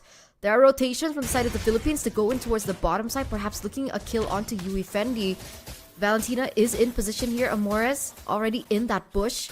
Are they going to go for the dive? Are they going to go for the counter play? As it looks like Cambodia are starting the next neutral objective. Ooh, they move onto Yui Fendi though, but she is able to survive still. The Philippines will get a lot of damage and maybe even take out the turret in the bottom side. But on the other side, Alpuerto comes in to try and go for a steal play, but she gets absolutely zoned out. Cambodia getting the neutral objective, but the Philippines with a very intelligent decision right here, knowing that they can't really match up to all the AoE, they just make the play on the other side of the map while it's still somewhat guaranteed. Definitely. That's also a gold crab being picked up, and right, that's interesting because they go in for the counterplay. We saw that the Philippines, they weren't looking for the setup whatsoever. They wanted to get a kill over to Yui Fendi, but the fact that the Yui Fendi was just zoned away, they opted to go for the turret instead, realizing, like you mentioned, their lack of prowess in these 5v5 team fights up until this 5th minute of the game. Technically, right now, they are still waiting for the power spikes from Perez, but seeing as she's at 101, it's going to be curious to see her items. But Yui Fendi, meanwhile, Alpuerto has been doing great, right? We don't necessarily see as much kill pressure, but the fact that she's always active on the map is also putting Cambodia in a position where they always have to predict what will be happening next. I think it's a great situation to be in when you can kind of farm out but still be active. But look at Moshi going in for the penalty zone onto 3. They'll be countered though, but she will still be standing there strong as Cambodia and the rest of the team shows up to back up their EXP laner. Moshi winning out in the lane so far, and even there just defiantly going up against 3 members unfazed. We'll see what they're going to be able to do about that as well, because both these teams are actually still hovering here in the top lane. Does Cambodia want to go in for a dive, or will zoning be enough as their main target is the turret?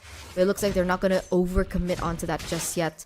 With Amores now picking up the glowing wand as the Valentina. That's actually her first item. She doesn't go for Enchanted Talisman. She doesn't go for a different item.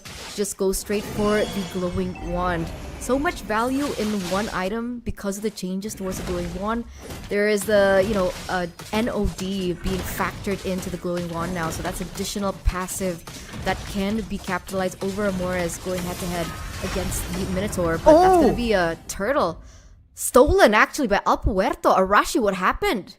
Just dashed in there and stole it, man. The smooth criminal El Puerto. And on the other side, Diagon is still going for the turrets as well. An all-out loss for Cambodia. They weren't expecting that at all, man. The sneaky, literal ninja play from El Puerto kind of turned the tides, and now they go for Moshi in the middle. 1v2 as a shadow kill gets popped in. But Moshi is just way too tanky though, surviving. But that's a swing in momentum for sure. Primal Wrath being popped on the top side as Perez goes in with a sniper of HP. Too low though, too aggressive. Yui Fendi will pick up that kill. And even there now in the purple buff of Cambodia, El Puerto, man, non-stop denying the purple buff from Tegami as well.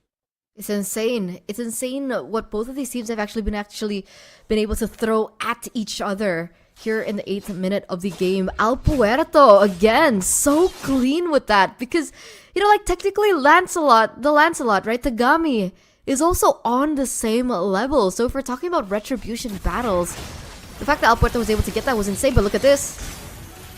Picture of damage, but look at the Phantom Execution to the back line though. Now Amores is the next target as Refendi comes in, flickers out, but there comes El Puerto for the retribution, coming in with the shadow kill, but it won't be enough. Cambodia picking up 2 for 2, but it's not over yet. For the side of the Philippines, they're still trying to find extra value, but they won't be able to do so, as El Puerto and Tegami just lock eyes there, potentially going for a duel though. El Puerto going for a bit of a dive, but that's the maneuverability from the quad shadow. She will get out. And the Philippines, they got to trade evenly, but they get more presence around the map with that play.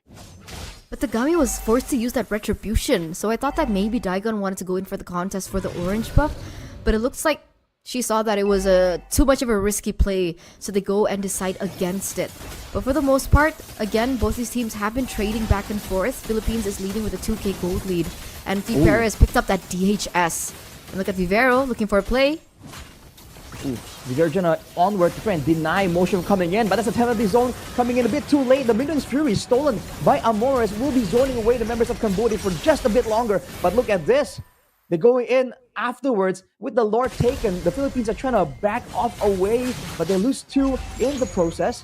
They'll be trying to just do damage control, making sure they don't lose the turrets. And look at this dive coming in from Cambodia. Vivero makes it out alive. And Philippines will not be able to find whoa! Look at that, Tegami! Almost going for it, but the flicker from Perez seals her fate. What a play from Vivero to stay alive. But Dagon gets taken out under the turret as well. Both teams just going toe-to-toe. But with the Lord pushing in favor of the Philippines, the fact that they were able to trade somewhat evenly means that they can now take control and go for these turrets. That was a 3-for-1 trade. If we take a look at that replay, Perez actually flickered in to get that kill over. But meanwhile, with the distraction happening, Perez was unable to save that turret in the mid lane, as well as save her fellow teammate in the mid lane as well. But Daigon gonna be able to get back into the Land of Dawn, respawn ASAP. But I don't think it will be in time for this first Lord push that is happening. We do see a little bit of pressure from the top side from El Puerto. But other than that, I don't think they can touch the inhibitor turrets with how fast Cambodia are clearing out these waves. In fact, they gather on the mid turret right here, not wanting to let anything go for free. You can see the Philippines waiting around. But look at the damage, the shred coming in from Perez, dashing out, but still getting hit by the Minion's Fury and the Phantom Execution. That is her deleted almost immediately. Look at the Shadow Killer in the back, though. El Puerto still being active, going for the execute, getting 2 in the midst of this engagement. But Yui Fendi will still be able to make it out. Overall, 2 for 3 for the Philippines. They're able to come out on top there, despite Perez getting deleted in the beginning of the fight. I think Paris is wondering, like, man, why didn't I go for Purify? If I knew that this would be happening over and over, I mean, 2 times is not over and over, but a few times to really stave off how much pressure I should be having in these team fights, maybe a Purify would have been more valuable against so many tools coming from Cambodia. But look at Alpuerto with her fast hands, gonna be able to zone these members away and gonna be able to get in to that turret in the top lane. And luckily for the Philippines, that turret falls, that base turret falls on the far lane of the next Lord that is going to push. And if we know the Philippines, we know that they love these Lord dances. We know they love the macro style. We know they love to go head to head, toe to toe with that brain kind of strategy against Cambodia, who has been doing much, much better in these team fights, by the way. Kagami now with the Sky Piercer as well. There's so many execute tools available for the side of Cambodia. And now with the photo, the team fighting is going to get even more difficult. But with the wave pushing on the top side, with the base tower taken from the Philippines, this means that, whoa, hang on, onward play with the conceal. Onto Moshi though, she will get shredded down immediately. No response from Cambodia. They're forced to back away, losing 1 member. And look at the response. An immediate jump towards the Lord as Diagon is able to just zone everyone away, be a complete nuisance. What a play from the Philippines. A clean Lord take, without even a Lord dance that we're talking about. Not wasting a single second, not wasting a single moment. They saw the opportunity and they were able to capitalize over that. And again, this just reflects the chemistry and the synergy that all these players have. They've been playing together for so long, even actually representing the Philippines in the SEA Games as well. So that chemistry is definitely there, because that split-second moment where one of them goes in for that play, the rest follow so well, by the way. They're just so familiar with one another. They're so familiar, and their calls are so great that they've been actually able to push Cambodia in a very tough position in this 13-minute game that initially Cambodia were actually leading. It's a big team fight potential that the Philippines are completely negating. Again, with the macro play, with the fact that the Lord was there, that the wave was pushing as well. Now, it's going to be cleared by Cambodia though, but the Philippines, they're trying to make sure that they try and get something in exchange. It's a slow clearing process from the side of Cambodia, but it seems like it's inevitable as an Earth Shadow lands onto Ue, along with the onward. That's a Primal Wrath popped in by Vivero to try and do some damage, but Moshi comes in with the penalty zone. The Minion's Fury on top for good measure. Seems like they're going for the back line, but oh man, Tegami immediately deleted in the back.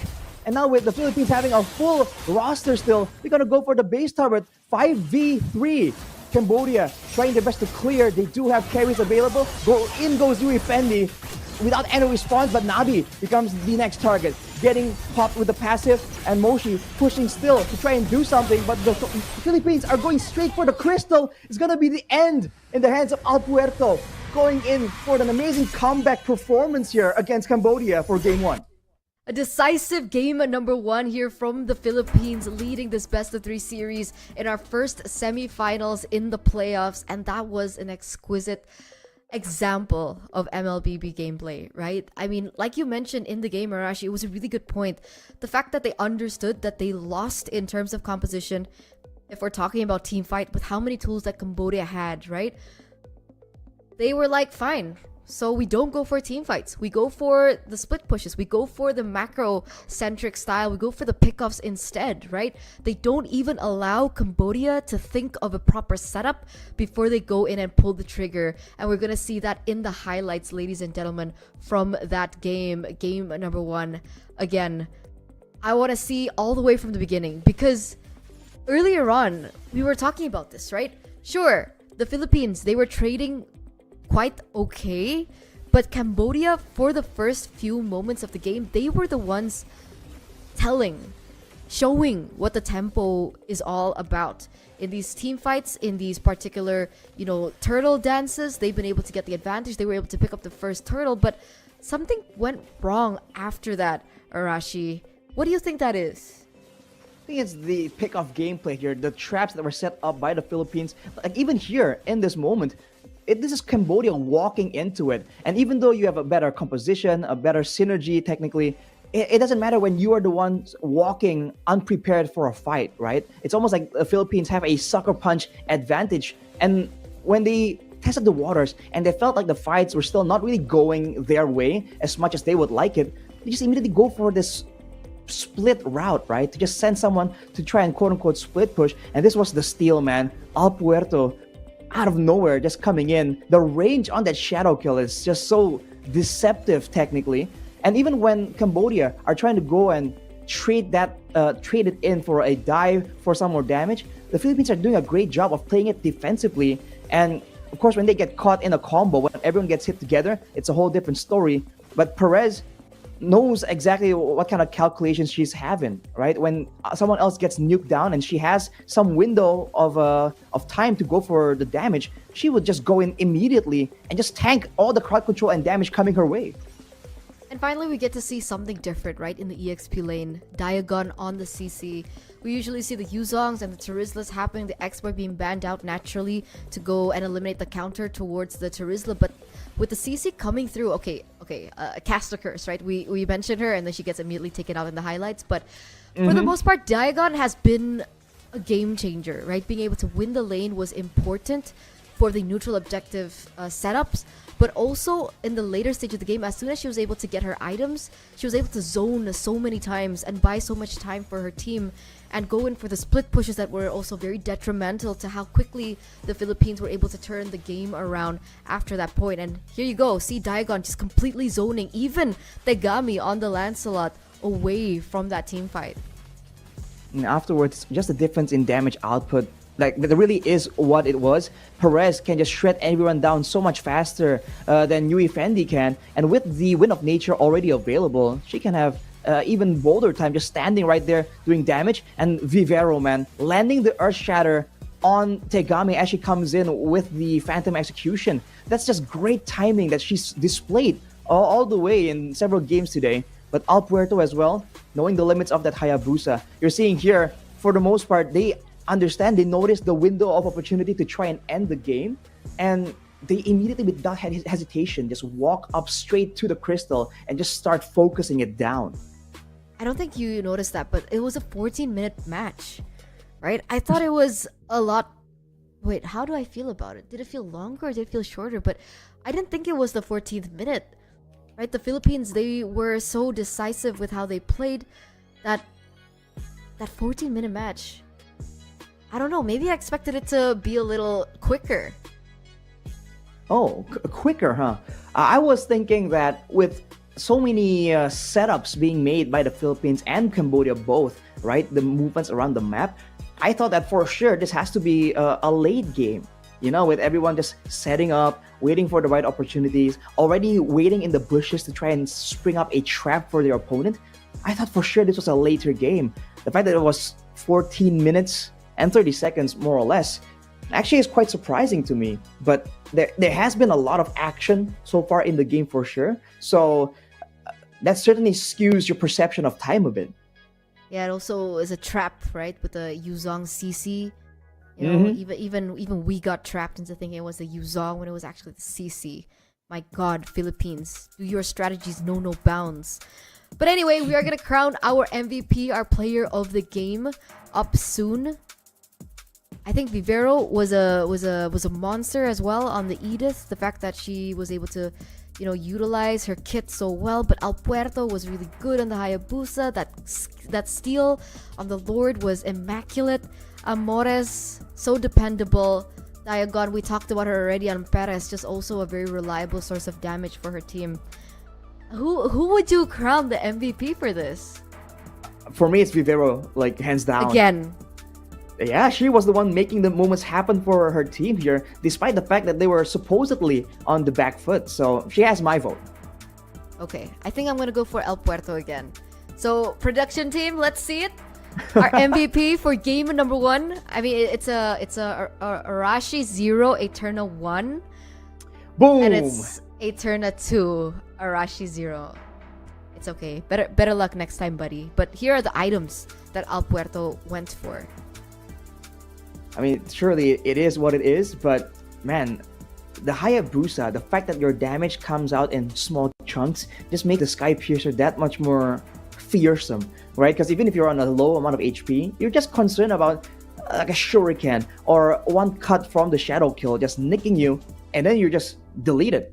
So I think that's a great item to have in the inventory. But that aside, the despite the fact that she has the heptases and she's supposedly going for big chunks of burst, she was actually playing it a lot scarier, man. She just stays in the bush, goes for basic attacks with skills, and then she just gets out of there, right? She wasn't doing a lot of fancy entrances into the big team fights. It's almost like the contrast compared to Tegami, because Tegama was coming in with with the dashes and then the phantom execution right into the center of the fight. Whereas for El Puerto, it seems like she's just skirting around the outsides, being a distraction. And then when she goes in with a shadow kill, it's just to do damage, and then she'll get back out into safety. That in and out is definitely something that Hayabusa has over that Lancelot.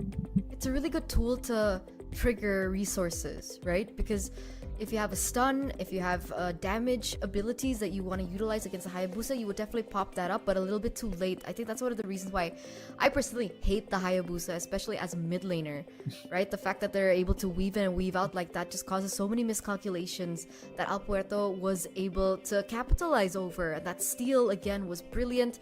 And she shows us, just because the Hayabusa hasn't been doing well in some of these matches that we've seen at ISF, we see the potential of the Hayabusa and why it was, marked up to be one of the stronger assassins in the meta after the patch hit.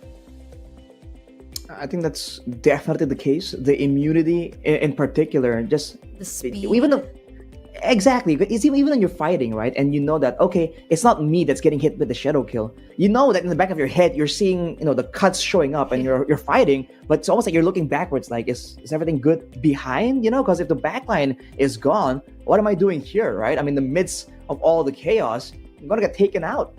That kind of extra risk factor definitely plays into that mental mind game. And a lot of the members from the side of Cambodia, I think they went in for Warcry, and we didn't really see. Well, I guess we did, right? Because we were talking about that match, and there were moments where the Roger was completely dominating in these skirmishes, right? Being able to get the kills left and right, here and there. I think if I had to choose like an MVP from the losing team for game number 1, it would have been the Roger for me. What do you think? I think that's fair. For sure, Yui Fendi was still doing a lot of damage. She was still outputting the pressure. Unfortunately, it's almost like the Philippines used that against her, right? She was the victim of several ganks coming in from Vivero. But she was still doing a great deal of damage. There were some outplays there where she comes in with the pounce, the Lycan pounce, gets the execute, but then just jumps out into safety, kind of baiting some resources as well. I think it's fair to give them the edge. I just found it very unfortunate that they were having all the control, but it's all limited to when a neutral objective is on the table, right? They had to wait for the Philippines to be forced to come into the minion fury, the penalty zone, when it's just a waiting game, when everyone's on standby. That's where the Philippines immediately sprang into action. You saw that conceal into onward Earth Shadow combo, and you're also seeing the fact that the Philippines had a carry. It's kind of interesting to see now, because a big issue now with the Lord dances with the macro game is the fact that you can't really clear that Lord as fast anymore, right? It's more difficult now. It does more damage, but with a carry, you kind of can, right? And you saw that in one of those engagements. Of course, Cambodia eventually checked for the Lord, but at that point, it's a bit too late. So having that extra bit of max HP damage coming in from the carry seems to be another tool that's kind of rising in importance just because of the changes to the Lord. Definitely overlooked.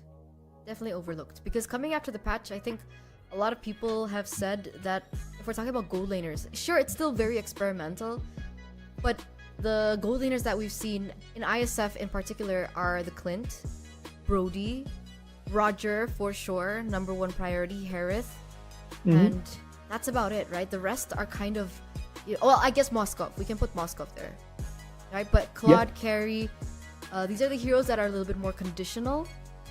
What do you think? Because I was expecting, coming to ISF, especially for the female scene, that we would be seeing a lot more Brodies, a lot more Clints. But those are the two heroes that we've actually haven't seen at all so far. I kind of recall seeing a Clint game, maybe. I don't quite remember which one it was. But yeah, that's true. We haven't seen too many Brodies either. And the one time I remember seeing it was from CW from Indonesia, and he got completely demolished in that game. So I'm not sure if that counts. all right? But with the Skypiercer, I really thought these more aggressive, burst-heavy heroes would really have an importance. But I guess this is the unforeseen consequences of the patch, right? Now some of these heroes haven't been buffed or nerfed, but just gains a lot more potential. And in this game in particular, up against the Terizla, I guess there's additional value to picking up the carry. And you saw that there was a moment where the Teresa walked up and Perez was like, sure, I might get taken out for this, but I'm going to melt down this main front line so that my team can really threaten and engage towards Cambodia. So there's layers and layers of strategy being displayed here in the Land of Dawn.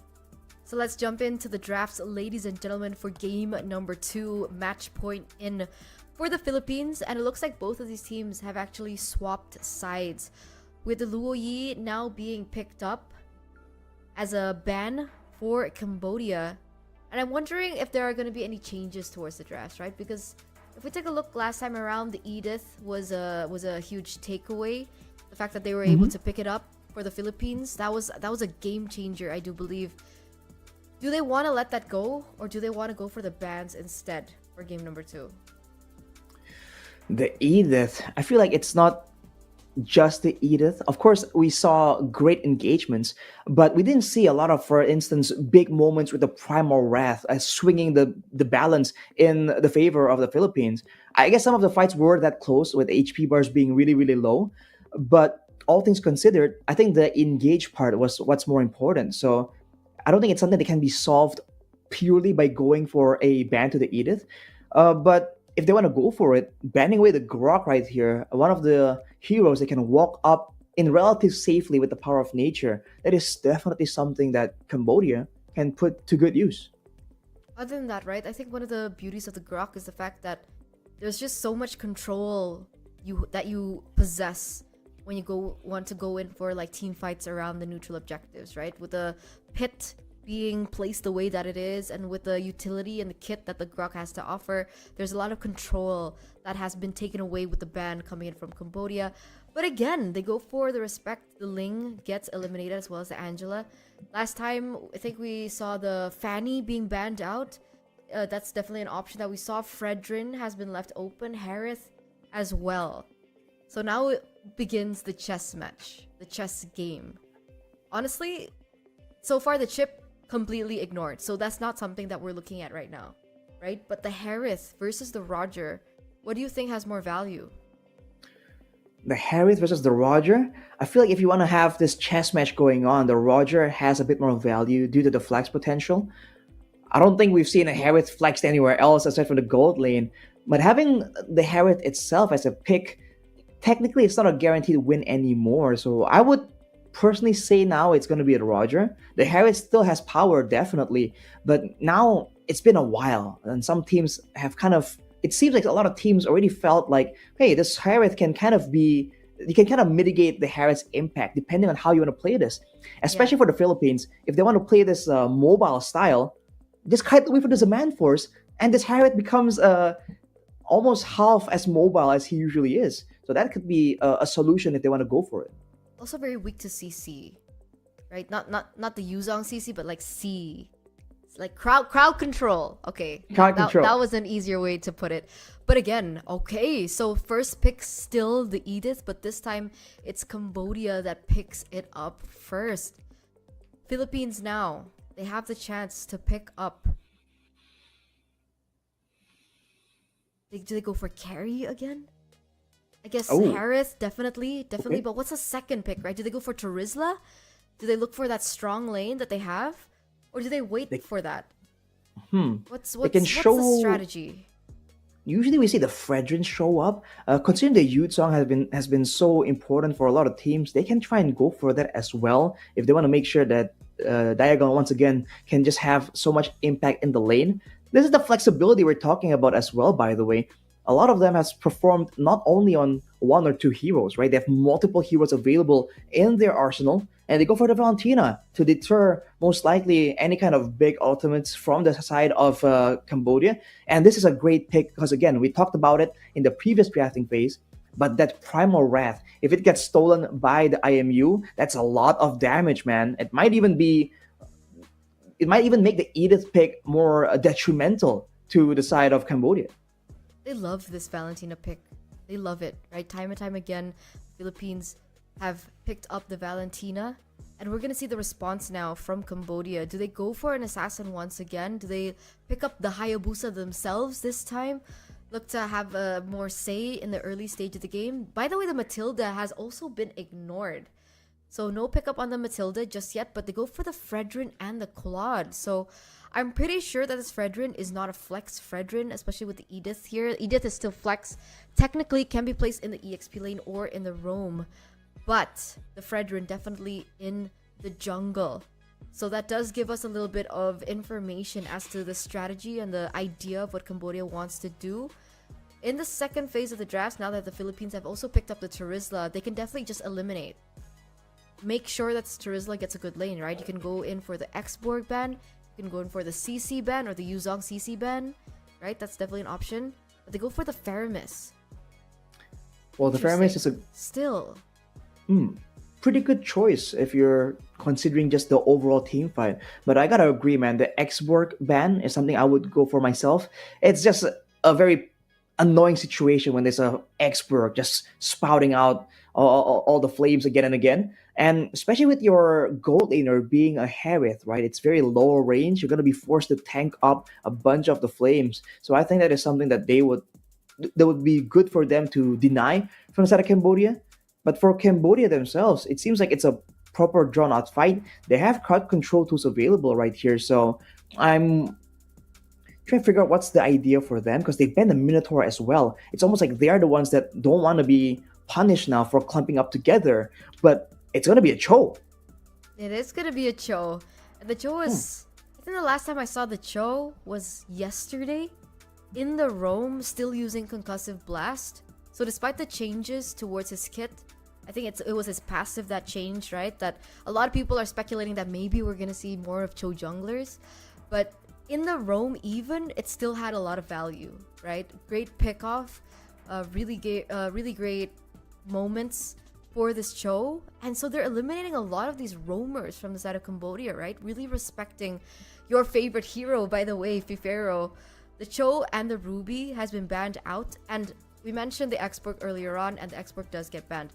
We saw that the Terizla was kind of suffering in the lane against the CC. Do you think that they will go for the flex Edith into roam, CC into EXP? Not that they do have the chance. The CC is definitely an option, but we'll have to see, right? At least in Cambodia, they're thinking that the engage potential is something they don't want to deal with. So if that's the case, right, then an Edith also, aside from being a great engager, is also a great counter engager, right? You see someone jumping straight at you, you onward, you earth shatter, and they are forced to kind of react, trying to dodge away from it. So as a result, for the Philippines, it's gonna be a Martis with the Mortal Coil available. Now Cambodia have to start thinking, right? How do we protect the backline? Fast crowd control won't be enough. They need multiple amounts of crowd control. And if they can get crowd control that kind of gets channeled for a long period of time, that can be good against the Martis, right? To try and make sure that he has to force to use the full-on duration of the Mortal Coil for crowd control immunity instead of gap closing or damage. So what's the choice here? Yuzong? This is the real Yuzong, I think, by the way, right? Yeah. The real Yuzong in the lane against the Terizla, and now they have yet to pick up their roamer. Edith roam mid laner, Lilia. So fast clear still with the Lilia still has value, and it's a lot more safer as compared to some of the other mid laners, like the Farsa perhaps, right? Or Xavier that's been popping up a lot recently in the mid lane, or even the Vexanas of the world. So they're trying to contest that mid lane pressure and the mid lane prio, especially going against a hero as dominant in the early game as something like the Martis. But what will accompany this Martis, right? We're lacking a roamer now. Minotaur's been banned out. Matilda is still open, and technically additional movement speed as well. A lot more wave clear for the Valentina. So yeah, that does get locked in. Matilda, last pick for the Philippines. I was thinking that maybe they want something a bit more beefy, because generally the rule of thumb is if you have one guy in utility, you have one guy for frontline. That's a requirement, because otherwise your CC guy, your crowd control guy, will get deleted before he can output that crowd control, right? So they need some other person. But I guess with the Terizla, the Philippines are confident enough that Diagon will be able to actually tank up all that damage, survive long enough. And maybe the idea is to get her out of there with the guiding wind afterwards.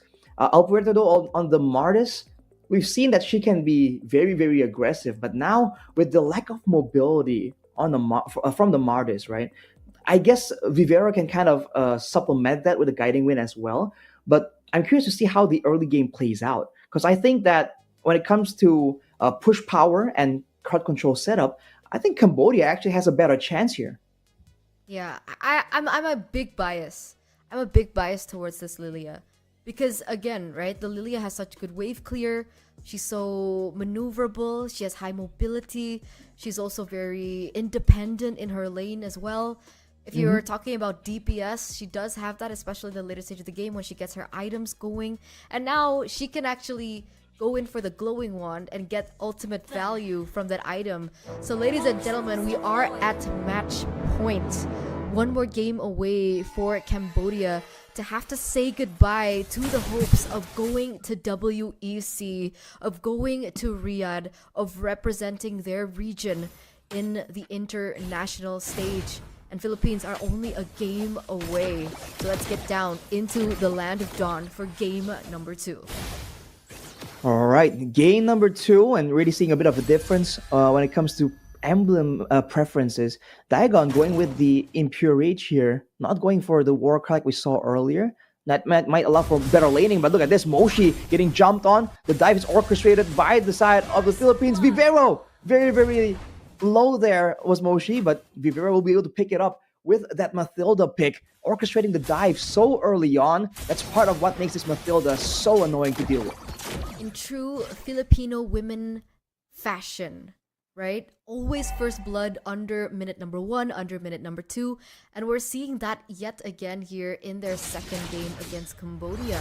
And that does put Cambodia under a little bit of pressure, right? Because to lose control like that, despite it only being a kill, is very telling to how the tempo will move forward. And hopefully Cambodia can turn this around and push this to a third game of the series. But with heroes like the Martis, with heroes like the Harith, you definitely don't want them to snowball out of control from that early portion of the game. And looking at the top side already, Alberto waiting for a chance to make a move, but won't be starting off just yet. There's a numbers advantage on the side of Cambodia on this top side, but the Philippines are undeterred. They just stand by here, waiting for the neutral objective to spawn out, and they'll just be dancing around here, waiting around. And the longer this goes, the more chance there is for Vivero to actually do some harassment, do some poke damage. No Circling Eagle is available just yet though, so there won't be any chance for a scouting maneuver there coming in from this Mathilda. But Amores waiting for the right time, going in, dodging away from the Earth Shatter. But now here comes in the big engage, the Black Dragon form coming in from Moshi towards the back line. It's a DPS from the Angry Glooms of Nabi comes through. You jump now to Alberto with the Moral Call, trying to get out of the situation, but it might be too much to handle. Vivero will be able to get Amores out of the situation, but Cambodia, once again, showing a very strong early game. 1 for 2 trade, and you can even say it's a 1 for 3 trade if Cambodia is going to be able to pick up this turtle, and they do that without any contest whatsoever after the Philippines had to lose 2 members of the main 5. And that's just it, right? Again, a very similar pattern, like you mentioned earlier on, Arashi, to game number 1. Cambodia holding on to the early game, holding on to these neutral objective fights. They're so good with these team fights in the early stage of the game, but let's hope that they don't lose control again, right? Because that's what is so great about the Philippines. They understand their heroes. They understand when their power spikes hit. So they are able to be that type of team to withstand the chaos and the aggression of the early game, to wait for that power spike and then go in for something more. But it looks like Edith in the bottom lane. That's Perez bringing a Purify there to try and counter the gank. But now Amores and Alpuerto are trying to maybe counter back with a bit. But like you said, Eterna, they're very good at just taking it slow, knowing their strengths. But look at that penalty zone, though. It lands straight onto Yui Fendi, who bursts the Purify, but she's taken very, very low. Not low enough, though, unfortunately, as Ue looks for a chance to try and get something more. Both teams will be backing out. And Perez, the initial target here, actually gets a lot of value by pushing out this bottom side, escorted by Vivero as well. Oh, looks like Ue is looking for a moment here. Earth Shatter perhaps with a combination. But the damage, the burst coming through from Perez does deny that away. It actually force a recall from her and buying them a little bit more time in this bottom lane to get over a kill perhaps onto Yui Fendi later on. Meanwhile, Apuerto and Amores are gonna go on to Moshi. Will it succeed? They're walking straight under the turret, that Moshi dashes away with the Furious Dive, kind of denying the pursuit as well. That will be her taking a lot of some kind of damage significantly enough. And look at this trap set up by Ue and Nabi. They go for the play, but the onward does not connect. Earth Shatter lands onto Vivero, but won't be enough to trigger any kind of big fight. As the Philippines wait around, they have utility tools available. Watch for a big penalty zone as Vivero makes a very aggressive move. But look at Amores getting hit by the Earth Shatter. But Black Shoes out of the situation. Now with that penalty zone coming on in the middle, Moshi tries to deter the rest of the team, but it won't be available. He dives in towards the back as Diagon finally gets taken out by the collective effort of Cambodia. And they're still maintaining control here. 1-for-1 trade. The Philippines, Al Puerto is still and was still able to get that retribution, that clean retribution over the neutral objective. So it's a 1-for-1 now for both of these regions. There's control in these team fights. Again, like, I don't understand why, because technically the Philippines, they have a lot of tools that they can utilize as well, right? In this 5v5 team fight, they have Amores, they have Vivero with the Matilda and the Circling Eagle. They also have Diagon with as well the penalty zone, and yet somehow, some way, Cambodia always comes out on top in these early game neutral objective fights. And it looks like they're looking for more here in the bottom side. That's a lot of damage onto Perez. By the way, what's... Exactly, they just way too much damage for Perez to just shrug off. But fortunately, she'll still be able to survive as the backup comes in. And you can see Cambodia really respecting any kind of moment where the Philippines are rotating. Now Vivero gets taunted up. Seems to be a 4-man play towards the turret, but Vivero comes in with the Circling Eagle, going defensively backwards, and now looking for a chance to maybe take Ue out. Alberta comes in, going in with the Mortal Coil, trying to get a Decimate, but in the back line, Yui Fendi with the Blazing Duet shuts down Vivero, and the Black Dragon form comes in. Moshi takes out Perez. And just like that, the Philippines are once again on the back foot, fighting under the turret as Ue lands an Earth Shatter, but they might have been a bit too aggressive right here. Diagon is coming in, swinging that hammer. That will be a relatively equal trade for the Philippines, but considering the situation, it's a bit of a win. 2-for-2 trade, but Perez was the one that was taken out, right? So, yeah, I would understand that notion, but losing something like the Harith, who generally needs to acquire a snowball to get to that item power spike as quick as possible, is definitely not something that is perfect in the ideals of Philippines. But it looks like Vivero are going to be able to zone out Tagami, and they're going to be able to get in that turtle, the last turtle, really quickly and fairly uncontested from Cambodia. So if we're talking about power, it looks like the Philippines have it under control. But if we're talking about a gold lead, it looks like Cambodia is still holding on to that. Cambodia definitely is holding on to a gold lead, but they gotta be careful not to trade evenly against the Philippines right here. The longer the game goes, even though the Philippines technically on paper aren't really having the best late game, doesn't mean that they can't really do anything, especially if the gold difference does get equalized. Now for the Philippines, trying to secure the purple buff, but Ue goes in with the onward, doesn't connect. It's gonna still be El Puerto able to secure her purple. So Cambodia, they're looking for chances here to push their advantage even more, but the response from the Philippines, the threat of a counter engage is kind of keeping them at bay. It's definitely there. And for the most part, Cambodia now have already picked up 2 turrets, right? They have a turret in the top side. They also have a turret in the bottom lane. And they're looking to capitalize over this mid lane as well. So it's been very interesting as to how this game has progressed. We saw a little bit of a similar story from game number 1, right? The fact that you can't really say it was a landslide. You can't really say that it was one-sided for the Philippines. There are so many moments that the Cambodians were able to trade back really well, especially in the early stages of the game.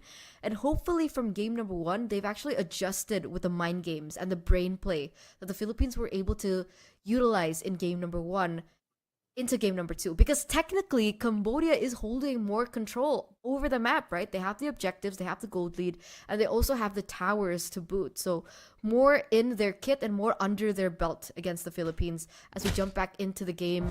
And oh, wait a second, Earth Shatter. Diagon getting jumped on, but on the other side, Vivero going in to try and take out Moshi along with the help from Perez, but now she gets caught in. But that penalty zone from Diagon might have shifted the attention just far enough as Amores is trying her best to try and output that damage, but it's not going to be enough. A Priest's Wrath doesn't land onto multiple members, but both teams walk out without a casualty. But for the Philippines, they're making a statement here that they are still able to hold their own in a fight given the right circumstances. Like you said, Eterna, that brain play is something that they can use. The longer the game goes, the more important the waves and lords are, they can try and do something. But with Uefendi so far away from safety, the Philippines seems to be eyeing her out as a target, but it won't be available just yet. Nope. Oh. Ooh, look at the play though on the bottom side. There's gonna be Diagon getting taken out off camera. Unfortunately, I think Uwe was able to find her in the middle of the fight. And now without the main front line, the Philippines are going to be forced to contest here for a Lord. They have no idea where everyone is. That's a great dodge though to avoid the onward, but now Tegami comes in with the taunt. Won't be enough. The Black Dragon form will be popped up and it's zoning everyone away. The Philippines are deciding to stay right here, but Al Puerto is going to be taking a lot of damage, a lot of attention, but that's going to be a kill picked up by Amores in the midst of the chaos. Vivero will be falling, but Al Puerto still running for the hills. What is going on right here? The Lord gets taken off by Uwe, but at the same time, Uefendi picks up a shutdown, fighting on multiple fronts as Perez tries to survive with the onward, gets purified out. She survives here as Diagon zones Moshi away. The Philippines came out on top right there. How does that happen?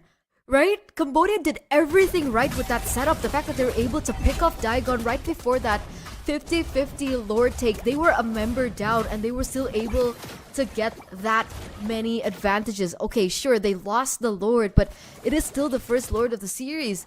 The clapback from the Philippines has been insane. And look now, El Puerto already utilizing that retribution to get a little more time for her to weave out of that teamfight to go up and clear out that Lord. But this isn't gonna be a perfect Lord push for Cambodia after the results of that fight. They were actually unable to capitalize as much onto that Lord just because the Philippines have that wave pushing on the bottom side. Like you said, Eterna, that brain play, but the Black Dragon form comes in for a massive flank. All chaos breaks loose, but that's going to be a penalty. Pushed up towards the turret of Cambodia, but now it has bounced back. So now if Cambodia just plays the waiting game, waits for the right situation, that wave will eventually build up, and it's going to be threatening directly a base turret. For the Philippines, they don't want to show their cards, hiding their engaged tools in the bushes. They might have noticed a chance that there's someone in the bushes. Vivero spots them out, and Perez goes for a bit of poke damage. It's back to the waiting game, and I think Diagon is just eyeing an opportunity, eyeing for a chance to land that massive penalty zone. But with the wave pushing back on the top side, like I mentioned, it's going to be a race against the clock, and it seems like Vivero will assist Perez in maneuvering to try and clear that wave out. Oh, that's a big signal. It's a big signal for Cambodia to go in for the push, and it looks like they see it. With 2 members on the top side, they have the man advantage, and the Black Dragon form gets opened up. Going to be going in with the crown though. That's a blazing duet from Uefendi doing a lot of damage, but here comes the rest of the roster from the Philippines. They're making a play for the Lord still as Perez picks up a kill, but Tegami will be the one to secure that Lord, and that will be 4 members down, 1 more left for the side of the Philippines, most likely going down right here, and that will be it. Double kill to seal the deal. And with the Lord and with the minion wave on the bottom, Cambodia, they can go for the end. This is it. We're going to game number 3. No way they go for the defense. Ladies and gentlemen, Cambodia have fought back. They understand the risks. They understand the importance of this match, and they are not going to go down without a fight, pushing this to a third game of the series as they are looking for that slot to go to WEC in the world stage, on the international stage, over to Riyadh. What a game by Cambodia. That comeback, I don't think anyone expected that from happening. It was just the setup for the Lord from the side of the Philippines. It was so messy, right? It's not something that we've seen too much from this team, but it was messy. You were talking about the far lane, you were talking about the waves that were building up in favor of Cambodia, and the Philippines, they went in for the decision to go in and clear with 2 members, and Cambodia completely capitalized over that. They saw that as a signal. They saw that as just the perfect moment to go in. We have to take a look at the highlights of what happened in that game, because for the most part, everything was so equal. Everything was so back and forth. It could have swayed either way. But you know, thinking about the history of the strategy of the playstyle that we're so used to the Philippines having, we expected that the Philippines would outsmart Cambodia in game number 2, but it seems like it was the exact opposite. Cambodia came back, outsmarted the Philippines, and went in for a wiped out. That was crazy, Arashi. I mean, we were saying that the Philippines, they're all about that big brain play to try and find other ways to win the game without really just banking it all on a big fight. But Cambodia, they've been out for blood since the beginning of the game, man. And with the tools available to them, the DPS available in their composition, it's definitely nothing that the Philippines can kind of ignore. UniPin on the Claude, bringing it into the late game. The Lilia as well, with a lot of DPS. We can see that once they go in and the backline doesn't really have the tools to really stop the channeling of some of these abilities, they just get shredded down immediately. So the only time we see that the Philippines were able to get a dominant fight is when they were fighting on their terms, when Cambodia were jumping into their safe zone under the turrets, for instance, and that's where they were able to actually get so much more value.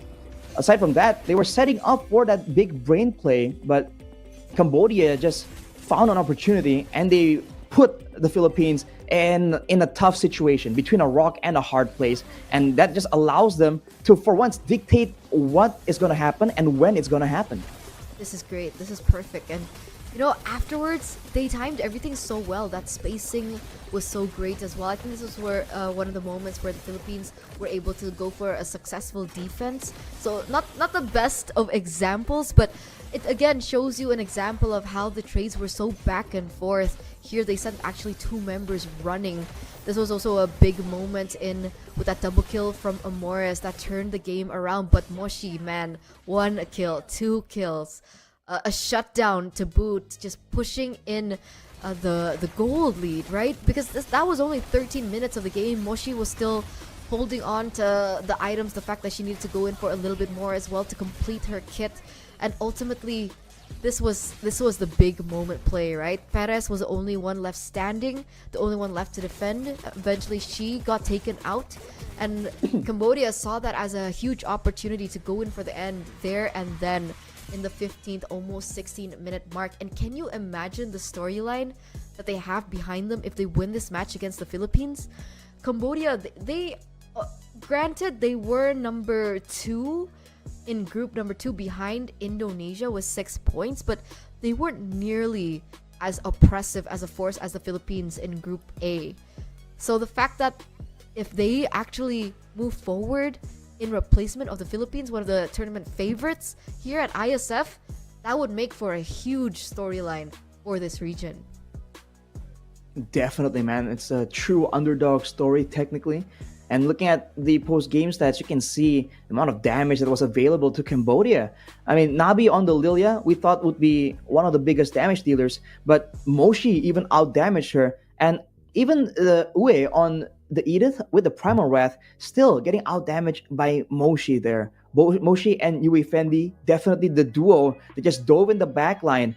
And in contrast to the previous games we've seen the Philippines play, they just did not have the tools available to save both the backliners and to still have enough to stop some of these big spells. We talked about how they were so good at layering that crowd control, and now with only the penalty zone and maybe the circling eagle as a crowd control tool, it just really wasn't enough to secure a favorable situation in the fights, and they can't really force Cambodia into fights as well, which is why they were stuck just waiting, playing responsive, even though they have aggressive picks like the Harith, like the Martis. So you do wonder what the idea was, but the MVP, Turna, what's your pick? MVP for Cambodia. I mean that's kind of tough. Moshi definitely had a lot of moments for her on the Yuzong. We saw the outplays that she was able to make, the impact that she had in the team fights, being able to zone out the backline members, the zoning of the core members, right? Technically, Philippines doesn't really have a backline, right? With everybody so keen on going in for the dive, but the core members from the Philippines, that first kill, second kill, shutdown, double kill play was also a big factor as to Philippines losing control. So the MVP, however, the player of the match is Yui Fendi Arashi, our gold laner, right? With the Golden Staff, Mythic Road DHS, Windtalker, as well as Corrosion Scythe. I believe the Windtalker might be swapped out. That's a very common strategy, especially if they are trying to rush for an end. But that aside, even if that was part of the arsenal, there was just so many things to pay attention from the side of the Philippines that Yui Fendi, by all means, has been left relatively alone. Right? They're busy dealing with the Black Dragon form. They're busy dealing with the Primal Wrath. So when the Blazing Duet comes in, again and again, Yui Fendi was able to actually get a full-on channel and just shred the whole team, the whole roster from the side of the Philippines. And like we said, when the games are that chaotic, when it's a back and forth, it kind of favors the late game team, the team with the late game composition. And for this particular game, it is definitely Cambodia with the Claude, with the Lilia, with the Edith. And for the Philippines, it might just be a bit of an oversight. And they're definitely back to the drawing board right here, thinking about, whether or not that synergy was good enough for them to go with to try and get that early game snowball. And if they don't want to, they can just default back to their mid to late game strat, right? Where that clean, calculated gameplay has led them to great results. Dude, Edith. Hear me out, man. The Edith was a big problem. Edith in game number 1 fell into the hands of the Philippines and they were able to win it, right? Mm-hmm. The Edith at the moment just has so much going for her, right? Because you mentioned about the counter engage that is also possible to be utilized. There's just so much flex into how you want to utilize her, right? You want to be aggressive on the Edith, that's definitely possible. Flicker, Earth Shatter in, and then you go in for your combo, right? Or if you want to go in for the defense, you want to go for a counter engage, that's definitely still possible. Still, you can utilize that Earth Shatter really, really well. And that's not even mentioning the damage output that the Edith has, especially when they're going in for the defense, right? Counter engage play with the Earth Shatter, and then she goes into her Primal Wrath, and then she does the kiting. And there are just so many moments where I saw in these team fights where a lot of the members from the side of the Philippines, they were forced to go back. They were forced to not commit onto these team fights because of how much poke they were receiving, how much magic damage they were receiving from this Edith. So with the next match, I don't really know who's going to be first pick and who's going to be second pick. But if they go in for the swap again, I do believe, once again, this Edith is going to be a hot priority pick for both of these regions. Or one of them will decide, like, we're done team fighting, right? And go for the exact opposite approach. But if they still want to go, if they're still willing to go for these big team fights, I do think that this Edith is definitely a big player in the roaming business, because it's like a good mix of everything, right? You got damage, you got tankiness, and like you mentioned, Eterna, there's counter engage, but also aggressive engage potential. The fact that the Earth Shatter, right? It's not compared to the Minotaur. Let's compare, right? The Minotaur has like AOE around him, but for Edith, it's a bit more one-directional. But what that allows her to do is kind of use it as a very obvious threat, and technically, that's where you see these massive Earth Shatter Flicker combos being used when you least expect it. So that is something that can still be used in the same way, even though you're not fully committing to something like a like a minotaur that just has to go for team fights. You can also transition into a damage dealer, and you can transition into an actual like pick-off hero, the way the Philippines were using her in the first game. So that flexibility, once again, is definitely something that will be prioritized. For sure. For sure. Oh man, I didn't expect this to go a full best of 3.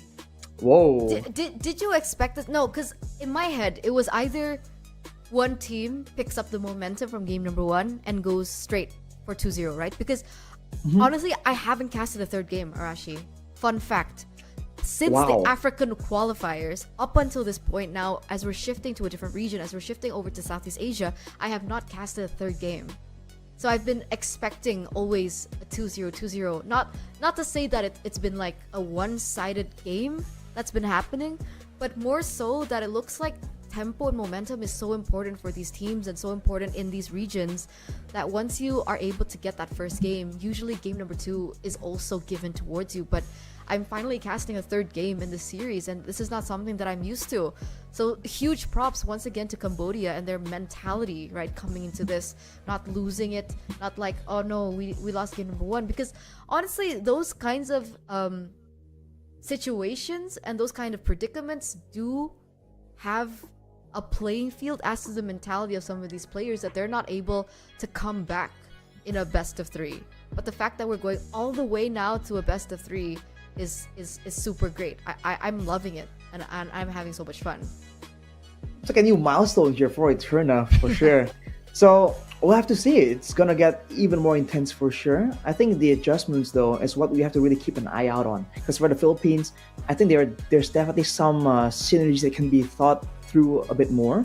The fact that the Mardis here was supposed to be such a big menace, but considering all the crowd control, all the team fighting tools available for the side of the Cambodians, you saw that even in the first turtle fight, they didn't really get that advantage, right? That lead that we were expecting them to really have going into the game. So if they really want to try and, like you said, Eterna, use that momentum, try and snowball technically into a victory, then it's not enough to just get aggressive picks, but maybe source of damage like the Lilia needs to be thought out a bit more, because that definitely was a big factor in those big fights, right? The angry glooms just landing all over the place, especially for that first fight. The pre-level 4 advantage for the Lilia is something, almost comparable to the Lo Yi. So something along those lines need to be kind of amended a bit more. I personally would like to see Vivero and something a bit more aggressive, because she did great on the Mathilda, but Mathilda is a lot more reactive. Whereas we saw that for the Philippines, they did their best work when they were the ones being active, right? And your roamer kind of ties in directly to that mentality. So I fully expect something of that nature to come out of the Philippines. So what heroes would you like recommend here? Like if you're talking about more active heroes, what are you referring to? Are you referring to more of like the Grox? Oh, you know what? I've been wondering, why hasn't the Atlas come back? The Atlas? Oh man, I feel like the Atlas is a bit too all in, right? And we've seen several times before that the Atlas does show up on occasion when people were still experimenting with the meta.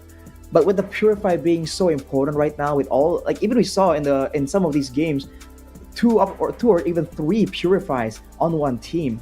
It's just a very easy way to counter that big, obvious slow engage.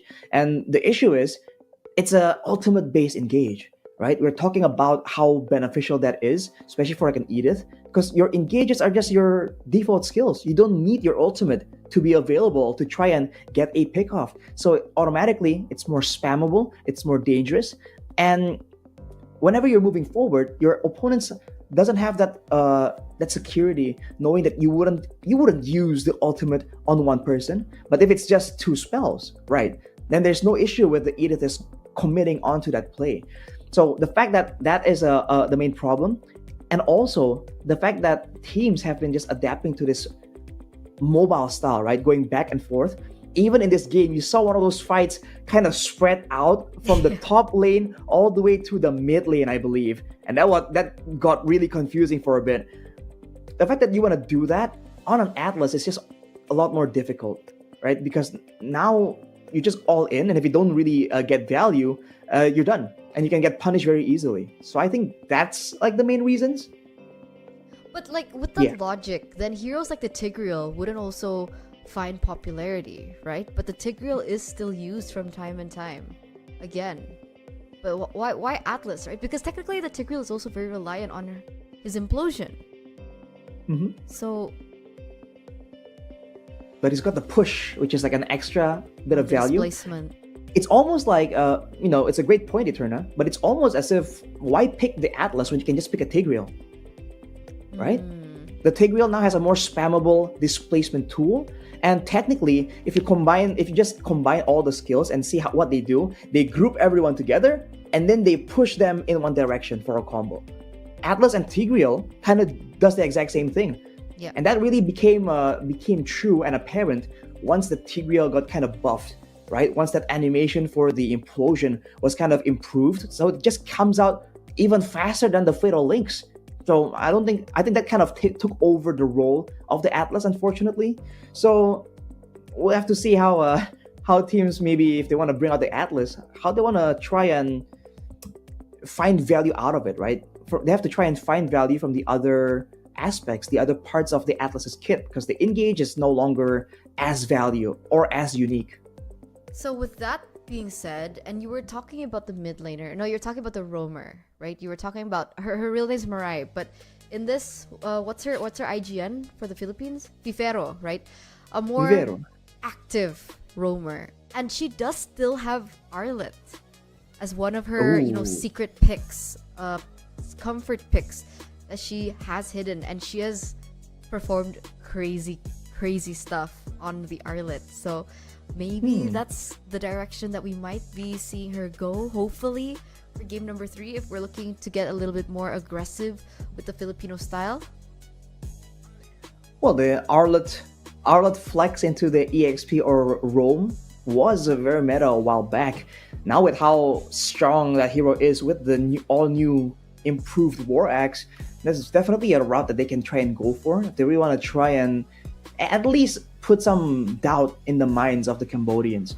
Because for Cambodia, I really feel like whatever the Philippines brings out, they're in it for a brawl, right? We've seen that happen so far. It doesn't matter what picks they have. They are in it to really be the last man standing, or last woman standing, technically. So I am interested in seeing the adjustments from Cambodia, considering that we're expecting them to maintain this very aggressive, very chaotic style. I love it though, right? Every time we go into these team fights, they've been doing so well, and I think it's gonna start with the drafts, ladies and gentlemen. We are moments away of heading to draft 3, game number 3, our final game in this best of 3 series between both of these regions. And here it is, right? Cambodia still with first pick. All right. So Philippines on the second pick. Last time they had to lose the Edith because of this. I want to see if there are any changes towards the bans, because so far it's the same, right? Luo Yi, Angela still banned out.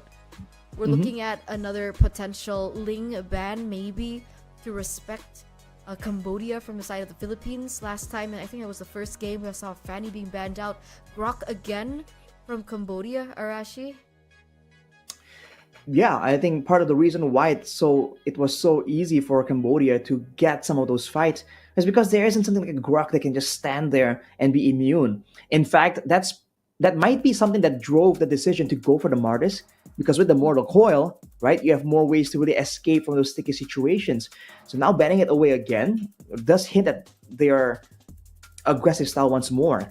But the Philippines, knowing that, do they want to go for the Edith, right? That comes into mind. And if that's the case, if they're really expecting to walk into danger again and again, I feel like this time they might really prioritize the X-Borg. That's always been the go-to, right? When you need someone to technically take several deaths and still not get taken down. A Minotaur, again, gonna be the choice here. So absolutely no changes whatsoever here, Arashi. If the Philippines don't adjust, this should be a Roger being banned out in that final space. And again, it is still going to be the Roger. So are we gonna see a similar story? What's the adjustment here? Cambodia can go ahead and, play to that strength, right? Pick up the Edith, first pick like they did in game number 2. Find the momentum, find the flexibility of the Edith that can still be flexed as well into several different lanes. We can have Edith in the roam, we can have Edith in the EXP lane. And again, same story, Arashi. Philippines last time went in for the Harith and the Valentina. Yeah, if they want to go for the same thing here, I think it's a bit too, I don't know, too repetitive, I would say, right? They want to have some kind of variety here. And if they're trying to go for brawls, the Fredgen has always been a solid pick, right? Very multifunctional, crowd control, tankiness, damage, and sustain technically. So they're still going with the Harith, and that's what I'm concerned about. We saw that they had that Harith for game number 2, but Perez was unable to really go for some very aggressive plays and shut down that gold lane. So they need help there for sure. But now for the side of Cambodia, Baksha and the Moscow. So they are the ones trying to go fast around the map. Honestly, I like it, right? There's a lot of mobility towards it. There's a lot of snowballing potential from the Moskov in the lane as well. I guess earlier on, what do you think about the Moskov versus the Harith in the gold lane? Who do you think wins that lane? The Moskov and the Harith? Yeah. I think the Harith still wins when it comes to just laning. Just because of how fast the Synchro Fission shows up and, swings traits in their favor. And technically the Harith can also disengage if the Moskov kind of makes an aggressive play. So I feel like it's going to be a bit of a skill matchup. Depending on how and when the skills are used, it can swing the balance. But I think what's more important is the intervention coming in from the rest of the team, right? We've seen that roaming around the map has been a very key win condition. And you can see that Cambodia, they're still hiding their mid pick. And for the Philippines, they ban away Terizla for now. And I think that they're just trying to make sure that, I'm guessing this is the CC. It's like a Yuzong, but with more red in the drip. That usually means it's a CC. So they're trying to make sure that they don't allow Cambodia to really have that tank frontline member to just take a lot of that damage. Yeah, but even then, right, they still respect the playmaking potential of the Terizla and actually ban that out. So there are still options for, of course, them to go. But very interesting, a chip ban here. So maybe they don't want to be matched in the global presence. Maybe that's what they're saying here with the chip being banned out, because they do have the Moskov. The Moskov should want to go in for the far lanes in these skirmishes, in these team fights, in these neutral objective takes. But with the presence of the chip, the Moskov can't do that. They can't capitalize over the global presence. So that's why the chip gets banned here. But what's the option here? Yuzong can still be picked up for Cambodia if they want to go head to head. But a Yuzong against the CC doesn't naturally do well as well. But still, the Philippines are shutting down the EXP laner here, Arashi. I guess Arlet is one of the other viable choices that he can go for. Well, consider that Moshi on the Yuzong has a case to be made to claim the MVP from the previous game. Agreed. With the chase potential, with the chaos in the backline. I feel like it's a wise decision to respect that. But for the side of Cambodia, they banned away the Mathilda this time. So they were really expecting that the Mathilda is going to be a tool that the Philippines can use to maybe make that CC even more elusive than she already is. Now with the first pick, now I do wonder what it's going to be, because the EXP lane is already filled in. They might want to hide their mid lane for the final moment though, because that could be a way for them to deal with that mid roam pressure. So who's the roamer, right? With the Matilda being banned out, Chip, Minotaur, Grok. We also don't have the Angela. Ruby? Arlet, Ruby is an option. Edith has been picked up already. I think we saw Kufra last time, but I don't really see the value of the Kufra here. Okay. Tigreal, okay. I mean, you wanted something a lot more aggressive with the kit and utility. We were talking about the Atlas, and the Tigreal shows up. A lot more worth it, right? With the spam ability of the Tigreal and the kit. So the last two picks, Arashi, predictions. They can go for a Faramis here if they really want to really augment their fighting prowess, because they do have a lot of Really? solid DPS already, ready from the Edith, from the Moskov as well. But if they To want to the go straight, Tigreal though. exactly, they might want to just go for something like a Lilia. It can work as well. I think it's definitely something that has a bit more utility, because if they're only relying on the Edith right now, it's going to be different. It's going to be difficult. They go for the Vexana here, and oh man, that X-Borg, that's just so annoying, falls into their hands. Yeah. Gonna be a Vexana pickup. You're talking about the fact that they need a little bit more utility to work with, because technically their setup at the moment relies solely on Edith, right, with the Earth Shatter. But sometimes the Edith is great as a second layer, I would say. Right? So with the fact that they have a little bit more tools in their kit with the Vexana now, I think it does make sense, right? I think it's a good way to wrap up that lineup. But for the Philippines, prediction. Oh man, it's too quick. I wasn't allowed. Rashi! No! It's gonna be the Lilia, and I kind of like that. If they want to try and play this kiting style, if you notice, not a single one of these heroes are gonna be required to just go in all in at the first sign of danger. So if they kite back, the Harith can kite back with a Synchrovision, kind of deter, force your opponents to walk into that sweet spot. The Angry Glooms can be used for resets, and the CC can just kite back and forth as well. All things considered, they are kind of geared up well to deal with an X-Borg, but I worry for Vivero, because personally, when I play a Vexana against a Tigreal, I love going Purify, baiting out the implosion, then I just Purify and terrify the Tigreal. And just like that, everything just gets cancelled. And if they go for someone else, I just cancel it with like an Eternal Guard. So there are ways for Cambodia to counter engage in a more decisive manner compared to the Philippines, unless they just reserve all the implosions and the sacred hammers just for like a counter engage potential. Because not only does the Vexana do really great with counter engage, but the Edith does too. So if you're talking about tools, they have extra tools here. But the question is, with a team as aggressive as Cambodia, with a team that loves those brawls so much, do you think they're going to be using it for counter engage, or are they going to be more on the offense? But that question will be answered right now, ladies and gentlemen, as we get to the final game in this best of 3 series.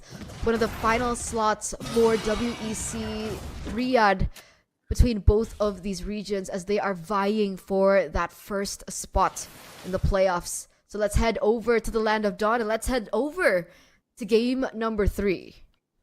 Well, that's a crafty move from Vivero, by the way. They already burned out UniPin's Purify by just setting up an ambush in that bush. But now look at Uwe taking a lot of damage. That's the Lilia power. On the other side though, Daigon and Moshi, the Xbox CC matchup is just so skill-based and so almost luck-based, I guess, depending on how the CC plays. But the mid-pressure now will definitely be in favor of the Philippines.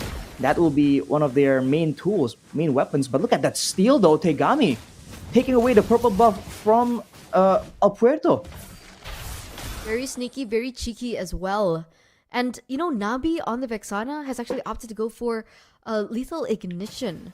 So sometimes we've seen different sorts of emblems for the Vexana. We've seen Lethal Ignition, we've seen Impure Rage for a little bit more utilization into the Impure Rage, but very aggressive stuff with the Lethal Ignition choice for this Vexana. So expect that from happening. And of course, what else are we expecting from Cambodia, right? Definitely one of their main highlights has got to be how they play these brawls.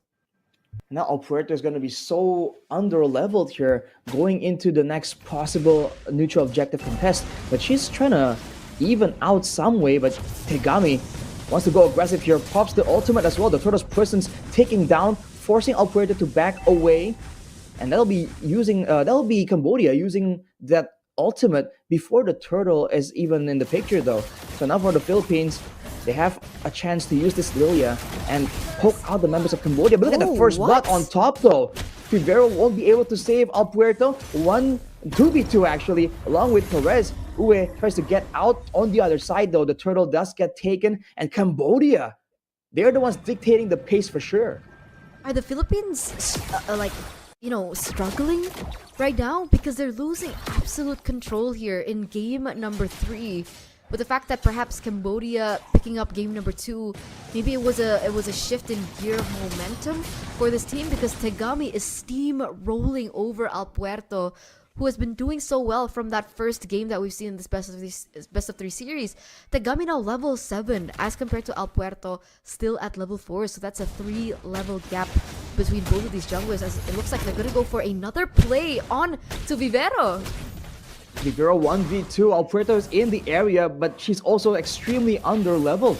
Cambodia making aggressive plays, and even on the top side, Yuli Fendi making sure that she is the one that means business in the lane. Even though the Harith is somewhat prioritized for the side of the Philippines, it really hasn't been as impactful as they really require for them to have that kind of pressure. And to make things worse, it seems like the only real lane where the Philippines have some kind of pressure is going to be that mid lane. Right? Everywhere else, the X-War can push and harass so much more reliably. So can the Moskov. And the ganks just haven't been working out for Vivero here on the Tigreal. Oh, see that Moshi though?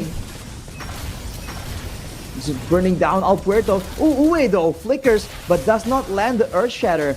Al Puerto will be able to survive with her life for now. But Cambodia, with this maneuvers, with the steals, they are just increasing the gold gap ever so slightly.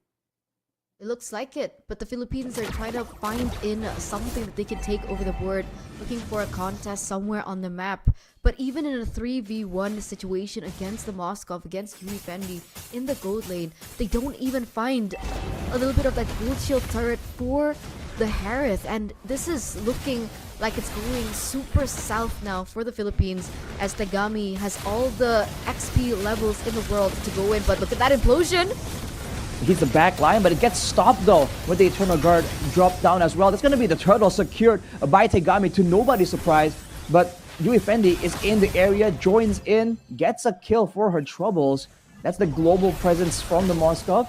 That's still a win for Cambodia though. They were able to get that turtle quite handily.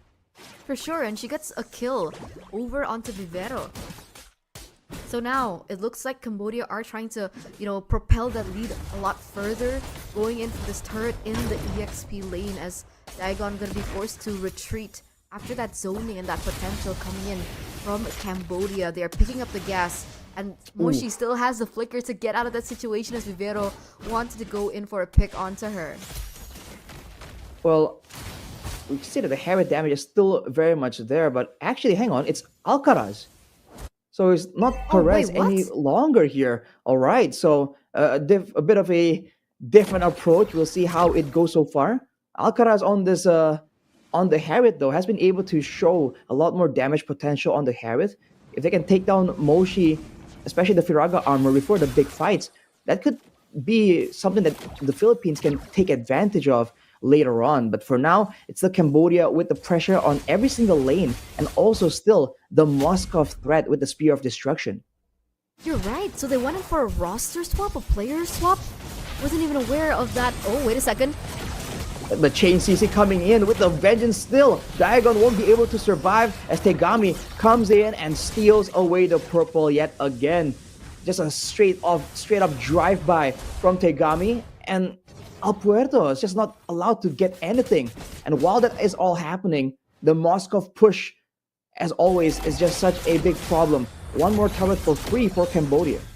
Yeah, the global presence of this Moskov has been insane. The map pressure has been insane. And it looks like that export, it looks like Moshi is going to be able to pick up another turret in that top side. And with this lead that Cambodia has, almost a 6k gold lead up until this point against the Philippines in 6 minutes, by the way. It's only been 6 minutes. Has actually denied them away from a lot of their own jungle, so they're falling far behind, and Cambodia are picking up the pace where they left off. That's going to be a perfect turtle now for Cambodia as they get that last turtle in the 7th minute of the game. The Philippines, 0 kills, 0 towers, 0 neutral objective takes. Just everything on the board for Cambodia right now. They're just completely dominating right here, and they're playing a lot more careful. We saw that earlier, it's all about brawls, but now, knowing that they don't necessarily have a one-sided late game composition, they're playing it safer, and they want to make sure that they do get the better trades, the more value trades every single time. And look at the trap they're setting up for Diagon here. It's going to be a shield unity towards her, but everyone else not really following up on it just about yet. The fact that Amores is on the Lilia, though, is definitely a beacon of hope for the Philippines if they want to bring this to the late game. Let's hope that it's enough, right? Because so far, her alone has not been able to change the course of the game. We do see a Thunderbelt being built up for El Puerto that will help her later on as much as this game progresses because of the change of the passives and the attributes of the Thunderbelt, more physical defense and as the game progresses, right? But look at the damage from Uefendi actually onto the CC.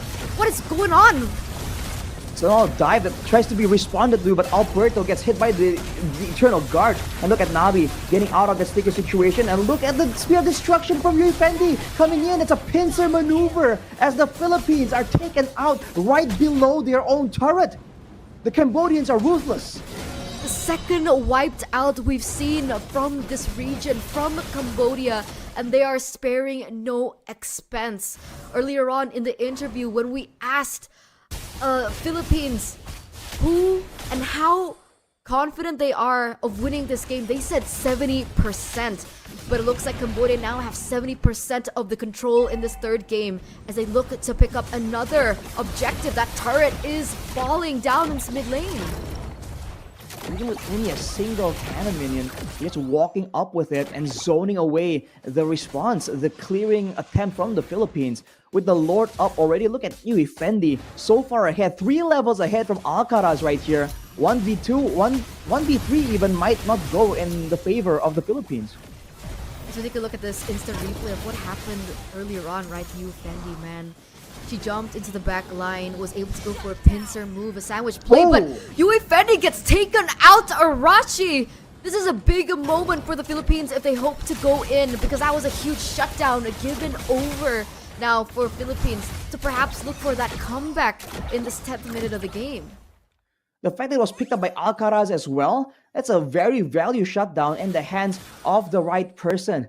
At 10 minutes though, that will be the Philippines finally being on the board. They have a chance if they want to drag it out to the late game, the same way Cambodia did in the previous game. But Cambodia for sure needs to start respecting the damage potential. Now with the curtain call, Diagon tries to try and do as much damage as possible. But for the Philippines, they have to try and play it calm here. They need to prepare for the Lord sieging potential that Cambodia will definitely try and use to its max potential. They also don't want to overextend, right? Because Uefendi getting caught out like that, that's definitely not something that you want to give over to the Philippines, because time and time again, all these minor mistakes, minor missteps can definitely be taken over by the Philippines for them to look for an advantage themselves. We do see penetrations coming through and coming built for the gold laners. Alcaraz picking up the Divine Glaive. Meanwhile, Uefendi picking up the Malefic Roar. Look at that damage coming through. Definitely dealing that damage to the front lines. Arashi, but this Lord is going to go down. As that should be a successful defense from the side of the Philippines. Great defense utilizing the Lilia. Ue might try and go for a pickup here, but no, it's actually Tegami rolling in under the base. We've seen this before, but the Cambodians, they don't care. They're going with the last insanity, even though the Tegami is taken out. Now without minions though, Ue still in the front, taken out finally by Alcaraz. That was a very bold play by the Cambodians, but the Philippines, I think, come out on top there. Yeah, 2 traded in. They do lose an inhibitor turret, but lucky for them, it's going to be on the same side that this next board spawns. So technically, it's not much for the Cambodians to actually play with. They should be able to kind of dish out that damage and of course cover in those lanes a lot easier. But remember, it's not as easy, especially with a Moskov in the vicinity. But here is the instant replay, ladies and gentlemen, of what happened earlier. We do see the last insanity being popped in, but luckily there still was a Black Shoes to kind of outplay that damage. I think Ue went in a little bit too aggressive in the final moments, and actually her life was traded in for the price of none. So the Philippines do pick up a little bit of the scraps that were left in by Cambodia, and this is one of the things that we were talking about before that Lord push, right? We were talking about the Philippines need to play this calm, but so do the Cambodians. Like, they already have the lead on so many different avenues. They don't want to overcommit, and they don't want to make too many glaring mistakes for the Philippines to eventually capitalize over and take over the game. in this third game of the series, but this Lord is going to be spawning real soon. And it looks like Cambodia have actually opted to go for a full commit onto the Lord. They don't go for the, play with Yui Fendi in the bottom lane to try and outmaneuver and outplay Philippines in this Lord dance. Definitely a dangerous option as Tigami gets chunked down. That's that new all-improved Lord damage. But look at Yui Fendi. Aggressive moves with the Abyss Walker forward. Lord gets low though, but that's going to be the engage from Uwe. And look at Amores. Forced back, pulled back into the fight. The last Insanity demolishes the backline. Alcaraz trying to kite away from the bulk of it. Having the shield available here to try and outplay, but it won't be enough. The Philippines lost 3 members in that engagement, and Cambodia can still go for the Lord. Yui Fendi going in, pinning Dagon to the wall, and she'll be taken out as well. The Lord might not even be necessary. Alcaraz against the world. Can she defend this? As the Cambodians, they go for a mid lane. Look at Alcaraz trying to go for the kills, trying to clear the waves at the same time, but eventually she will fall. Cambodia coming out on top against all odds against the Philippines. The underdog story reigns true, ladies and gentlemen, at Iesf in our first match in the playoffs, in our semi-finals, as the Philippines have been eliminated out of their Iesf run. And this means that it's official. Cambodia have successfully secured that first ticket over to Riyadh at WEC, where they will be able to represent their nation against the worldwide's best. What an outcome, what a result. We have to take a look at that again because definitely a lot of people weren't expecting that. So let's get into the highlights, ladies and gentlemen, for that final game in this best of 3 series. The way that they played that was so clean. What was it from the Philippines? Did they lose gas? Did they lose momentum? Did they lose that strength and mentality after Cambodia won game number 2? Because all the way from the early stage, Cambodia completely gained control over everything that was given, right? Team fights, kills, neutral objectives, rotations, you name it. I feel like for the Philippines, they're trying to be a bit more flexible, right? They want to have the CC as a way to distract the same way they've been able to do when they're able to just split apart a strong team fighting composition.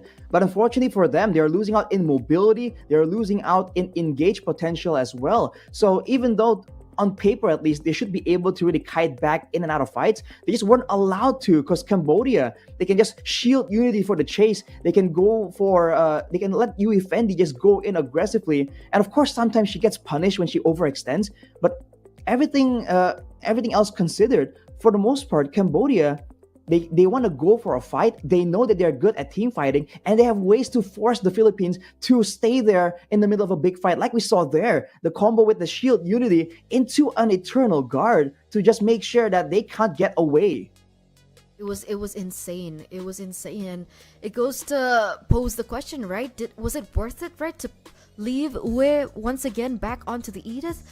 How many things that she was able to do up until the very end, going for the Earth Shatter. She used it very aggressively, by the way. Rarely do we see that she goes in for the counter engage. Because again, that's how Cambodia plays. And apparently that aggression was a little bit too much for the Philippines to handle. Arashi, can you imagine? One of the tournament favorites. One of the teams that everyone around the world are anticipating making it to WEC gets eliminated here in the playoffs, our first semifinal match of the day. And again, right, in the interviews from the African region, a lot of people are saying we're anticipating going against the Philippines in WEC, but they're not even going to be there in that 13-minute clean game by Cambodia. It's a huge upset, but we live to see it. Like we said, we like going with the data, but when things just don't go as planned, that's what life is about. That's where the excitement really lies. Man, for Cambodia, they were successful in just forcing the Philippines to play their style. And the fact that Tegami kind of really caught El Puerto off guard completely, just completely shutting her down in the early game. I think that was also a big factor here in ensuring that from the jungle, that advantage bleeds over to the other lanes as well. Cambodia, man, they have everything you would really want to need. They have the global presence with the Spear of Destruction. They have utility. They have AoE as well. It's almost like they just have better experience team fighting, and so they want to use that against the Philippines. And they did it to success. Again, 2-1, a big reverse sweep from Cambodia as we're going to crown our MVP for that match. Ladies and gentlemen, you know, pick your price, pick your poison, name your price as well, right? Is it Yui Fendi? Is it Tegami? Is it Ue? Is it Nabi? Is it Moshi? Because at this point, everyone was playing so well. But I think one of the main highlights for me personally is Yui Fendi. What about you, Rashi? I would go with Tegami actually, considering the early game and even that final engage near the base. I feel like she just was a lot more active. But of course, Yui Fendi, insane plays coming out of her as well, and being the damage dealer, of course, she is going to be one of the key members in winning out this game. So let's see, ladies and gentlemen, our MVP, our player of the match. It's gonna be Yui Fendi, 618 KDA, a 50k amount of total damage. And in terms of itemization, it's nothing too crazy, right, Arashi? On the Moskov, we have the Malefic Roar, the Golden Staff, the Corrosion Scythe, we have the DHS, definitely as one of the first 3 items being popped in, and the Rose Gold Meteor to really respect that damage output given towards her, because it's a lot difficult, right? If you want to go for Wind of Nature, there's a lot of magic damage being built in as well in the composition that the Philippines have brought. So the Rose Gold Meteor does make a lot of sense, but she still even has the shoes. If she wanted to go for Wind of Nature later on, it was still a big possibility. That is definitely still another option, but I guess against the Harith, right? Against the Harith and a Lilia, she was just really concerned about that magical damage, especially because she'll be forced to walk forwards, right, into some of that damage. And that's something that Yui Fendi was doing really well. Sometimes it seems like it's a danger zone that as a marksman, you don't want to walk into, but you'll just jump in knowing that all things considered, it is going to be a lot more beneficial for her team.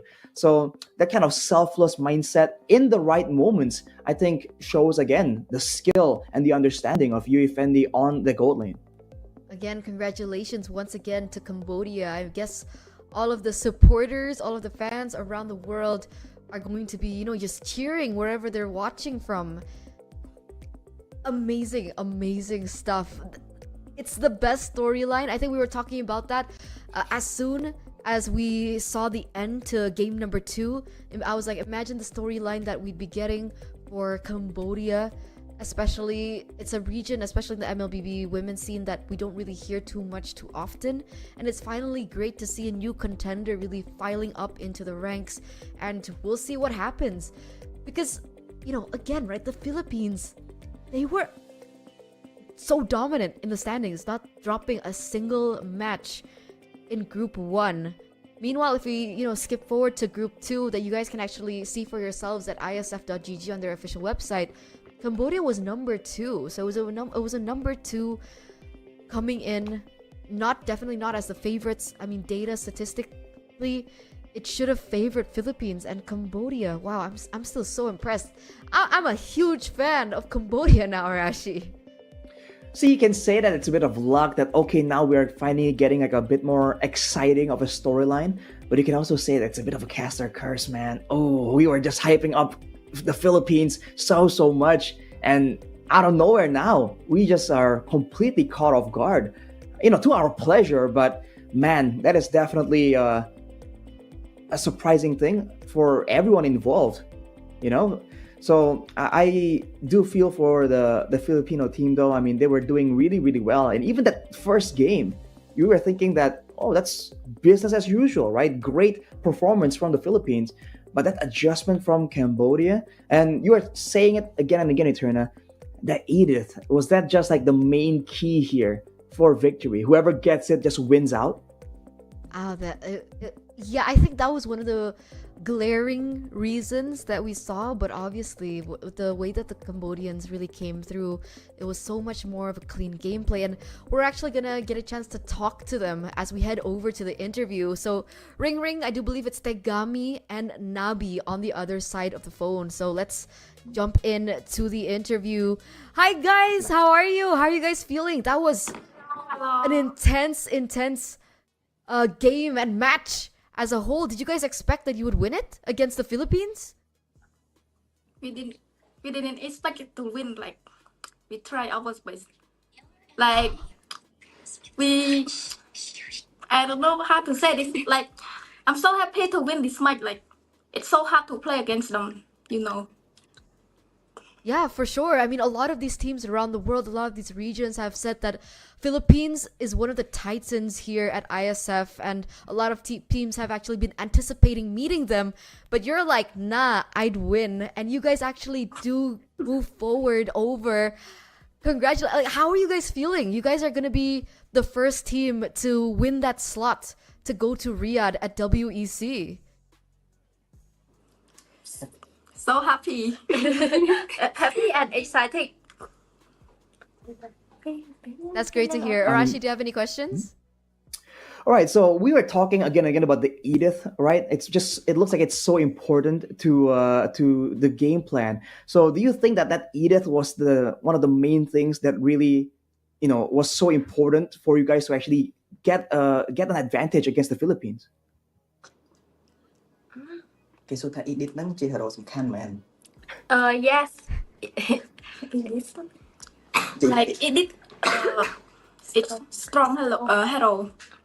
We easy play with them. Like, we can catch them and like fight them easy. All right. Okay, so Okay. they do agree. And also it's Like it, our room comfort hero. like it our comfort hero, Oh. and we play it a lot. Yeah. We have a lot of play style with it. All right. You hear me? Yes, yes, we do hear you. I think that Thank makes you a lot very of much. sense. I mean, we can really see the difference once you do get your hands on the Edith. So, I think, congratulations on the victory for sure. Do you have any statement right here to all the supporters, right? To all the people who believed in you to create this moment? First of all, I want to say thank you to my to our supporter that always support me and my team.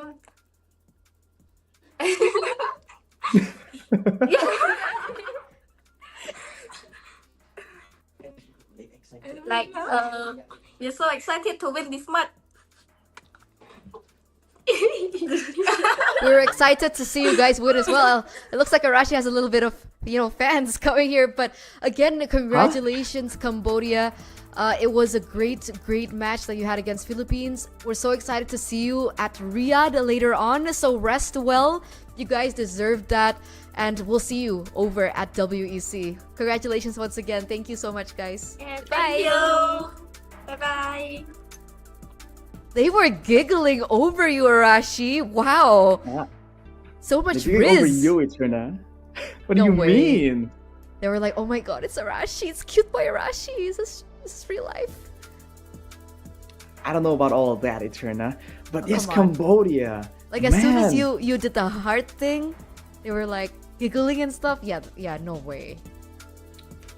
See, Eterna has a reputation for, seeing through the lines when there is no gap between the lines at all. She's just seeing through solid objects. So, forgive me for being a bit more pessimistic about I'm it. Superman. Well, that was a great match, but that's not the final match of the day, Eterna. It's not? Are you serious? We have another match? What match, Arashi? I believe it is our very own Indonesia against Malaysia. No. There you way. go. We We've been cursed hyping the this one up too. Philippines? Dude, no. Guys. It's your fault. Oh, what? My fault. What? It's your fault. You cursed the Philippines. And then you're gonna curse your own country. Oh, what in the world, Arashi? I remember Such this is is, life. again, a standby. What am I saying? A standby towards, a rematch of the Mlbb scene as well, Arashi. Indonesia versus Malaysia. Last time around, it was Malaysia being able to win it 2-0. I think Oh. Malaysia and Indonesia played again in a best of one, but I don't know the results yet. I haven't seen the results. So if you guys can, let us know in the comments, we'll be very grateful. Oh, yeah, Indonesia and Malaysia, man. Wow. We were also hyping up Malaysia earlier on, by the way, saying that, okay, Malaysia rise up moment. It's time for them to really make a statement.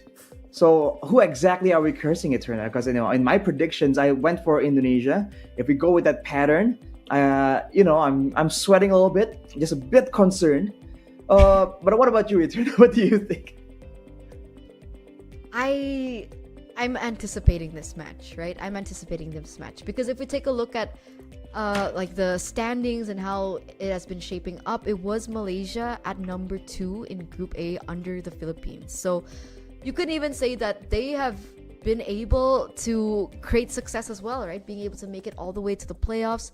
I think they lost one match as compared to the 4 matches that they played in their group because there are 5 regions in their group, so it's a little bit different to the group that Indonesia is in with only 4 regions. So there's definitely a fighting chance, and if like stats don't mean anything after the match that we saw earlier on, right? It should have been a free win for Philippines not being able to drop a single match whatsoever up until this point, but still Cambodia won it. So is this going to be a trend of underdogs? Is that the story that's being built in now at ISF? Because if that's the case, then Malaysia definitely can go for it. But ladies and gentlemen, we are going to take a look at the official team lineup here for Indonesia. We have Sini, Vivian, Shell, Fumi, as well as Vival. So this is the Team Vitality roster that just won at SPS. If they win ISF, this will be their 21st championship since 2021. Them not dropping a single trophy in any particular tournament. So it could be like an A-tier tournament, S-tier, local, international, all the tournaments that they've been participating in, they always get that number 1 position. And in their figurative MCU Thanos Gauntlet, this will be the only title, I believe, that they have not claimed yet, if I'm not mistaken. So if they really get this, then they are literally gonna earn the whole completionist achievement and just gather everything and kind of complete the game that is Mobile Legends, right? Just go for the end game scenario immediately. So definitely a lot of people believe that they are gonna win, but a lot of people are also a bit nervous now because this is where it really matters, right? They've been so dominant. They've been winning again and again. So the wins so far are kind of like just another day in the office. But this particular one, there's more stakes to be talked about. So I think that is where this team has a chance to try and turn it around. We have Rosemary, we have Fafao, Annabelle, Ecstatic, and R. All going in, all R. Well, what was that R, Arashi? That caught me off guard. Don't make me giggle too. God, rein it in. But again, still the main 5 here for Malaysia as well against Indonesia to look for that final slot to get to Riyadh, to get to WEC, and to make it to represent their country as well. You talk a little bit because I really want to know what happened. Because I'm pretty sure Indonesia and Malaysia went in for another BO1 in the male scene for the grand finals in the playoffs. But I have to double check, Arashi, real quick on the website, on my trusty website. Right, it's funny you brought that up because I'm not particularly I do show up on occasion here, so I didn't really follow through all the way. There are a lot of details I definitely missed out on, which is why I've been visiting iesf.gg, just checking on it again and again, because I just wasn't sure about what the happenings are, what the stakes are right here. So we'll have to see. But for now, there's definitely some rivalry here. We always talk about Indonesia and Malaysia. Oh, serumpun, right? We're on the same team, same gang, kind of. But at the end of the day, we're still rivals, man. And whichever scene you're watching, there is that feel of like, okay, we're similar, but am I better than you are? Right? That's the question that has to be the back of any kind of person who is in the competitive scene. It's not just the players, man, even the coaches. You bet when they're eating lunch or something, they're like, do we win against the Malaysians? Do we win against the Philippines? Like, that's the kind of thoughts that come into your mind as a competitive person in general. Is that an insider in Malaysia won 1-0, Rashi? Oh my lord. Okay, so in the group stage it was a 2-0 for Malaysia, and then they met again in the grand finals, and Malaysia won it against Indo 1-0. Yikes. Well, That's definitely terrifying news for us over in Indonesia. But on the flip side, man, for you Malaysians, congrats so far. Let's take a look at the drafting phase though for game number 1, and we're going straight into it, man. No time at all, no break at all. Ladies and gentlemen, we are here for you all the way. For the side of Malaysia though, Yu Zong and the Chip. Definitely pressure in the lane, but that global presence, we haven't seen the Chip really prioritized as much as the Lo Yi, or even the Moskov actually, or the Angela when you're talking about the global look. So that's an interesting option that Malaysia has opted for. It might be a some kind of info they have over Indonesia here. But for Indonesia, Arlet and the X-Borg, they definitely have their eyes set on that EXP lane. And with the Vexana banned early on, we just saw that Cambodia was able to use it to great effect whenever there's any attempt for some kind of all-in team fight. So that could be hinting at Indonesia going for something a bit more aggressive, a bit more death ball oriented.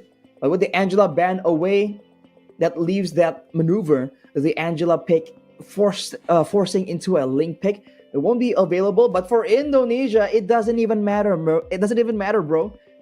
It's the Ling, just immediately picked up.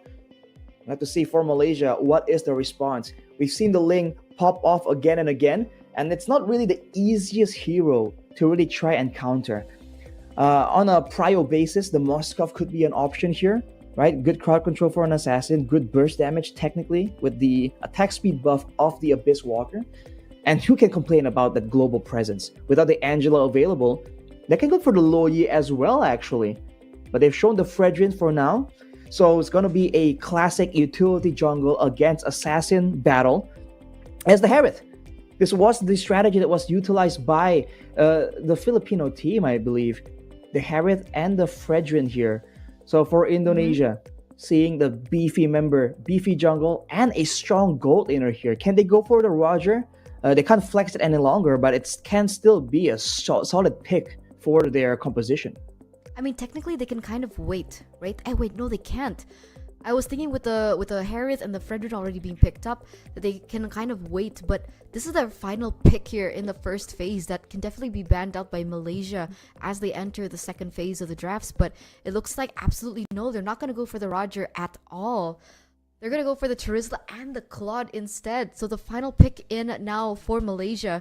Remember, the Luo Yi is still open and available if they want to utilize that to get a little bit more map pressure across the map. It is a little bit vulnerable towards the Ling, but it really depends on the strategy, right? What kind of style that they want to be going for, unless they want to pick up maybe an EXP laner here, right? Before it gets banned out. We've seen the Yuzong do great against Charizla. We've also seen oh wait, but the Yuzong's been banned out. They have the CC as an option, but they go for the Paquito. So Paquito and Charizla in that EXP lane. What do you think about this matchup, Arashi? Charizla Paquito? I think it's whenever a Paquito is in the conversation, it's always a scale matchup, right? It depends on where, how, and when you land your skills, right? Because depending on how it's set up, if there's any minions around you as well, then it can give you a ton of HP when you're trying to go for those turns, for those trades. But now, against a Charizla, we have to see, of course, to begin with, what emblem is going to be used by both these EXP laners. And for now, we're going to move straight to the second phase. Whereas for Malaysia, it's a lot of burst damage. And if that's the case, I feel like they're gonna want some crowd control. The Fredrin can provide some, and so can the Paquito, but it's not very reliable, right? And of course, they do not want to get dove on. They don't want to get counter engaged massively as well, so they will ban away the Minotaur. You know, should they go for the Roger ban here, Arashi, away from Indonesia? Because Shell has been doing so well. Oh wait, but the Claude's been picked up, so they don't even need the Roger. Because I was thinking about the Roger earlier on, because, you know, okay, forgive that mistake, because Shell has been picking up Maniacs left and right with the Roger. So it's like scarred into my memory, and I'm pretty sure it's been scarred in a lot of these regions that have gone up against the Roger that Shell has brought up. But with the Claude, we've also seen her find so much success Honestly, Malaysia, they need to be aware of the split pushing pressure that this Claude can have in the later stage of the game, especially after we get into the Lord dances. And maybe that's why they picked up something like the Paquito, right? Very fast clear, can kind of control those far lanes as well. And in a 1v1 against the Claude, the Paquito can do good in that 1v1. So there's a lot of reasons as to why this Paquito has been picked up, other than the fact that you mentioned about that skill matchup with the Terizla in the EXP lane. But it looks like the Grok is going to be eliminated away as well. We've seen Vivian do so much on the Grok as well. So the Matilda also gets eliminated, as does the Faramis. So that's 2 bans, the Vexana and the Faramis. And Malaysia go ahead and pick up the Valentina. So what do Indonesia pick up in the mid lane? Are we going to see a Lilia? That's something that we've seen quite a bit so far. But the Luo Yi, as it has been opened up alongside with the Kufra, that is going to be detrimental in stopping this Harith if he does get to that point where he does deal damage. One of the main weaknesses of this Harith, despite him being able to go for Purify, is that crowd control, right? That constant crowd control coming through, not just from the Tyrant's Rage and Revenge, but also the bouncing ball that the Kufra can utilize as his kit. Yeah, the bouncing ball will definitely be a problem for the Paquito, Valentina, the Harriet, and technically the Fredrin as well. So it's definitely a value pick right here. But that Luo Yi is where I'm quite interested. We haven't seen the Luo Yi really being put to as good of or as effective as a hero as it used to be before the changes. But now they have options here. They can send the Ling away just to boost that roaming speed. They can use the diversion into better mirror image, clear the wave, and come back strat of that the Claude can be comboed with. And for the side of Malaysia, it's gonna be a Baxia. And considering the game we just watched earlier, wait a minute. There's a Baxia and a Fredrin. Who's going where? Baxia Rome? Baxia Rome hasn't been a thing for a long time, but there's always been an argument to, more ganks, more crowd control, and the passive that's always available, even without a lot of items. I'm guessing that's where it's gonna go, but what about at this point, who knows? Jungle? Fredrin EXP Paquito Jungle. Do you think that's a possibility? I think it sure is. It's a possibility, right? It can be done, but I can't say for sure if it should be done, right? Sometimes people are too preoccupied thinking about whether they could. They don't stop and think about whether they should, right? So we have to wait and see, man. We've seen the Paquito actually being flexed into the jungle, and they actually won. No, did they win that game? I don't think they won that game, but we saw the impact that it had. So if we're looking at this lineup right now with the Baxia, the Fredrin, and the Paquito, it's still definitely up in the air as we are moments away of coming into the game. A little bit of a, salvation game, a little bit of an avenging game from Indonesia here, as of course their fellow brethren in the Mlbb male scene has actually fallen prey to Malaysia. Will it be the same story once again, ladies and gentlemen, as we enter the semi-finals, our second semi-finals of the day? But there you go. It looks like it is going to be a little bit more standard with the picks, despite it not being quite standard, right? Rosemary on the Fredrin in the jungle. We have Annabelle on the Baxia in the roaming position, and it will be Bea with the Paquito in the EXP lane going for Quantum Charge, actually. Okay, so Annabelle on the Baxia will be just leashing, just focusing down that the orange buff for Rosemary on the Fredrin, just increasing the farming speed by that much. We've seen this being a new trend here. The roamers kind of assisting in clear in one way or another. But look at the mid lane here. That's going to be the 3-man army walking down from Malaysia, wrestling away the Litho away from Indonesia. And despite having the Luo Yi, Indonesia seems to be still playing a bit more hesitant, just waiting for the right opportunity. Yeah, it looks like it is. And if we take a look at the gold lane, it does look like Shell is going to be able to... Wait a second, Vival. She's actually going to be caught quite low here from the damage coming through from Annabelle. We do see a charge here. Is this the moment? There'll be a lot of damage coming from Cine though, as Vivian props the bouncing ball. Won't be enough damage for now. Ecstatic though, trying to throw back some damage, make it competitive. But the fact that the roamer is a Baxia, that really stops this Ling from being able to be free when it comes to the farming patterns. the Bakshan can kind of match the mobility with the shield unity, and at least for now, until some sustain and some more damage is built up by the Ling, there's gonna be a lot of times where the Baksha can kind of bully the Ling away. But technically right now, Vival on the Ling has been doing a great job of actually interfering with the jungle of the enemies. But wait a second, in the top lane, that's a lot of damage being traded in right before this turtle. Arashi Bea should be forced to go in for the recalls. She's still waiting to try and maybe set up for an outplay, but Rosemary goes straight for the neutral objective for the turtle. In comes Vival with the Ling, going for it. It will be stolen though. Tempest of Blades as well to secure the first blood. Indonesia picking up some steam, going still for a bit more aggression, but showing again that when it comes to neutral objectives, can't count them out. That's a Warcry Ling for you, ladies and gentlemen. That early game damage and that early game objective control is something to respect. Sure, in this 1v1 against Bea, it might be a different story because naturally the Paquito with that burst damage does put Vival in quite an awkward position, especially her being on such a squishy hero like the Ling. But Vival on the Ling earlier on, is she going straight for Sky Piercer is the question here. I guess we'll get a little, peek into the items later on as this game progresses. But for the most part, in the first 3 minutes of the game, it looks like Indonesia are still holding on to control in terms of that objective play, as well as, a diversion play too up top. That's a great read from Bea to really back away from the situation though. But for Indonesia, they're still doing pretty well when it comes to the maneuvers around the map. For Malaysia, whoa, hang on, Shell taken very, very low, but here comes Annabelle rolling down to the bottom side, going for the play actually. 1v1 behind the turret with the vengeance as well. The roamer will take out the gold laner. Shell taken out, but look at Vival coming in to try and collect that gold, and the rest of the roster comes in through as well. Annabelle now gonna be taken out, taken down, as Rosemary tries to trade in still, trying to brawl it out against the assassin, but it won't be enough. R procs the Zaman Force, and Vivian stays on top of him. She can't really go around, but the penalty zone can't really lock her in with the Purify, but it doesn't matter. The damage is too much, and that's one extra turret shot for Vivian, and she still makes it out of that engagement alive though. That was a valiant effort though from Ecstatic on the Valentina with the IMU Tyrant's Rage Revenge, right?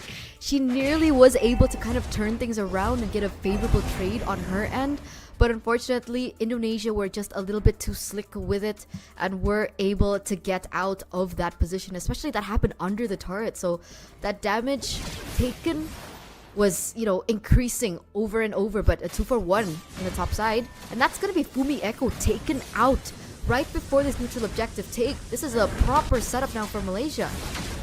Ooh, in comes Vivian though, jumping in towards Annabelle. These are very beefy members. Vival can go for a steal here, but look out for Bea. Oh man, unfortunately the retribution was just not close enough. It was such a small margin of error, and now Vivian pays the price. But look at the response immediately. Vival going in for the steal. Unfortunately, the buff will not be available. Wow, Malaysia, man, they're keeping up with this. Yeah, she was a little bit too early with her retribution earlier on, and so there was a sliver of HP that eventually Malaysia could have capitalized over, but here's a dive. 1v3 for R. Tempest of Blades though will allow Vival to actually kite back away from the damage. The tower falls, but so will Vival though. Malaysia with the response. No global presence, no problem. Annabelle just rolls into the rescue. 1-for-1 trade now. Vival for R.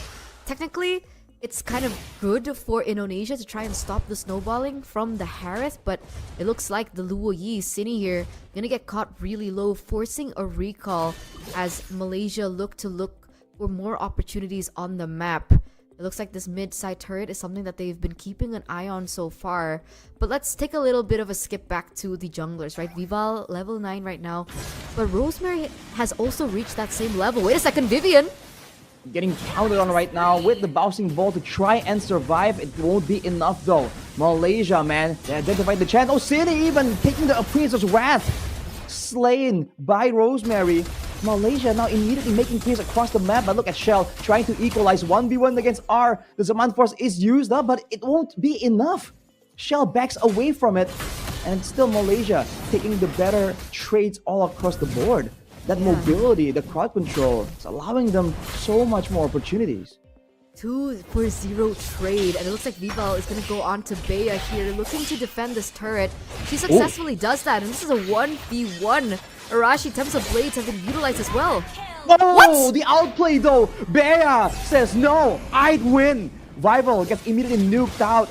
That is just not the way that was supposed to happen, man. The flicker out of the Tempest of Blades into the burst damage, and now Malaysia collapse, converge onto the turtle. No retribution for Indonesia. It won't be available. And even on the bottom side, Fumi Echo locked in a duel, locked in a 1v1 as Rosemary goes for some sort of dive right here. But Shell already made her way down to the bottom. It's going to be a 2v1 for Indonesia, but Ecstatic and Annabelle. Whoa! Look at that burst damage. That's going to be Fumi Echo falling down soon as well. 2-0. And even the turret on the top side, Malaysia. 3k gold lead now for Malaysia, ladies and gentlemen, as we enter the 8th minute of the game. What initially was Indonesia with the full control has now been taken otherwise, and we're going to take a look at that instant replay earlier on. In a 2-4-1, that backup coming from Malaysia was superb, and then top it off with the burst damage coming through from Bea on the quantum charge, by the way, has been insane. Right, 402 at the moment. I'm actually curious to see the itemization of this Paquito as Vivian misses. That's the Tyrant's Revenge combo. It won't really work out. Bea, though, going aggressively under the turret. Vival will try her best to try and secure, but will it be a repeat? Bea survives the engagement, and Indonesia are forced to just take the loss as Malaysia continues with their domination. What is going on here? What is going on, right? This is a team that has not dropped a single game in their previous tournament, and that was quite recent. That was only like a few weeks ago, right? Not even the Philippines could actually go for the counter towards this team. Imagine not dropping a single game, and here it is, Malaysia taking complete control, gonna open it up and take in that turret, that burst of damage coming through. Luckily, Fumi is still gonna be able to defend that, but look at Rosemary. Ooh, Vivian getting jumped on right here, but the damage coming in from Cine is definitely something not to be trifled with. Penalty zone from Fumi Echo to try and turn the tides around, but Vival does not land the Tempest of Blades onto anyone. And here comes Bea, the raid boss, with her eyes on Shell. Won't be able to find it just yet. As once again, Malaysia losing only the roamer for roamer, not taking any disadvantageous trades so far. 5k gold lead for Malaysia and counting.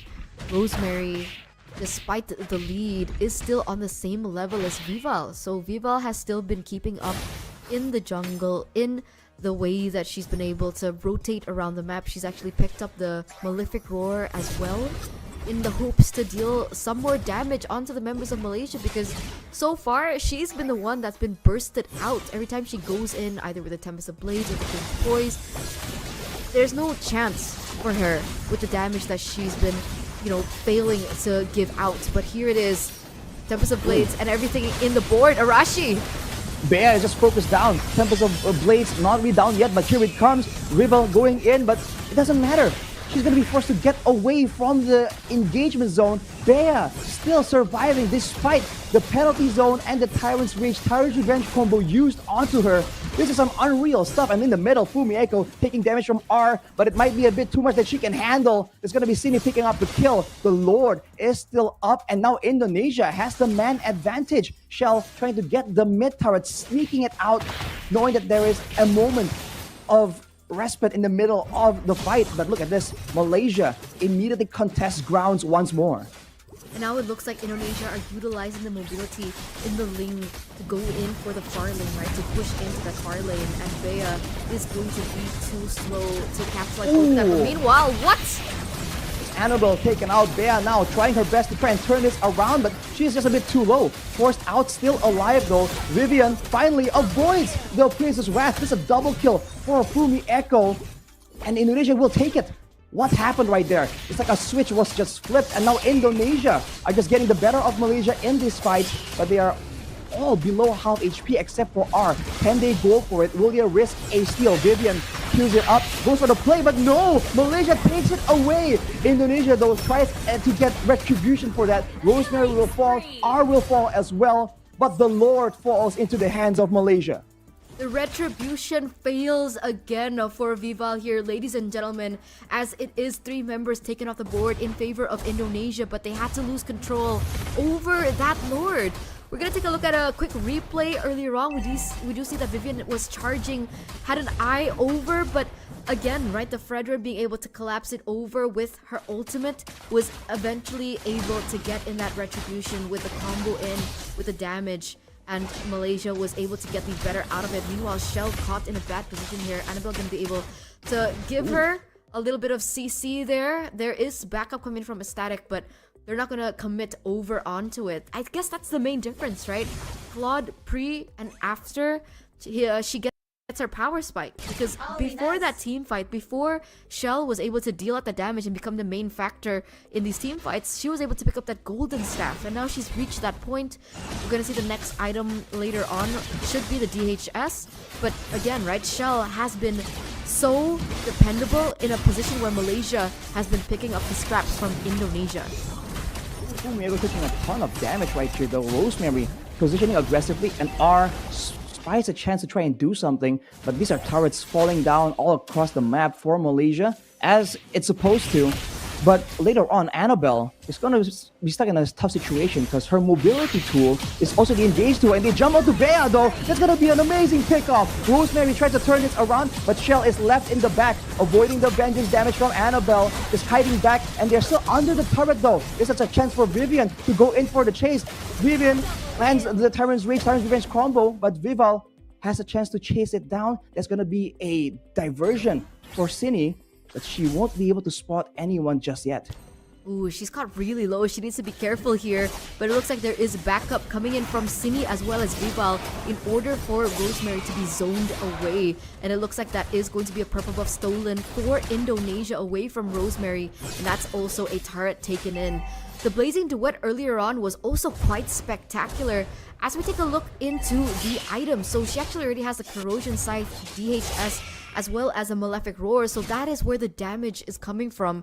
And Malaysia finally, up until this point, are gonna start struggling, right? It looks like the Paquito has a little bit of a, hybrid itemization, Arashi, with the Dominance Ice. We have the Hunter Strike, we have the War Axe, but also the Oracle. That's for more healing with the Festival of Blood and getting the extra shielding as well if she goes for that combo. Vivian now walking into Bea once more. The Paquito at this point, with Indonesia catching up in gold, actually taking the gold lead outright. She's just a bit too vulnerable because she's not a pure tank. So Bea needs to be a bit more careful because she is a lot more punishable now. As the diversion is prepared, you're going to push the bottom side and diversion out. That seems to be the idea here for the side of Indonesia, but Annabelle spots it. Looks like they're looking for a catch, right? Or even a bait, just for some information as to the whereabouts of Team Malaysia. Rosemary at level 15, Vival at level 15 as well, so it's back to a 50-50. Rosemary, for the most part, have been able to get the retributions over Vival. So we'll see if that's something that will happen once again. Will that be the same story once again? Or will Indonesia find a way to just really dislocate Rosemary in her tracks? Oh, that's good play from Malaysia. The deleting Shell immediately. Bea once again. Now she's going for the backline, but Fumi Echo, the slow lumbering Teresa, will be taken out. Rival is looking for a chance to try and do something here, waiting in the wings. All she can do is cut the wave though. Without any damage sources left, Cine is the only one with Vivian, but that might be enough for Vival to get some prio. She's trying to make plays happen, pushing the wave on the bottom side as well, but Malaysia make their move. There's a diversion to the top side of the Lord right here. It can catch the members of Malaysia off guard, but to what avail? There is a retribution available, but Malaysia are taking it slow. They don't have a lot of DPS tools available, but look at Annabelle actually spotting down. That's so risky. That's so risky, and that's a big pick over to Annabelle, but it was all just to buy time for Malaysia to pick up the Lord once again. Indonesia have failed in this regard. It looks like Viva wants to go into the commit. Ooh. Even the flicker play from Vivian actually misses. Bea going to be able to outmaneuver and outplay Indonesia yet again in the 16th minute of the game as Malaysia are coming back from that deficit. And at this point, these items are going to be ramping up as we are entering the 16th minute of the game, ladies and gentlemen. Will it be up to a very risky diversion play? Is that what we're going to look forward to, as it looks like Malaysia going to be pushing down the tempo down under.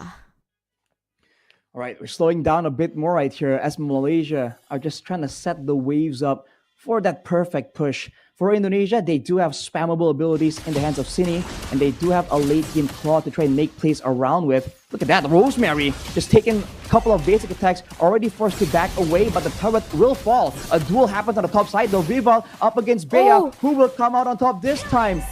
It turns out it's going to be Bea. Once again, just a dominant force when it comes to the 1v1. No split push potential available for the side of Indonesia. If they try and defend, they lose their topside base turret as well. And Malaysia seems like they're not quite satisfied. They want some more. They won't be able to. But they have shut down everything that Indonesia can throw at them. Very disciplined from Malaysia, right? They understand the limits of their push and they don't want to move forward. They don't want to give a fighting chance back to Indonesia. And now with both side lanes being pushed in, with both side lanes being exposed, either way, wherever this Lord is going to be spawning in the next few seconds of this game, Malaysia will be able to capitalize over it. Especially seeing now how much damage this Paquito still has as we take a look into the replay. So it looks like Indonesia were still able to clear in the bottom lane, and Malaysia still were able to get a push. It looks like they were utilizing the mid lane as a distraction. Meanwhile, are very quickly going to be able to make work of the turret and expose that for them to utilize in their next play. But look at the standoff coming through from both of these teams, right? Vivian in this bush, Cine over there as well. They're opening up, finding information. I don't think they know that Rosemary's there, but they spot Bea, and it looks like they're going in for the kill here. Malaysia. Vivian cut off from the rest of the team, taking a lot of damage. The immortality is still available, but Indonesia won't be able to respond. They try their best to get their comrade out, but that will be 45 seconds on the death timer for Vivian as the Lord spawns in 13. Here it is, ladies and gentlemen. The moment that we've been waiting for. Will Malaysia be able to close this game here and now? But look at that! Penalty zone and Tempest of Blades, that's a lot of damage, but still, Vival falls. But fortunately for the side of Indonesia, that's a mega kill picked up. And look at that blazing duet though. Shell trying her best to do out the damage. Rosemary gets out. The immortality is still available. Look at the diversion though, to try and zone R away and possibly catch her off as well. Rosemary now alone, potentially cut off by the team. Cine goes for it, spots her out. It's gonna be Rosemary taken down for sure. Running into the base of Indonesia, just trying to buy time as much as possible. This is valuable time not being used by Indonesia to go for the Lord. It's still paying off just well. But finally she Arashi, Claude. In the mid lane, Shell, she doesn't even care about the Lord. She's going straight for the crystal. Indonesia with an amazing comeback. What was that?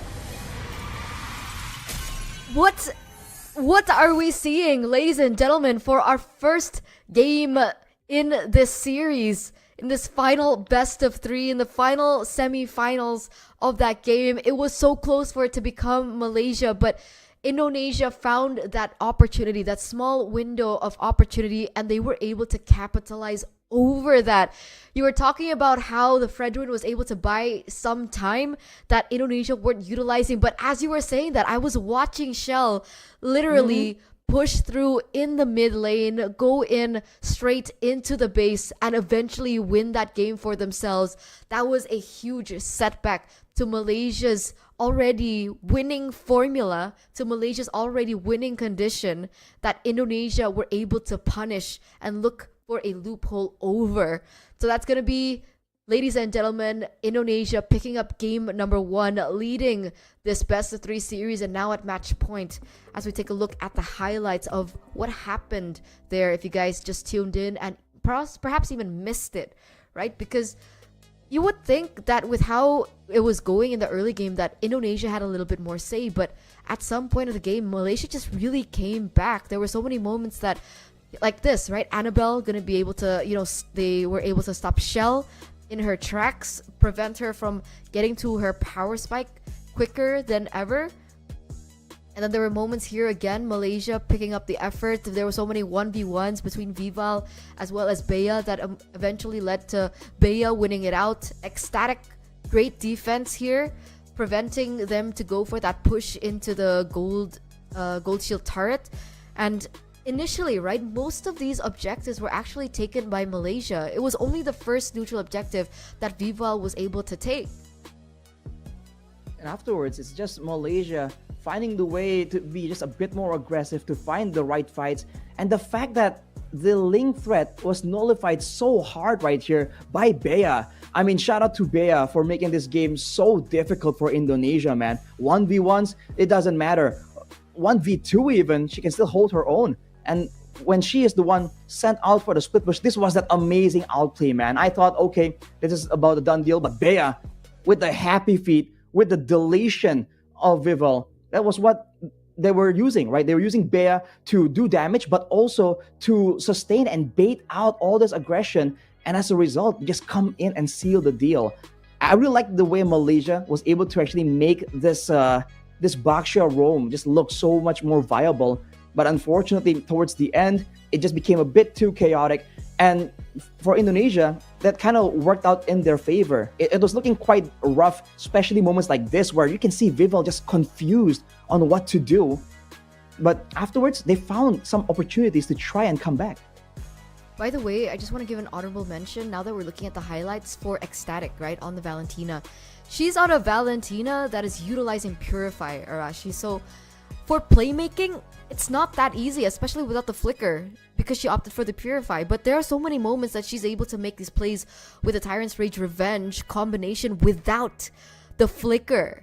So that was something that, you know, hands down, high mechanics as well from this Valentina.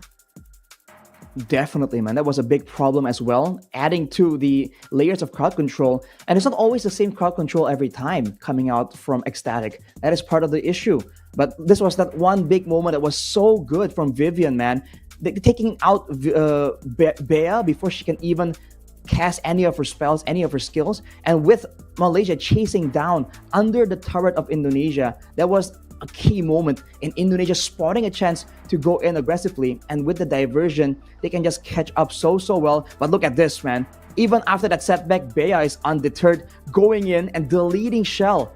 The Purify won't even matter.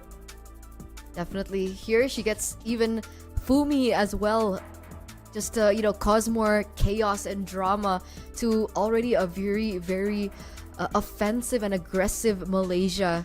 And they were able to actually utilize that push to eventually pick up that top and as well as that bottom mid lane turret, the base turret as well. And yet Indonesia, that was fine for them, right? They still were able to find that opportunity later on that we should be seeing very soon. And I do believe that this is leading towards that team fight. I mean, it started off with Vivian getting picked off already, so we were thinking that there's no way this works out well for them. But that penalty zone into the funneling from Malaysia to be in a choke point for everything from Indonesia to be like put on top of them. And of course, this blazing duet play, 1v2. That's a late game Claude, ladies and gentlemen. Shell definitely did a number onto them. And with the diversion play, we didn't see too many crazy moments, but when it happens, it was just so impactful. They were able to stop Rosemary from going back. I don't even think that solo, she can actually stop this push for the end, but Shell got it done with that Claude. And despite everything, the kills are 20-20, man. This was that close of a game. Exactly. It could have gone either way. It was pushed to the very end in 19 minutes. One of our longest games so far that we've seen today here in the Mlbb women's scene. And that's exactly the kind of show and the kind of performance that we expect from both of these teams. Malaysia, man, even though Indonesia are at match point, we can expect Malaysia to fight even harder for game number 2. And perhaps we're going to see a similar story, right? In game number 1, in our match number 1 of the playoffs, we saw that initially it was Philippines being able to pick up that first game, but then Cambodia come back with a clean sweep, right? With a reverse sweep rather. So that same story can be done by Malaysia. So it's not to say that Indonesia will take this right now. There's definitely a big possibility that Malaysia can go for the upset as well and go for that underdog story going against this team that hasn't dropped a single tournament so far. It's a very dominant team, showing again why that is absolutely the case. right? The recovery, the adjustments mid-game. It's so crazy that the game was that close that it all comes down to just a few select moments. If that went one way or the other, they could have really decided the game. I have to, man, even if you ask me who's my MVP, I think it has to be either Cine or Shell. Considering how Vival was really shut down completely, I think Shell definitely takes the cake there for MVP. Ooh, I think a point is to be made for Cine. So let's see who is gonna be getting this MVP, ladies and gentlemen, for our first game in this best of 3 series. Will it be Shell? Will it be Cine? Or will it be Vivian? Maybe Vival? Let's We're gonna take see a in look. just a few moments. I love the suspense, man. And it's Cine, the Wow, player of the match. Eterna. Ladies and gentlemen, oh man, yeah, I'm on a roll. Is this like a 4-0, Arashi? I don't know. How do you feel about this? I mean, you're the analyst. It is what it is, right? At the end of the day, we're just human. We're just normal human beings. So, hey, I mean, you're definitely on a roll right here. You're the real brains behind the entire Indonesian desk operation, man. Like everyone now is just waking up to your brilliance. I have a big forehead already, Arashi. Might as well be smart, right? I think it's a bad position to have a big forehead and have the lack of brains. So I'm gonna take this one. Thank you. I'm gonna use that to pat myself in the back. But again, right, there were just so many moments that Cine was able to create on a hero like Luo Yi that was nerfed, by the way, right? The cooldown on her diversion was increased to 1 minute plus before cooldown reduction items, but it's approximately a 1 minute gap that you will have to capitalize over and make it effective, right? Because it's not as spammable as it was before. There's no room for error, there's no room for mistakes.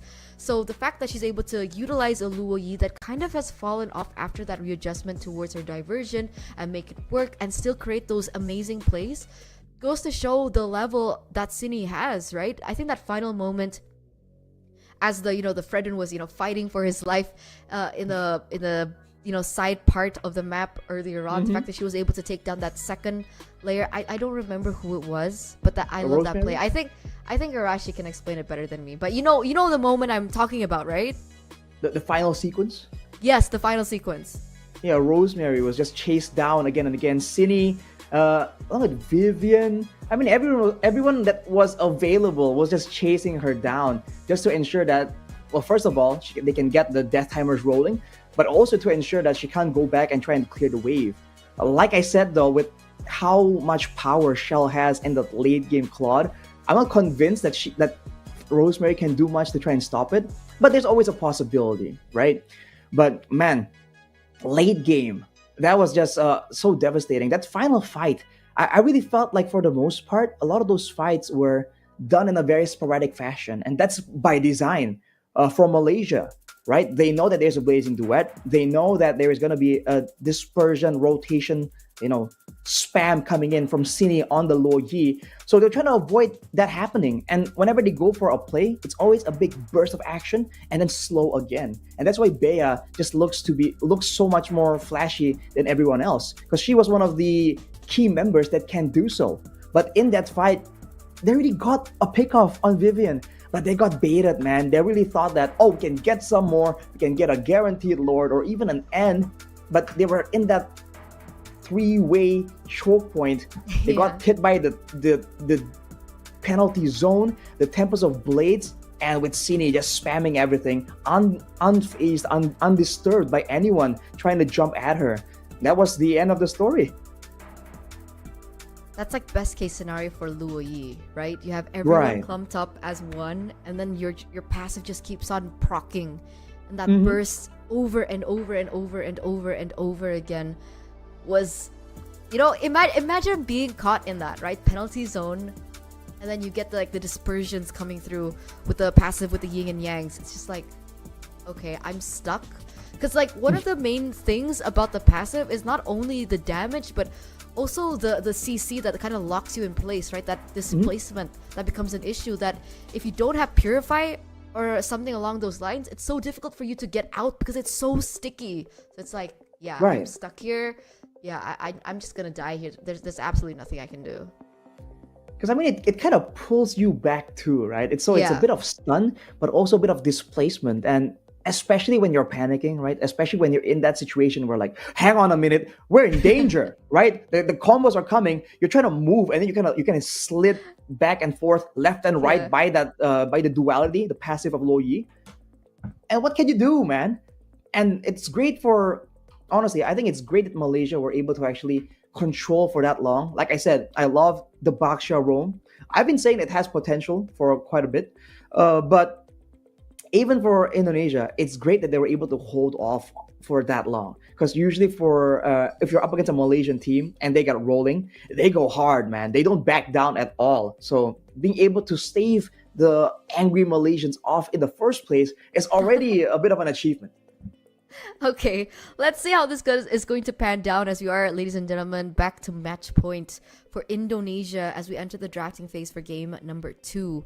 Chip, actually the choice of ban here from Malaysia. They both have swapped sides. Ling also going to be banned out. We have the Harith and the Angela. So earlier on, we didn't even see the Roger being picked up at all, right? The Roger wasn't even placed in the jungle. It also wasn't flexed into the gold lane. They completely ignored it. I think Angela, it has to be a priority ban here, but the question is, what do they think about the Luo Yi, right? Indonesia definitely saw the value of the Luo Yi. So will they leave that to be opened up for, of course, Malaysia to pick up for themselves now that the Yu Zong has been banned? So Malaysia is putting Indonesia in quite a tough position, and they go for the Vexana, so they don't take the bait, and they're gonna go and decide to go for a contest instead. We have Roger, Matilda, and the Luo Yi that's still opened up right now. I feel like the Lo Yi really would benefit the style that Malaysia is going for.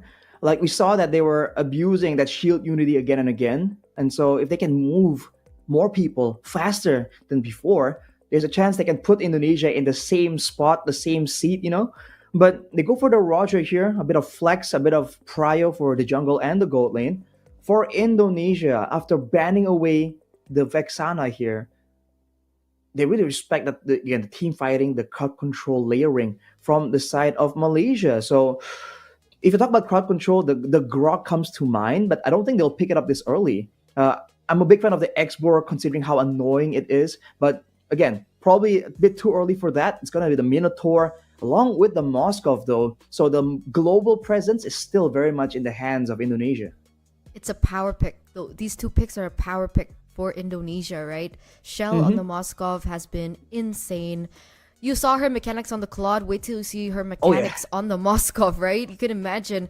And Minotaur is also a signature pick for Vivian. I think one of the glaring things that I saw from game number 1 was kind of from Vivian, right? We didn't really see her impact on the Kufra. There were a lot of times where she missed her Tyrant's Rage and Revenge and her Flicker combos. So maybe she's not as comfortable on the Kufra, seeing as the Kufra just made his way back into the patch. But something like the Grok was actually something that I expected. It's also a power pick for her. But the Minotaur is also something that they found a lot of success with, especially now they're going against a hero like the Claude Arashi. So this should be a Roger in the jungle alongside the Kufra now being picked up by Malaysia. Well, the Kufra has traded hands for now, so all things considered, I feel like for Indonesia, they're going to require some other beefy member to take the initial engage so that Vivian can actually have space to go in for the counter.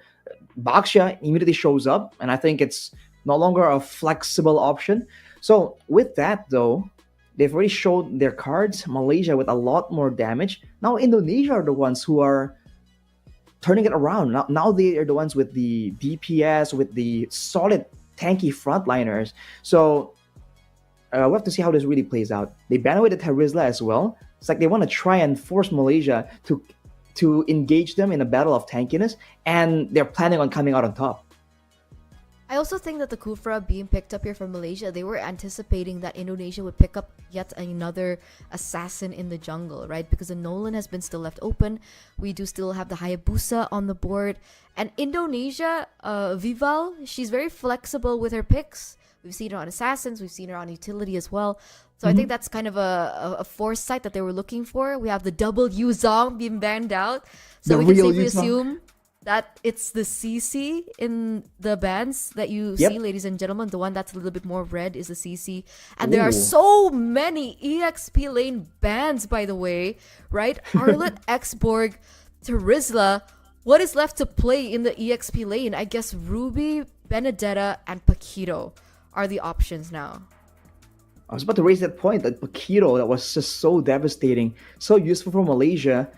Now, most likely, it falls into the hands of Indonesia if they want it, but at the same time, they're almost forced to pick it because if they let it go here and let Bea have it again, now with the Roger, with the Kufra, that whole combo looks like it makes a bit more sense. So for Indo, will they bite on that or will they invite Bea to just go back to that Paquito and go for something different here? It's Uranus! Wow! Wait, what? I think I saw this back at SBS, Uranus in the EXP lane. I don't remember how that match ended up, whether or not the Uranus won in that lane, but what is the idea of the Uranus here? Are they anticipating that the Malaysians will pick up the Paquito in that EXP lane? Is that the kind of the idea that the Uranus has here in the EXP lane? It could be it. It's also the fact that right now, the Roger generally doesn't do DPS, and the Claude, each attack kind of like it's a triple shot, so it kind of stacks your passive a lot faster too. But it's matched by a Khalid in the EXP lane, so Burst to try and take out the Uranus before the friends or the passive can start ticking. But with the Iesf for the control, this is a tanky team that can be slowed down a lot. But with the Kadira in the picture, now it's a bit more tricky. You can expect Purifiers coming in from the side of Malaysia.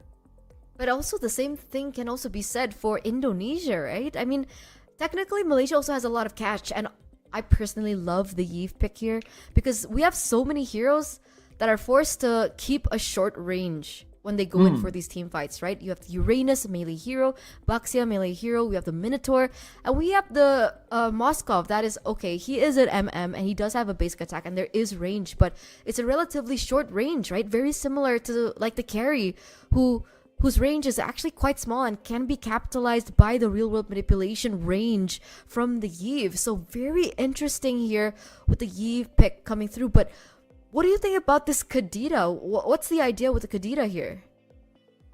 It's a great tool to follow up on stuff. There is still a very possible Shield Unity into Breath of the Ocean combo, right? To go for those pickoffs. You can use it as a deterrent. You can use it as an engage tool, obviously.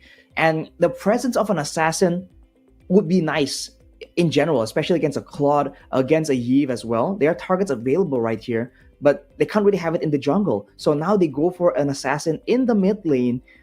And I think it's difficult, right? It's never easy to run with an assassin in the mid lane. There's just layers of issues you have to try and deal with. But our very own Indonesian Sans likes to pull it off very often. So if Sini can mimic that kind of performance, there's a chance that even without the knockup, because R is going for the Purify, she can kind of just zone out by using the rough waves, and that will just zone R long enough. Because as much as Moskov is short range, the Claude ain't much better either. Ladies and gentlemen, welcome to Match Point in the semifinals, our second semifinals of the day. We are at Match Point with Indonesia one game away of securing that final ticket, that second and final ticket to Riyadh, that second and final ticket to WEC, as Malaysia look to go for a reverse sweep against their fellow Langgar, right? Fellow Indonesians here as well. But we'll see, already a charge from Annabelle earlier on here, Arashi, but they will still be able to get out alive. And I think one of the interesting things here for me is the fact that Shell, as we're talking about her, we're going to have a look at how she's been doing in her lane, is actually opted to go for that spell instead of going for something a little Inspire. bit more safe like the Purify. She goes for Inspire instead, but meanwhile in the bottom lane, Ooh, a lot of damage. That's going to be the first blood by Rosemary. Fumi Echo, overestimating how tanky she can be right there, gets absolutely punished. Yes, the Uranus has tankiness, but you have to wait a bit longer. But Vival trying to even out the score in the middle right here. Going to Ecstatic, but there's not enough damage. No level 4 just yet. Malaysia take the first tempo play, and they are not stopping, man. They're going straight into the jungle. They're prepping for a trap, but look at that. Ooh, Cine eventually taken out still. It's gonna be early value for Malaysia, but can Indonesia equalize? Raging Sandstorm onto 2. It won't be enough though, as Rosemary gets taken out, gets walked on by Fumi Echo on the Uranus. Yeah, they traded completely back here. Indonesia being able to take down Rosemary as well as Bea, and they should have the man advantage when it comes down to this Lord setup. However, Vival, despite the success that she was able to obtain earlier on, is forcing to go for a recall as Annabelle, once again with the charge, actually goes in for the cancel. But there is still that kill pressure that Bea offers, whether it be on the Paquito, whether it be on the Khalid, that Indonesia still need to be aware of. And this is a very active Khalid, by the way. Arashi earlier on was able to, clear in the mid side as well. And now look at what she's able to do here. Look at the Minu and Fury as a response though. Annabelle caught out alone. Cindy tries to follow up on it, but the Raging Sandstorm catches 2. Annabelle pushes Vival back in, but Fumi Echo already in the back, just tanking out the damage. But look at Bea. A pincer maneuver right here, confusing Indonesia that wants to play front to back. But they are on pace. They have the sustain to try and play this long game. The Vivian though getting caught out right here. Annabelle, can she steal the deal? It won't be enough, but look at Shell coming in with the Spear of Destruction onto Ecstatic. It will be the end for her. As we can see, Annabelle is waiting for a chance, trying to get out of it, stuck in the side of Indonesia. Rivaldo eventually will try and ignore her to go for the neutral objective. This is a very chaotic sequence of events, but look at the play. The rough waves onto Rosemary won't be enough, as Bea is still just lingering around, like you said, Eterna, playing it active, trying to make an impact, but in the end, Indonesia gets the better of Malaysia, and Shell makes her way back up top as the team secures the turtle. What were we watching? Like for the past 1 minute, 1 to 2 minutes. That was so chaotic on all fronts, right? Rosemary being dived in by the Kadita in the back line, forcing a recall, seeing as how low she was, but Sydney was also caught very low in terms of mana, so she couldn't really execute that as properly as she should have. But then at the end of the day, with all the events that came through, it looks like Indonesia is still going to be able to pick up that objective, right? Which is something that they can hold on to. But for the most part, Malaysia is still equal when it comes down to the economy, right? So despite the kills for Indonesia, despite the neutral objective takes from Indonesia, Malaysia has a 100k gold lead, Rashi. If Indonesia goes to try and extend that gold lead, it's going to be Annabelle deleted immediately by the rough waves. That's the Baxia Kadira combo. And Indonesia, they're not looking like it, but they got pressure around the map.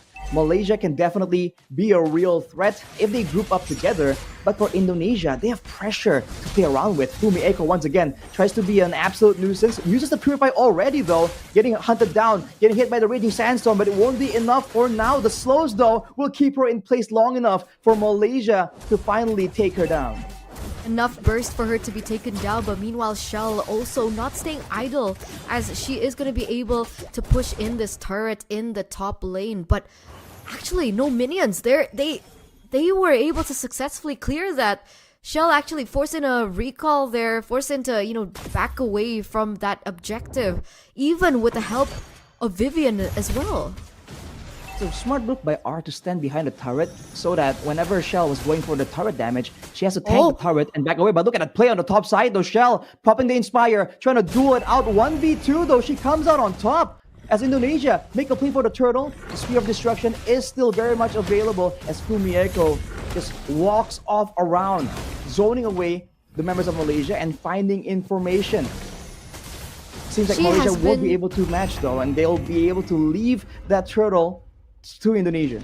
Yeah, she has been such an exceptional player, Arashi. Like Shell, despite everything that's going on with Indonesia, you can always count on her to be able to win it in that mid and carry towards the late game. Because, man, time and time again, whatever hero that she's being placed on, she does exactly this. Now they're going to be able to push in once again. Ooh. We do see Annabelle forcing a recall, but a charge, a re-engage.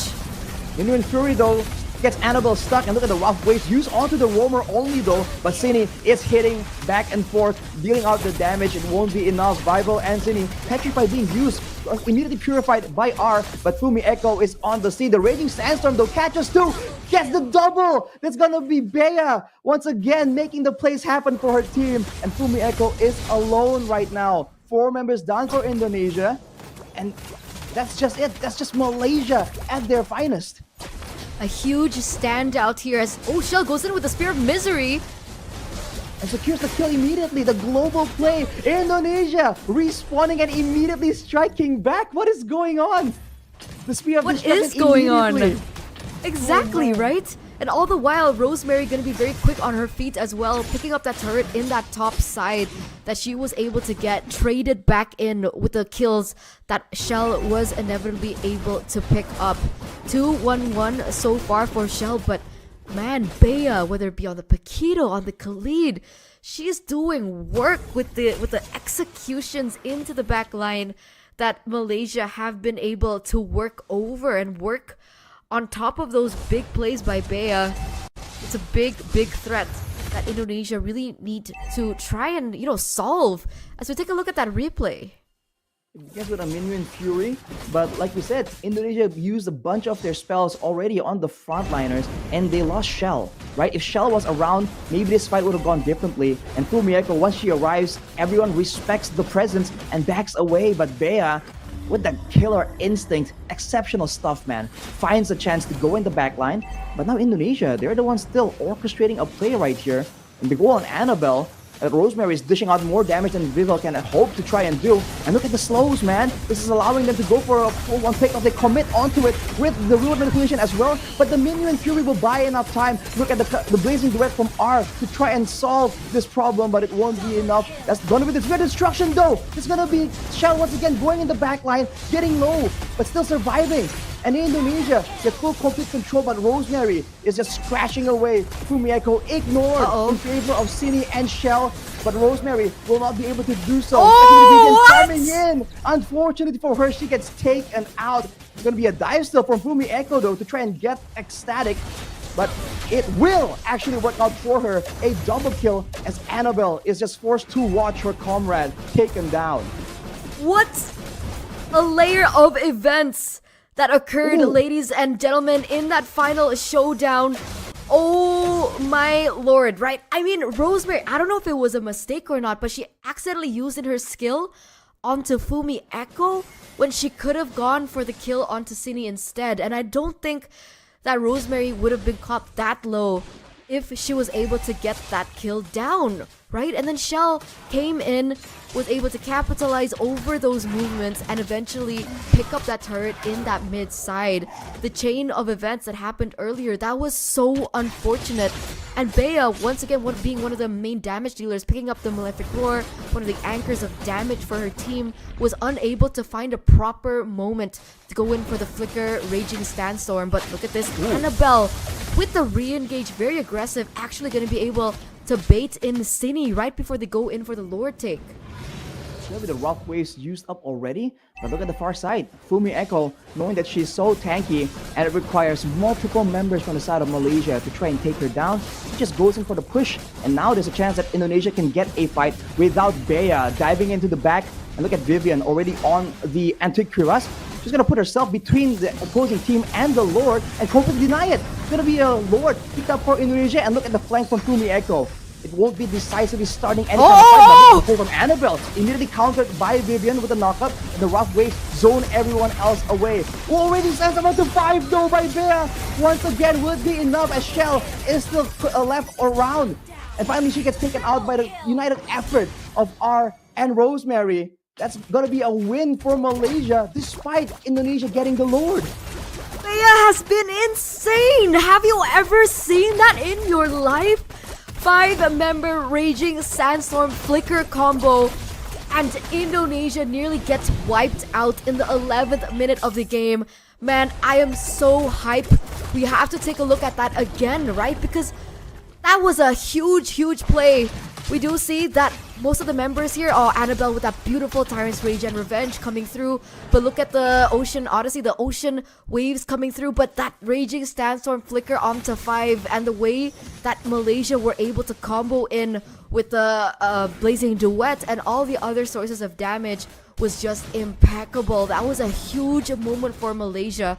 And now Rosemary picks up the Malefic Roar to boot.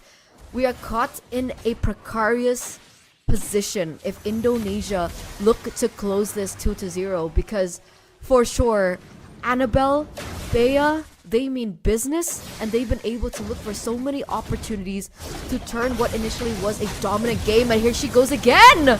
But Sydney goes for the counter engage onto Rosemary though. The real manipulation will zone the members of Indonesia away, but it won't be enough for now. Shell goes for the Sphere of Destruction, not taking it just yet as her teammates chase down slowly but surely. Ecstatic, unable to escape. They finally won and found a winning engagement right here, as Vivel will be able to just chase R down slowly but surely. And Indonesia regroup immediately. They're going for a push. They know they have 2 death timers already rolling.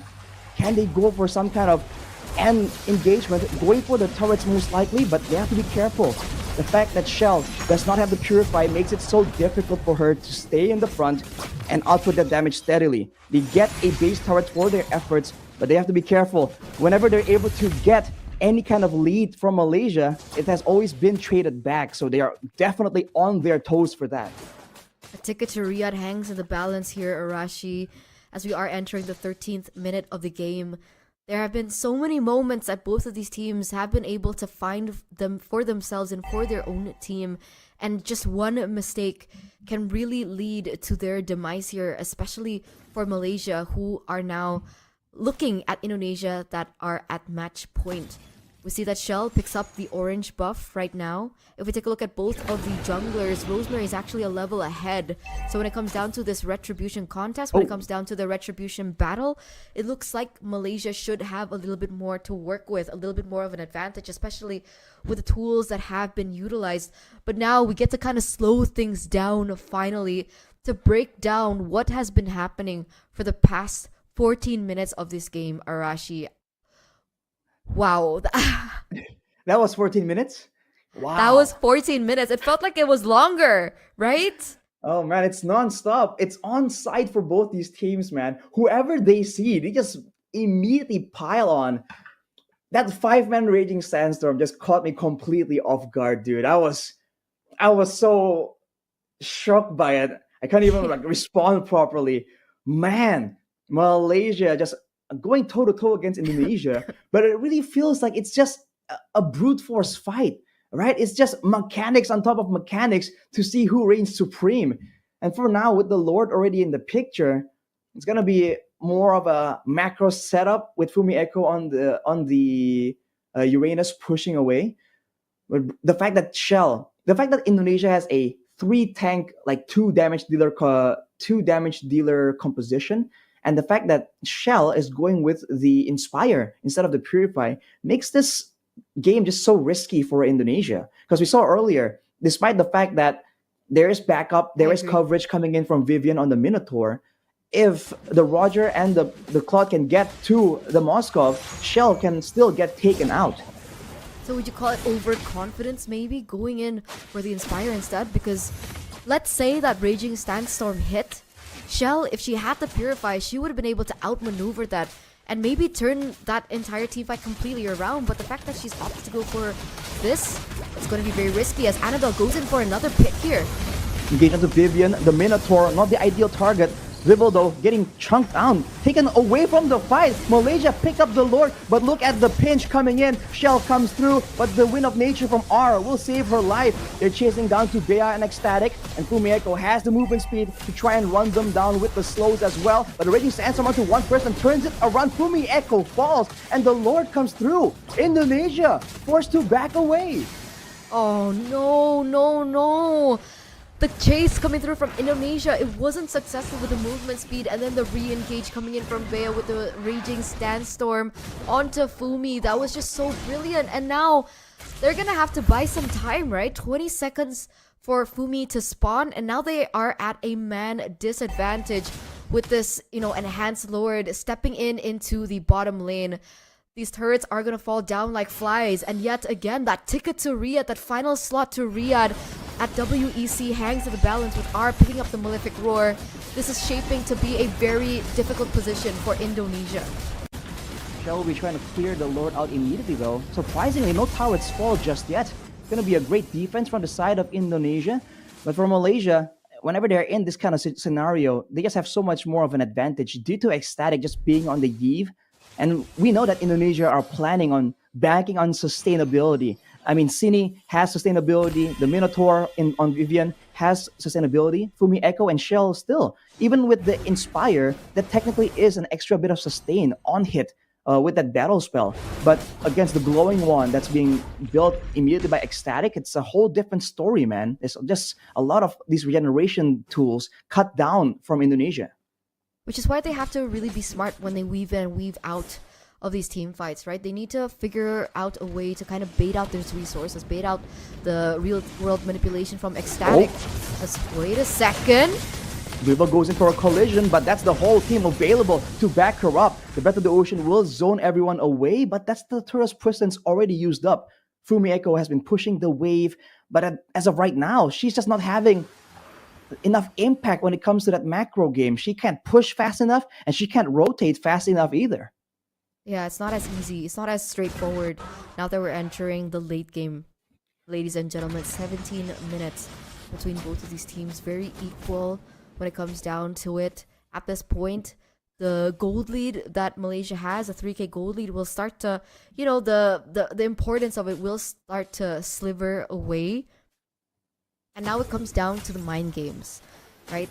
Who will be smarter when it comes down to these Lord takes? Because naturally, Indonesia, I don't think they want to go for a full 5v5. Maybe they look for a pick off instead.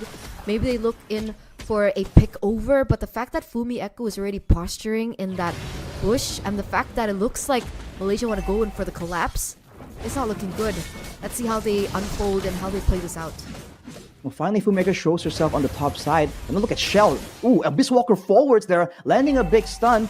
But in the midst of all that, there's just so much pressure here for every single base card of Indonesia that's so low. Annabelle conceals, but Shell spots her down. Vivian, though, is in the same situation. But look at the play coming in from Cine. The knock up there to try and break that immortality. Can they keep going here or not? Look at the play. There's revenge. The Sandstorm from Bea, though. The lead Shell. No gold in available. Real manipulation being used as well for Malaysia to seal the deal right here. Rosemary chunking out damage, dishing out against the 10k of members, all the damage, and the chase comes through from Malaysia with the slows provided by Ecstatic. It seems to be the end of it. Fumi Echo chunked down, taken out. That's a maniac for Rosemary. It's a wiped out, ladies and gentlemen, for Malaysia in this 18th minute. And it looks like they're looking for a comeback. 18 seconds left for Shell to respawn into the game as Rosemary is going to go through with that DHS in addition to wards in her kit to look for that straight push. And it looks like Malaysia will be able to force this to a game number 3. But hold your horses. We're gonna make you feel the suspense. We're gonna build up on the suspense as to how this game goes as you are forced to look at me and Arashi's beautiful face once again. Wow, again, right? Shell using that Inspire, definitely not the best choice in this match. Annabelle, beautiful flicker backwards, Tyrus Rage Revenge. And she was able to catch Shell off guard. And then the combination, the synergy that was already there for Malaysia, the fact that they were able to loop that in with the Raging Sandstorm 2 just was the nail in the coffin for Indonesia in that team fight. I bet now they're starting to wonder, like, why didn't I go Purify instead? It has to be in the back of their minds, but all things considered, I don't know if that would have made a difference, right? The fact that Bea immediately came through and just landed that Raging Sandstorm, that was a ton of damage.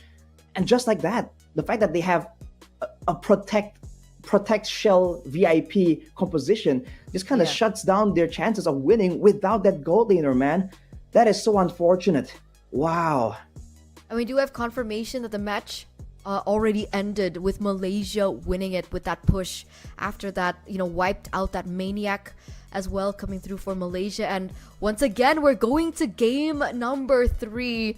We wouldn't have it any other way here in the playoffs. There's no room for, clean sweeps. We want it to go, best of all the games. We want to see all the games. And, even the system couldn't handle how much Malaysia were dominating in that final sequence, right? Even the system didn't allow you guys to witness the violence. So we're just gonna tell you, okay? We're gonna, ease the pain a little bit. We're gonna give it to you a little bit softer, especially for all the Indonesian fans out there who were hoping to see a 2-0, especially with all the losses that we've been getting against this same region in the MLBB male scene. Are we looking at a comeback again? Are we looking at another reverse sweep story, that underdog story that we've been seeing here in the playoffs of ISF? Bro, that's gonna be very unexpected for sure. But on the bright side, apparently we have some highlights here. So hopefully that final sequence will be shown in the highlights as we get right into it. Let's see how both teams were just colliding, man. It's a relatively short game, all things considered, but it doesn't feel that way at all. Yeah, even from the start, right? I think we were like caught in that 14-minute mark, and then we were like, wow, it's been 14 minutes. Everything just felt so fast, so much action that I think even you were a little bit drained with energy, right? Arashi, with so much action happening, we thought that it was already a 17-minute game at that 14-minute mark. But up until that very end, Malaysia stayed persistent. They still were active, looking for opportunities to capitalize over. And finally, after all the initial, I would say, success from Indonesia with the objectives, with the team fights, with the kills on the board, they were able to finally get that stun in with Annabelle as well as Bea in the final sequence. But here again, we do see that Vival was caught quite low. R was able to capitalize over that. I think at the very end, finally R picked up the Malefic Roar. But that was that big play with the Raging Sandstorm onto two people. And we thought that was like the peak of Bea, right? And then she comes in later on. I hope we get to see the replay of that as well on a 5-man for Raging sure. Sandstorm. That was later on the bottom side of the map, I think. But all throughout the game, man, it's just fights upon fights. I mean, even here, right? No info, no intel. Usually teams won't just go for it, but they're just trying to fight combo for combo. And look at that blazing duet here. Just immediately denied from the side of Indonesia. And that the play, man, the Spear of Destruction definitely is a great tool to have. And Shell was using it to its utmost potential. But at that point, she gets a bit too low. This was the moment you're talking about, Eterna, where Rosemary maybe could have gotten the kill, but unfortunately for him, he's the one who gets knocked into the wall and just completely shut down as Fumi Echo dives in and continues the cycle, man. It just keeps going. Yeah. It was very... Oh, is this the moment? 10 minutes and it's not the moment yet, is it? Oh, it should be. Oh, I think it is. Actually, there it is, right? Annabelle goes in with a Tyrant's Rage Revenge Flicker. And then here we go. Raging Sandstorm. Boom. Flicker. And able to get 5 members. And just the follow-up damage was so easy, right? For R with the Blazing Duet into the backside. There was nobody really able to kind of punish that dive in with the Blazing Duet. And she was able to maximize on her damage output. It's definitely a lot of damage from Bea, man. And here, the patience for Shell to just wait on the Spear of Destruction. And Malaysia making the call to immediately rush down the Lord. Those are the things that we've been saying needs to be done, but a lot easier said than done. And this was the overchase, and unfortunately it just didn't work out for Indonesia there. Losing Fumi Echo and then trying to defend, they were able to stave off the majority of the waves. But if you look at the towered HP, they're all so low. So Malaysia had a lot more pressure, and this was the play. Immediately, Shell just gets deleted. It doesn't matter how much healing, how much crowd control is used to try and protect if the damage is just too much. Eventually, Vivian and Vival were able to kind of equalize with a kill. But all things considered, with R on the clock still alive, with Rosemary on the Roger just shooting and clawing members of Indonesia down, there's just no way for them to come out on top there in a long, drawn-out fight. Okay, predictions for MVP now. I gotta go Rosemary. Okay, I think I'm gonna go Bea. Or Annabelle. Ooh, I can't decide. Everybody had their moment. Ooh, wait. So you're gonna stick with Rosemary here? I think so. Man, yeah, she picked up the Maniac. Oh god, this is hard. Okay, I'll just stick with Bea. Okay, ladies and gentlemen, let's see our MVP For the second game in this best of 3 match now, both of these teams are at match point. We will be seeing, is it Rosemary, is it Bea, is it Annabelle on the Kufra to pick up this MVP? Drumroll, please. Drum roll. Okay. Rosemary Arashi with Alright, the comeback of his own. 13-2 and 4. 90, almost 90,000 damage dealt. It's crazy because if you look at if you saw how much damage the Iesf was doing, right? Supposedly, with all these fights, with all the back and forths, the Iesf actually did about 87, I believe. It was just a bit lower. But Rosemary was the highest damage dealer in the whole game. That's how much fighting was available for her to just immediately just steal away that spot. There was no sieges at all. There wasn't. But I mean, okay, granted, I understand why Rosemary was able to get the MVP, but you know, an argument can be made for a lot of the other members too, right? Because technically, in the final sequence of how they're able to, you know, put in the final nail in the coffin for Indonesia was on the play made by Annabelle on the Kufra, which basically Vivian was unable to do in the first game where she picked up the Kufra. So big shout out to Annabelle on the Kufra. Big shout out as well to Bea. Despite not being put on the Paquito that we saw was such a power pick for her in game number 1. In game number 2, she pulls up something like the Khalid that did so well. Just really capitalizing over the overconfidence from Indonesia in game number 2. Yeah, the composition in the beginning already seems a bit overconfident. Only a single real damage dealer, and even a Kadira, right, an assassin. Considering the fact that R on the Claude is mobile and with the Purify as well, there isn't really a very easy target for her to look for in the middle of those fights. That definitely played a big role as well, because once the skills are already blasted out, that's the end of the impact for Cine. Compared to game 1, where on the low you can just keep tossing out dispersions and rotations. And on that note, let's take a look at the post-game stats as well, right? Specifically, this is special for you guys back at home, ladies and gentlemen. We have statistics prepared for you guys to have a little bit of a sneak peek as to what Arashi was talking about earlier on, right? You talked about the damage that was given. We do see a little bit more information on that 18-minute game, 47 seconds. It was almost a 19-minute game. You can see, like, this was one of the things that was quite confusing, Arashi. In the early stage of the game, Indonesia was leading with kills, and they were also leading with objectives.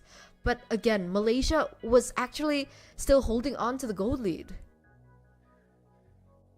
Just because of that style, right? The fights that kept happening, for the most part, I mean, if you look at the gold obtained from minions and creeps, there isn't a lot of farming. The gold gain for minions and creeps for the side of Indonesia is a lot lower still. So that's another addition to the advantage that Malaysia were able to actually get by winning out in these fights. It really felt like in the end it's a damage output issue, because for Malaysia, even when we did see R get taken out or get zoned away from a fight, the Khalid can do damage, Rosemary can do damage, so can Ecstatic on the Iesf. So despite the fact that they have no real big front line, maybe even was the cause that baited Indonesia to just keep going in, because they know that in theory there's not a single hero on the side of Malaysia can be called a pure tank. The Kufra maybe, but more used for utility, right? So I think Indonesia just kept going in because they know that whoever they connect with that gets bursted done by Cine and Shell, or gets hit by Vival, that could be yet another kill that they can put in their pocket. So unfortunately, until the late game, it makes the win condition for Malaysia just that much more straightforward. And that's the last thing you want to do against a team as dangerous and as competent as these teams we're watching right now, because they will immediately identify it and go for it. You can see that from the middle of the game, Bea and the rest of Malaysia are already having their eyes on Shell, just waiting for the right time to catch her out, or at least zone her away so that their team can actually get the advantage. You know, at least if they want to go for the commitment onto a 4-1, as in fully commit onto the defense for Shell, at least have Shell pick up something a little bit more defensive for her battle spell, right? Because I felt like the Inspire just again was way too greedy. But I mean, that's a problem that can be seen from the draft as well, right? The fact that she was the sole damage dealer. Remember, the Exactly. Kadira can't really help out with that either. So maybe she was pressured to go for the Inspired to get a bit more damage. And to be fair, in the 1v2s in the early game, we saw that Inspire was critical in ensuring that she was able to survive and even outplay like a gank 1v2. So there is value to be had, but I feel like overall, as a draft, that's where the problem really began. Yeah, I agree.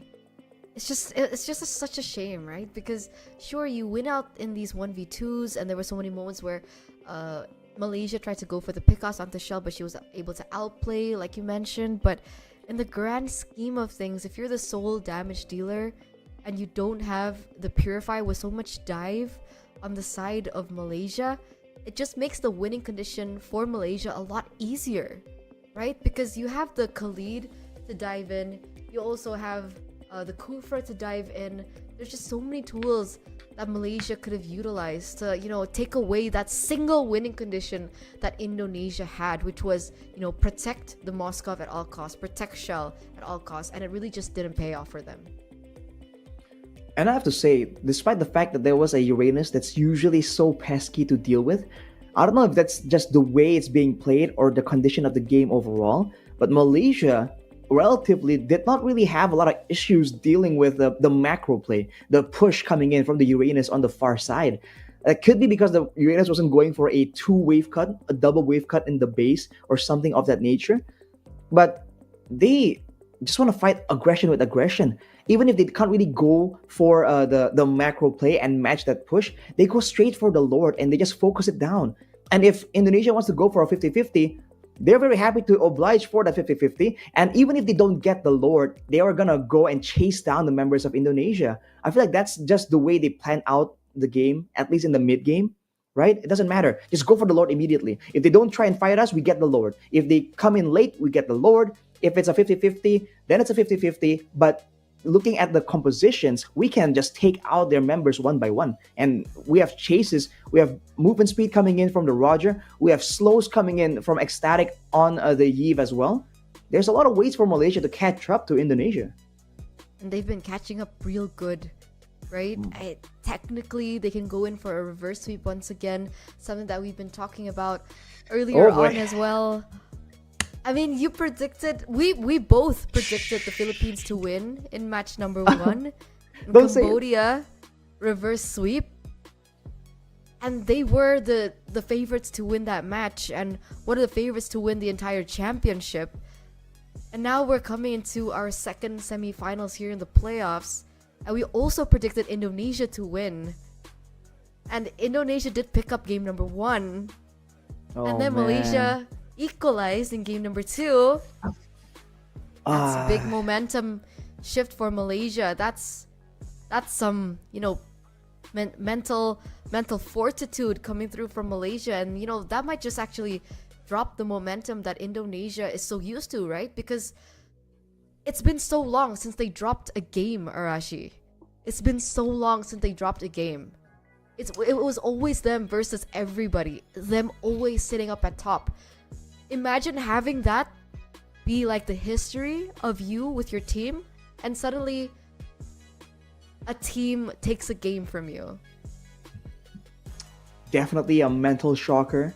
And for Indonesia, they got to recover here. By all means, they did lose, but their composition, like we said, is quite unorthodox, right? It's quite unusual, from the composition itself to the selections like the Uranus that came out of nowhere.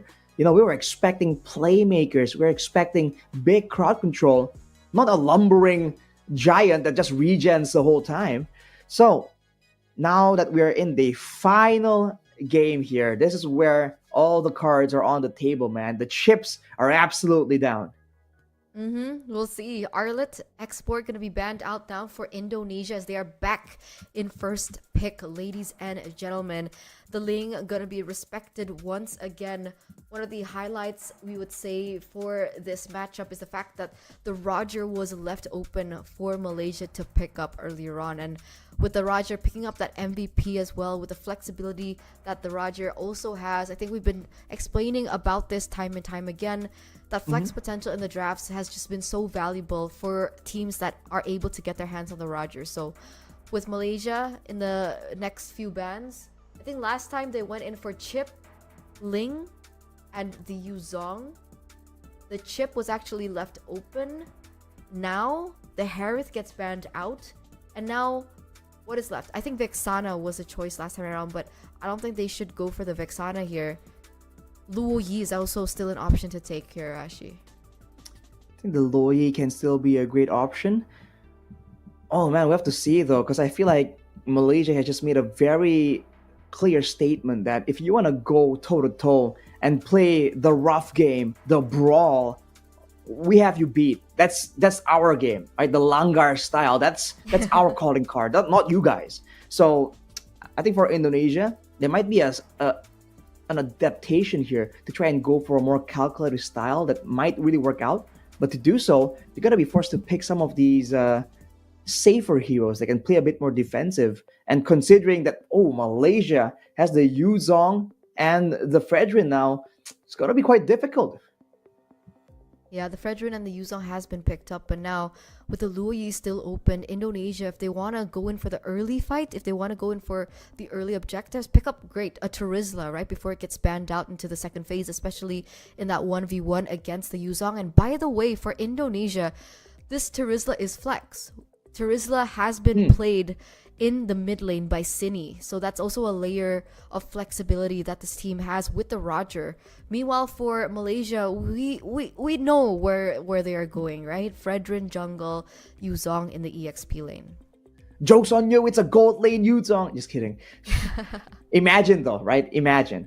But for now, for Indonesia, they're going for this aggressive style. They have the Roger, and they're defaulting back to this Mathilda. This is a tool that is great if you don't want to go for a straightforward fight, when you want to make it confusing.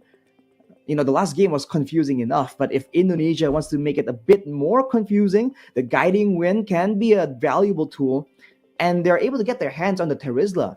It was, I believe it was it banned away? I believe it was respected for sure. It was banned out by Indonesia in the second phase. Right, so they get their hands on that main frontliner. They can contest grounds against the aggressive composition of Malaysia. But for Malaysia, they want to go for the Kufra again. We talked about how Annabelle was able to secure quite literally a game-winning play for their side. Now you're seeing a lot of emphasis on the gold lane here. There's a chance that Malaysia are trying to pick up the Claude for themselves. We saw R perform really well on it. Taking it away from Shell will be great as well. Kind of forcing the Roger to be put in that gold lane can still be an angle that Malaysia will be trying to do instead. Also remember, right? Luo Yi, Valentina, and Faramis have been left untouched so far. That still also can cause a huge impact into their gameplay. But again, the Natan gets also banned away as well as the Claude. So they are eliminating these choices for the gold lane. Arashi, I hope you're not right. I hope it's not a Yuzong in No way, gold come lane, on. right? I mean, there is still a possibility for like the Brody to show up. I think the Clint has done quite well, but that was before the patch. For the Mlbb women's scene, that was before the patch. We saw the Clint do really well in the early game, and could definitely benefit from the Malefic gun. By the way, if they want to explore new items. Oof. Do you want to explore new items when all of this is at stake right now, Eterna? I feel like it's a bit too delicate. In fact, I assume that both teams will be pulling out their A game. They went with the Faramis though, so suspecting that Malaysia will be going for that death ball style yet again. All things considered, though, the Minotaur is still available, but no, both teams already have a roamer, so that won't really be the case. I feel like the mid lane here becomes the big question. If they want to go for fights like that, the Luo Yi still is a very solid pick. If they don't want to go for it, then maybe something like a Lilia with a bit more security, a bit more outplay potential. I'm just saying, by the way, if you want something crazy, imagine if a Kagura shows up right now. That's also gonna be like a wow moment, but I don't think so. Yeah, we saw the Kagura come out earlier on, and it was a monster. I think I'm gonna have nightmares about it. But they go for something quite standard. Valentina, to be able to capitalize over these resources that Indonesia has gone for. We have the circling eagle from the Matilda. We also have the penalty zone. Whoa! No way. Okay, Huh? okay. Guys, ladies and gentlemen, boys and girls, sorry, I went a little bit informal there, but Zask recently had a change. Right, Arashi? Are you familiar with this change that Zask now has? Wait, which change are you talking about? So, now, oh man, we haven't seen Zask for so long, I don't even remember the names of the skills, but the little alien that pops in, it now does The Nightmare constant... See, Clint, right? Yeah, the Nightmare Spawn does constant DPS damage and also has a stun if you pair it in with skill 2 of Zask. And now if he wants to go in for the ultimate, you don't have to... That one, Dominator's Descent, you don't have to place it where the Nightmare Spawn is, but the... What is it called? Dominator's Descent will follow where you put the Dominator's Descent, and then the Nightmare Spawn will follow. So it's a lot more versatile when you go in for these plays, and it's such a good lane bully. Oh, oh man, I didn't expect this aspect to come up, but man, I'm excited, Arashi. Sorry, I mean, I occasionally play the Zask as well, to be honest. But yeah, I guess those changes will definitely make a big difference. The carry, though, out of nowhere from Malaysia to try and deal with the Terizla, that makes sense. But now it's a bit different, man. For Indonesia, that Zask pick will just give so much fighting power, because technically you can go into the Dominator's Descent, you can get out of it, and it's still gonna stay there and just keep doing damage, right? Along with the Nightmare Spawn. So there are ways for Cine now to do some damage, do some mind games, and be relatively safe. That's the big part that's kind of important right here. So it's going to be interesting how the lane is going to go, because the Nightmare Spawn can be cleared relatively fast. And if you just keep putting it down without any thought, technically it gives your opponent gold. So, you got to be a bit more calculative about it. Sure. That's also definitely a factor that we also need to, keep in mind. But man, I was thinking that this Zask would pop in the gold lane, Arashi. Really? Well, yeah, because I see it as a good lane bully, right? The range is insane, right? That early game damage is also quite insane. Good clear as well. If we're looking at a possible bully in the gold lane, if we're thinking about a mage as a bully in the gold lane, then, we've seen a lot of Changas recently, but I thought maybe the Zask would fit quite well in the gold lane. But we are going to see in the mid lane, I'll take what I can get, ladies and gentlemen. For the final match in the playoffs of this best of 3 series, the decider game as to who will be able to move forward, who will be able to get that last slot in for WEC all the way in Riyadh in the later portion of this year. Everything hangs in the balance, and everything is going to depend on how this game goes. Will it be Indonesia moving forward as one of the tournament favorites, or will it be Malaysia being able to take down the titans of this story and go in as underdogs with Cambodia to Riyadh? Well, first of all, you can feel the spirit coming in from Indonesia, because they are going with 3 war cries in their emblem setup. They are here to try and do as much damage as possible. And you can see the Nightmare Spawn already proving to be an absolute nuisance for the side of Malaysia. For now, it's going to be a bit similar, a bit safe. But look at that. Tyrant's Revenge, though. Vivo will be actually unable to secure that litho due to that interference. For now, Ecstatic. Whoa, hang on a minute. See? Dude. Yeah, Ecstatic is taking a lot more damage than I think is healthy for her. But we have to wait and see here. Especially in the gold lane and EXP lane. It's a bit of a skill matchup, and whoever comes out on top will dictate how the team is able to really move around the map. And I think a lot of eyes are definitely on that gold lane. I mean, technically the gold lane isn't too much of a skill matchup, right? Wouldn't you think that the Clint does better in the early game as compared to the carry? Yeah, especially in the gold lane, it's a bit more one-sided. The EXP lane, though, is where you can see this dueling happening. But considering the roamers occasionally drop by to that gold lane, is there a chance for teams to really swing the balance in their favor? Rosemary, though, coming in for a gank right there. Fumi Echo already forced to use the flicker, so the flicker penalty zone combo won't be available. I live. Oh, wait a second. Rosemary goes in very deep here onto Fumi Echo. No escape tools. Princess Wrath tanked up, but look at the response though. Viva with the damage coming in. It's a double. Going to be traded 2 for 1, 1 for 1 so far. Look at the rest of the team though, jumping into it, ecstatic. No circling eagle just yet, but Viva is on the hunt, gets the killing spree. Indonesia starting out strong with that Roger pick. Definitely, and even in the gold lane, right, we do see R almost going in for a recall with how much damage she's receiving. Let's jump back into here as Annabelle looks in for another pick. Penalty zone owns Annabelle though, but Bea, the menace, goes in towards the back line. Won't be able to find anything so far. Pulls back away. And even for game 3 right now, you can see that it's about respawning and going straight into the fighting once more for both these teams. Yeah, the brawls, so brawl-centric, so brawl-heavy.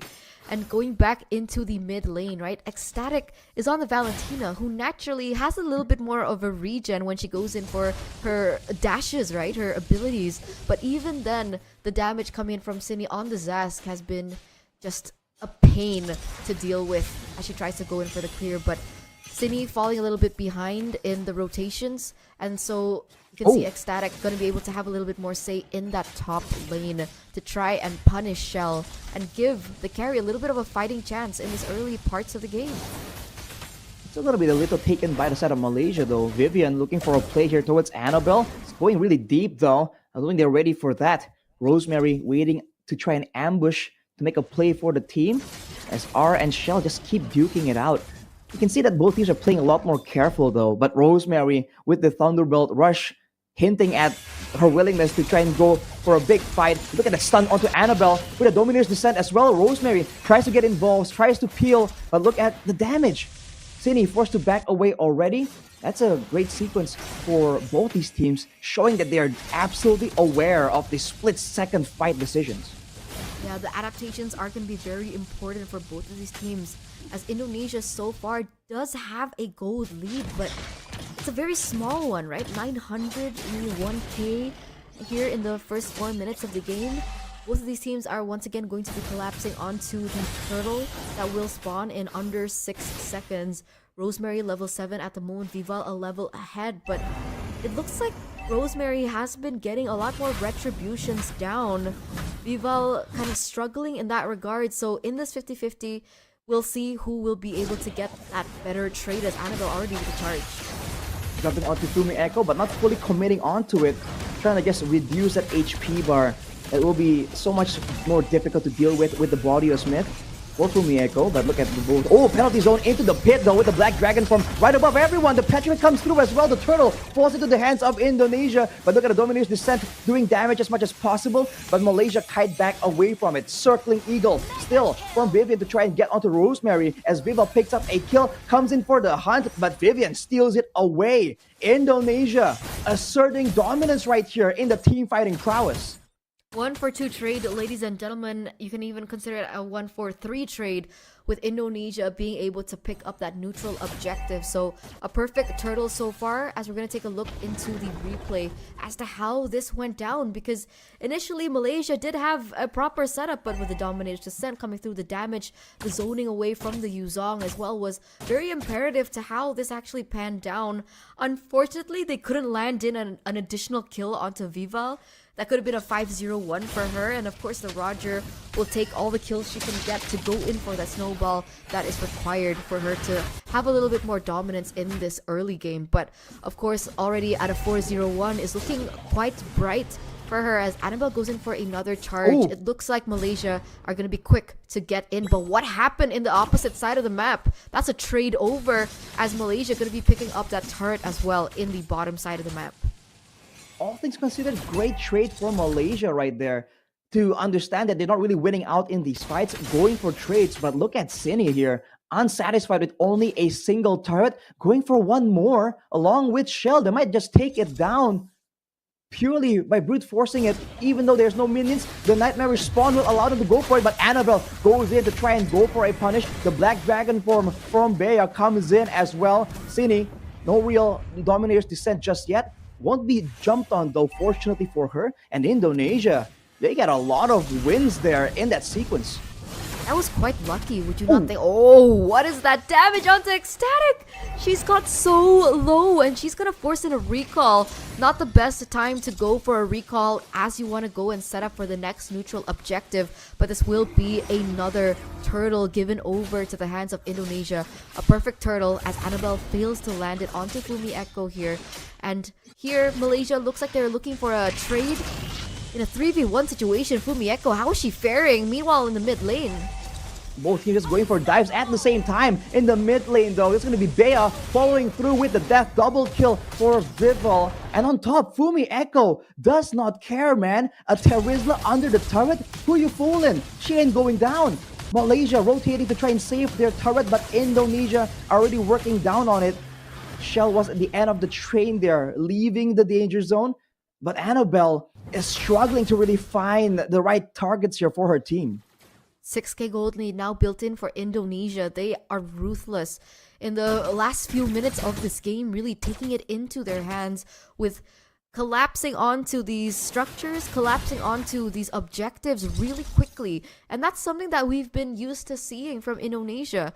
So they really have their eyes on the prize here. They're really taking this as serious as they possibly can.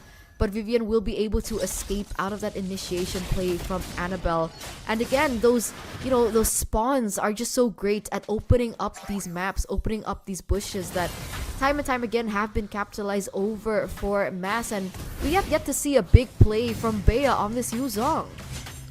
I mean, we saw a big Black Dragon form Furious Dive Petrify combo, but it just wasn't enough right now considering how aggressively Indonesia is playing. And the fact that Cine is just not vulnerable at all due to the Dominator's Descent just makes the game a lot different than a usual game, I would say. Now, Vivian picks up the Enchanted Talisman as well, so the cooldown on the Guiding Wind will be something that Malaysia needs to take notice of, as Vival, even though the Lord is spawning soon, she is the one sent over to clear. And look at the damage for Rosemary. She's trying to sustain back up, dashing out of the danger zone. And as ordered, Eterna, there's going to be a jump on towards the backline of Indonesia. But in the end, Bea cannot get it done. R follows soon as well. And that's going to be Annabelle left alone in the back. Shell spots her, tries to go for it as well. But she won't agree for it. They just go straight for the Lord. Beautiful penalty zone and beautiful follow-up as it looks like Vivian is on the chase there to get to Annabelle. They know it's a little bit too risky and they will fall back. But in the grand scheme of things, that was a big win once again for Indonesia in the 10th minute of the game. And even if Malaysia stood fast, stayed stoic in that team fight, Vival is a few levels ahead here. She's actually 3 levels ahead of Rosemary at this point. So not necessarily a 50-50 in that Retribution battle, despite Rosemary's success on her Retri. It's just, she's falling far too behind. She needs to catch up on that EXP to eventually go in for this. But that's going to be the first Lord of the game spawning in the mid lane, ladies and gentlemen. And it looks like Malaysia are just waiting patiently to go in for the defense. Both teams just waiting around here, trying to make sure they stop the Lord from doing damage to the turrets, but Indonesia will zone away the members of Malaysia and ensure that that is what happens. It's a 3-wave push right now, and with the Nightmare spawn used to try to buy a bit more time, do a bit more damage, it's going to be a penalty zone though. Rosemary won't be able to use the Princess Wrath, and so will Ecstatic just immediately clawed down, denied. They are trying to go into the Black Dragon form, but look at the HP bars, immediately shredded down. That's the stun coming in as well. Indonesia barreling through immediately. They pick up one more kill, and they're going straight for the crystal. The Lord untouched. Indonesia at 11 minutes has shut down Malaysia.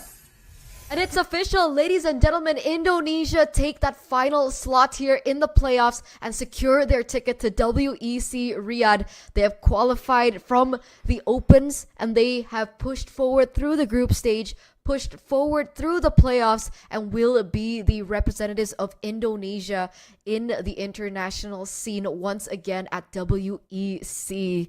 But that was so close for Malaysia. I think all of the Indonesian fans all around the world are actually shaking at this moment, right? Seeing how far and how much Malaysia had dominance over Indonesia. It was so close, Arashi, but a 2-1 victory for Indonesia at the end of the day. Dude, the Zask pick, I think, really threw him off, man. It's so weird because now the mid laner is no longer vulnerable. There's an extra bit of damage coming through. And even if Cine leaves, the damage is still coming, still being dealt. And technically, when she dies, she spawns another nightmarish spawn as well. A lot of different, like a new different look. It's almost like going up against a Kagura, but a different style. She even landed the big stun in the end right there to really start off the ending sequence. We got to take a look at some of the highlights, man. That happened so fast. 11 minutes. Yeah, that's why I was so hyped. I was so hyped seeing the Zask being picked up. I was like, all right. I saw promise in the Zask after the patch, and I thought maybe we'll see it in the gold lane, but in the mid lane, I'll take what I can get. So let's take a look at those highlights, ladies and gentlemen. Producer, please cue us in because we just can't wait to see that dominating game from Indonesia after Malaysia was able to force that game number 3 from game number 2. This was that early fight engagement there where they were jumping on Fumi Echo, but that's the problem when you're trying to gank a Terizla. It usually takes just so much time for you to really secure the kill that the backup really arrives. And in true Malaysian fashion, it just becomes an all-out brawl yet again. And Bea, now that the ultimate just isn't as surprising, as fast-paced as a Raging Sandstorm or a Paquito's Knockout Strike, it's a whole different style that she was struggling to really use to try and punish Vivel, Shell, and Cine, and it's partially due to the selection of heroes as well. For sure.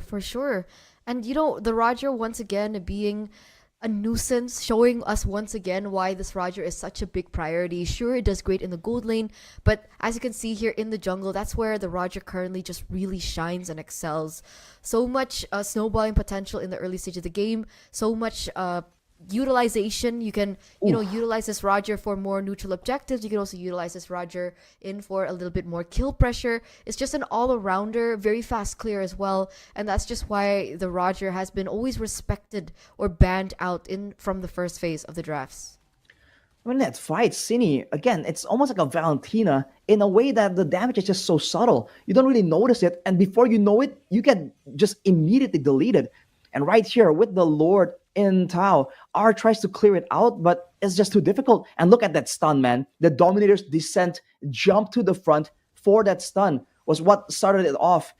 And you're seeing the consequences of this Zask, right? The fact that you're not used to it, you're not used to the range, the skill set. That is what Indonesia has pulled out of the hat for their, surprise magic trick. And they have taken Malaysia out in dominant fashion after 2 very intense games. No matter what happens, no matter the results that we receive today for Malaysia, I still want to stand true and just, announce it for everyone in the world to know that I'm a big fan of Bea, and I hope I get to see her in the future, man, because her presence in game number 3 was not as vivid as game number 1 and game number 2, but man, game number 1 and game number 2, her Paquito and her Khalid, that alone was enough to really just send shivers down my spine, and I think it's going to follow me into my nightmares, as is the Kogura that we saw earlier on. But this is the match summary. 11 minutes after an 18-minute game, after a 19-minute game for game number 3, Indonesia meant business. They pulled out all their cards. They took it as serious as possible. Their head was in the game, and they were able to close it out in 11 minutes with Shell Black on the Clint. This was one of the heroes that we saw her utilize back at SPS, one of her high priority heroes, especially if she wants an early game lead. When the Moscovs, when the Harris are banned out, she usually falls back onto this Clint pick that we've seen her find a lot of success on. And Cine, like you mentioned with the Zask, was just so clutch. One of the main issues that Malaysia was facing, especially on the Valentina, I think the first wave that hit, right? The first attempt at the clear between Ecstatic and Cine was very telling as to the potential of Zask, and hopefully we'll see what the Zask has to offer later on in the future, whether or not maybe the I think MLB so. men's will pick it up or not. But the MVP is ready. Arashi, any predictions? I think it has to be Cine, man. No bias. There you go. That's the Zask we were talking about, 3-0 and 12. And man, there were some moments in this game where I guess Malaysia are just used to that brawl, and they stand in that Domineer's descent. And even the tankiest of members, they get shredded down slowly but surely, man. That the beam that comes from the Domineer's descent and the Nightmare respawn, it doesn't tick per second, you know. It's like it's a straight laser, and you just Yeah. gotta get out. That's one of the main changes to the Zask, one of the main updates to the Zask, right? And I thought that that's why maybe the Zask could be viable in this meta. But Arashi, you know, as an analyst and of course as a mage player, look at the items, right? Sure, a penetration boots, that's fine and dandy, but her next item was Divine Glaive. Like, who does that? Do you normally itemize straight into the Divine Glaive without going for base magical damage? I mean, I don't, but considering the hit of the Zask, right? You saw that even straight with the Divine Glaive, there was a lot of base damage already available. So I guess considering the fact that there's a lot of beefy members from the side of Malaysia, that's the option she goes for, because the base damage is good enough, and the Divine Glaive gives you magical power as well. So it's not about nuking them outright. It's about placing down these spawns and the Domineer's Descent, the DD, at the right position. And as long as it just stands Double there, Ds, yeah. Malaysia will be forced to either take a lot of damage over time eventually, or they're gonna be forced to use some time and some effort, some damage to clear out that the summon, right? The spawn. And I think that is such a perfect solution for a team that just loves to brawl, right? Bring in another factor, right? Bring in more people, technically. So let's bring the people that won that match, right, Arashi? Let's call Indonesia right now. We'll see who we're going to be talking to, but ring ring, Indonesia, are you there? Hello, Hello. everybody. Hang on. I got to adjust my audio again. Right. All right. Cool. Congratulations, Indonesia, for that decisive victory again. I think we've seen you a lot in all these interviews, especially in the MLBB female scene. But how did it feel to go that far into a full best of 3? Like, did you expect it to go full best of 3, or did you think that you would win it in a 2-0 victory? Apa artinya? Expect nggak sampai 2-0 atau 2-1? Enggak, karena kita belum pernah ketemu. Pernah belum? Enggak tahu, ada yang lupa. Actually, we did not expect it to be like 2-1. In the first game, the Baksha pick. Oh, yeah. It was unexpected. Yeah, it was unexpected because the Baksha pick was out of the box. So especially where we are using Link, so the Baksha is really a surprising pick. And yeah, Menyulitkan Kufra. yeah, and Wow. Kufra feeder. No, troll. No. She's saying, Vivian is saying that it made it very hard for her to utilize the Kufra, which is actually something that we kind of noticed, right? It looked like the Kufra was struggling a bit. It was very uncharacteristic to the Vivian that we know and love. But by the way, where's Shell? Shell mana? Shell mana? Indonesia tuh. Shell mana? Where's she hiding? at enemy's base. Oh, okay. Big flex there. Arashi, maybe you have the next question? I think we gotta ask a question that everyone else is asking about. Like, where did the Zask come from, man? Whose idea was that? Das dari mana? Chini will tell you. Hero Okay. power. Please do. Oh. And She says it's her hero power, 100% win rate. Wow. I mean, you saw the effect in Okay. those fights, man. It's a great solution against the aggressive fighting composition. What did the coaching staff have to say what was going on there? Did you say like, I want to pick Zask, or did the coach go like, hey yo, the Zask is like a power pick for you. Like, why don't you bring it out? Like, whose call was it? What was the coaching staff's reaction? Yeah, because I saw the game was going to 1-1, and I think it's time to we bring our secret weapon. No. Oh, nice. We have so many secret kitchen. Secret kitchen. Weapon. Oh, okay. Secret weapon. She meant secret weapon, but she said secret kitchen. Okay, very interesting. By the way, is that Susu Gajah? Is that your coach right now? Susu Gajah? Yes. Elephant milk. Oh, okay. And is who's in front of Susu Gajah? Is it Dewa? It is there.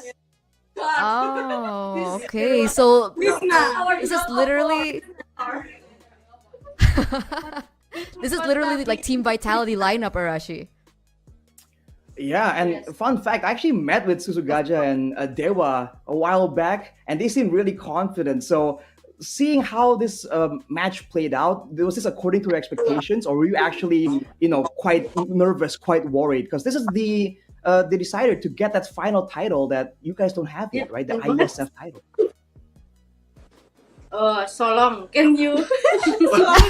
Oh, do you expect the match to be that close? Were you worried? Our coach is overconfident. Yeah, they're too confident. I see. Yes. And they Sounds got like it. outdrafted by a buckshot. Yeah. And my No, coach our trick is just to know to our enemies, please don't ban Ling. Because people cannot use Ling. Oh, that's right, baby. I see. All right. Any Were other you- follow-up were you- questions right here? I have a one more question, right? In game number 2, when Malaysia won, were you guys nervous? Was there a moment where you're like, okay, we've been undefeated for so long, we've been winning for so long, Malaysia finally looks like they're kind of leveling with us? Was there a moment in your heads individually like, okay, we're in a bit of trouble, I think Malaysia can win this match? Ada nggak ketakutan kalah? No, No. not at all. No. But we said it's time to use our zest. Loud and It's time to bring out our Still. secret weapon. All right. So final question, Team Indonesia, do you have any messages to your fans, your worldwide fans out there that are anticipating your presence at WEC in Riyadh?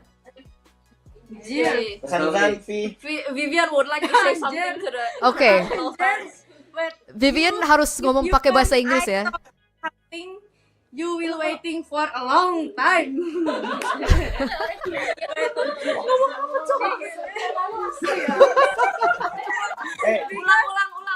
Ulang. Maksud Vivi kalau mau lihat kalah. Bukan. If you want me talking too much with English, you must waiting for any hours. Bener nggak? Just Okay. Sama gitu lah. Ulang tadi udah benar I see. Okay. I mean, we'll be waiting. We'll be waiting at WEC for Vivian, okay? For her message in English. But thank you so much once again, Team Indonesia. Thank you so much for your performance. It was exceptional as well. Congratulations and have a great rest. Because the next time we'll be seeing you at Riyadh. So prepare more strats. We're excited to see the Zask again. Okay? So goodbye. Thank you so much. We'll see you soon. No one to waiting. No one's waiting. Durasi. Oh man, I swear Wow. their interview and the interview from Team Indonesia on the male scene was also as chaotic, by the way. Oh yeah? Quite interesting, man. I mean, it's great to see that they're in great spirits though, right? They did say that they weren't too worried, too nervous. We'll take them at face value for now. But yeah, it's great to see that they're that confident. They're still united. And it didn't seem like they were really under a lot of pressure, right? It's like a day in the office. And they're going to need that composure if they want to go, again, out to the international stage. Because at that point, they are the hunted, right? They are the ones with the targets on their back, like the best team. Beat them first, and then you can talk, is what some people would say. And it's great that they are still as confident as that, right? Because even for us as casters, we were looking at the game and we are kind of like, okay, maybe this is the moment that like literally everybody has been kind of anticipating, the moment where Indonesia falls down finally after so many years of dominance. But I mean, even there, they were making jokes about the coach. It was the coach's fault. You don't need to bang the Ling against us because none of us can play the Ling properly. So they were still in very high spirits, and that just shows the confidence that they have coming into the next portion of ISF. But ladies and gentlemen, I think this does mark the end of the Asian qualifiers. We've been accompanying you with the male scene, and now we're coming to wrap up the women's scene, and it is official. Congratulations to Indonesia, and of course congratulations to Cambodia for winning it out here in the playoffs, being able to make it all the way from the group stage and now qualifying for those tickets to Riyadh WEC over the 9 teams, Arashi, right? We mentioned about the 9 teams that started, and now it's Indonesia and Cambodia moving forward. So we have an underdog story with Cambodia, and of course Indonesia as one of the tournament favorites. What do you think, Arashi? Any final statements that you want to go for before we close this out? I gotta say, I'm really enjoying like the development of the women's scene. I think every time I get a chance to cast the lady scene, I always say the same thing, but they really are improving at a very rapid pace. I think if you go back a couple of years ago, no one would believe that game was played by the ladies team, right? That's not a dig at the ladies, by the way. That's just the way it was back then. So I'm looking forward to different strats, different picks altogether. And if they can really separate, like develop a whole different meta that's just like completely different to the male scene, I feel like that's a very welcome situation as well. So I'm looking forward to seeing Team Indonesia go to the next level. And I really want to see if they can actually do it, right? They get the full gauntlet and go for the snap. Yeah.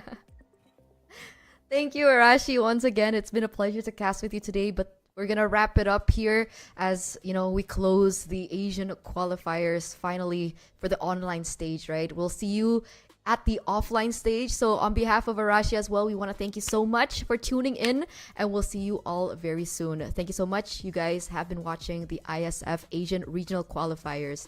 We'll see you in the next part of ISF. Thank you. Bye-bye.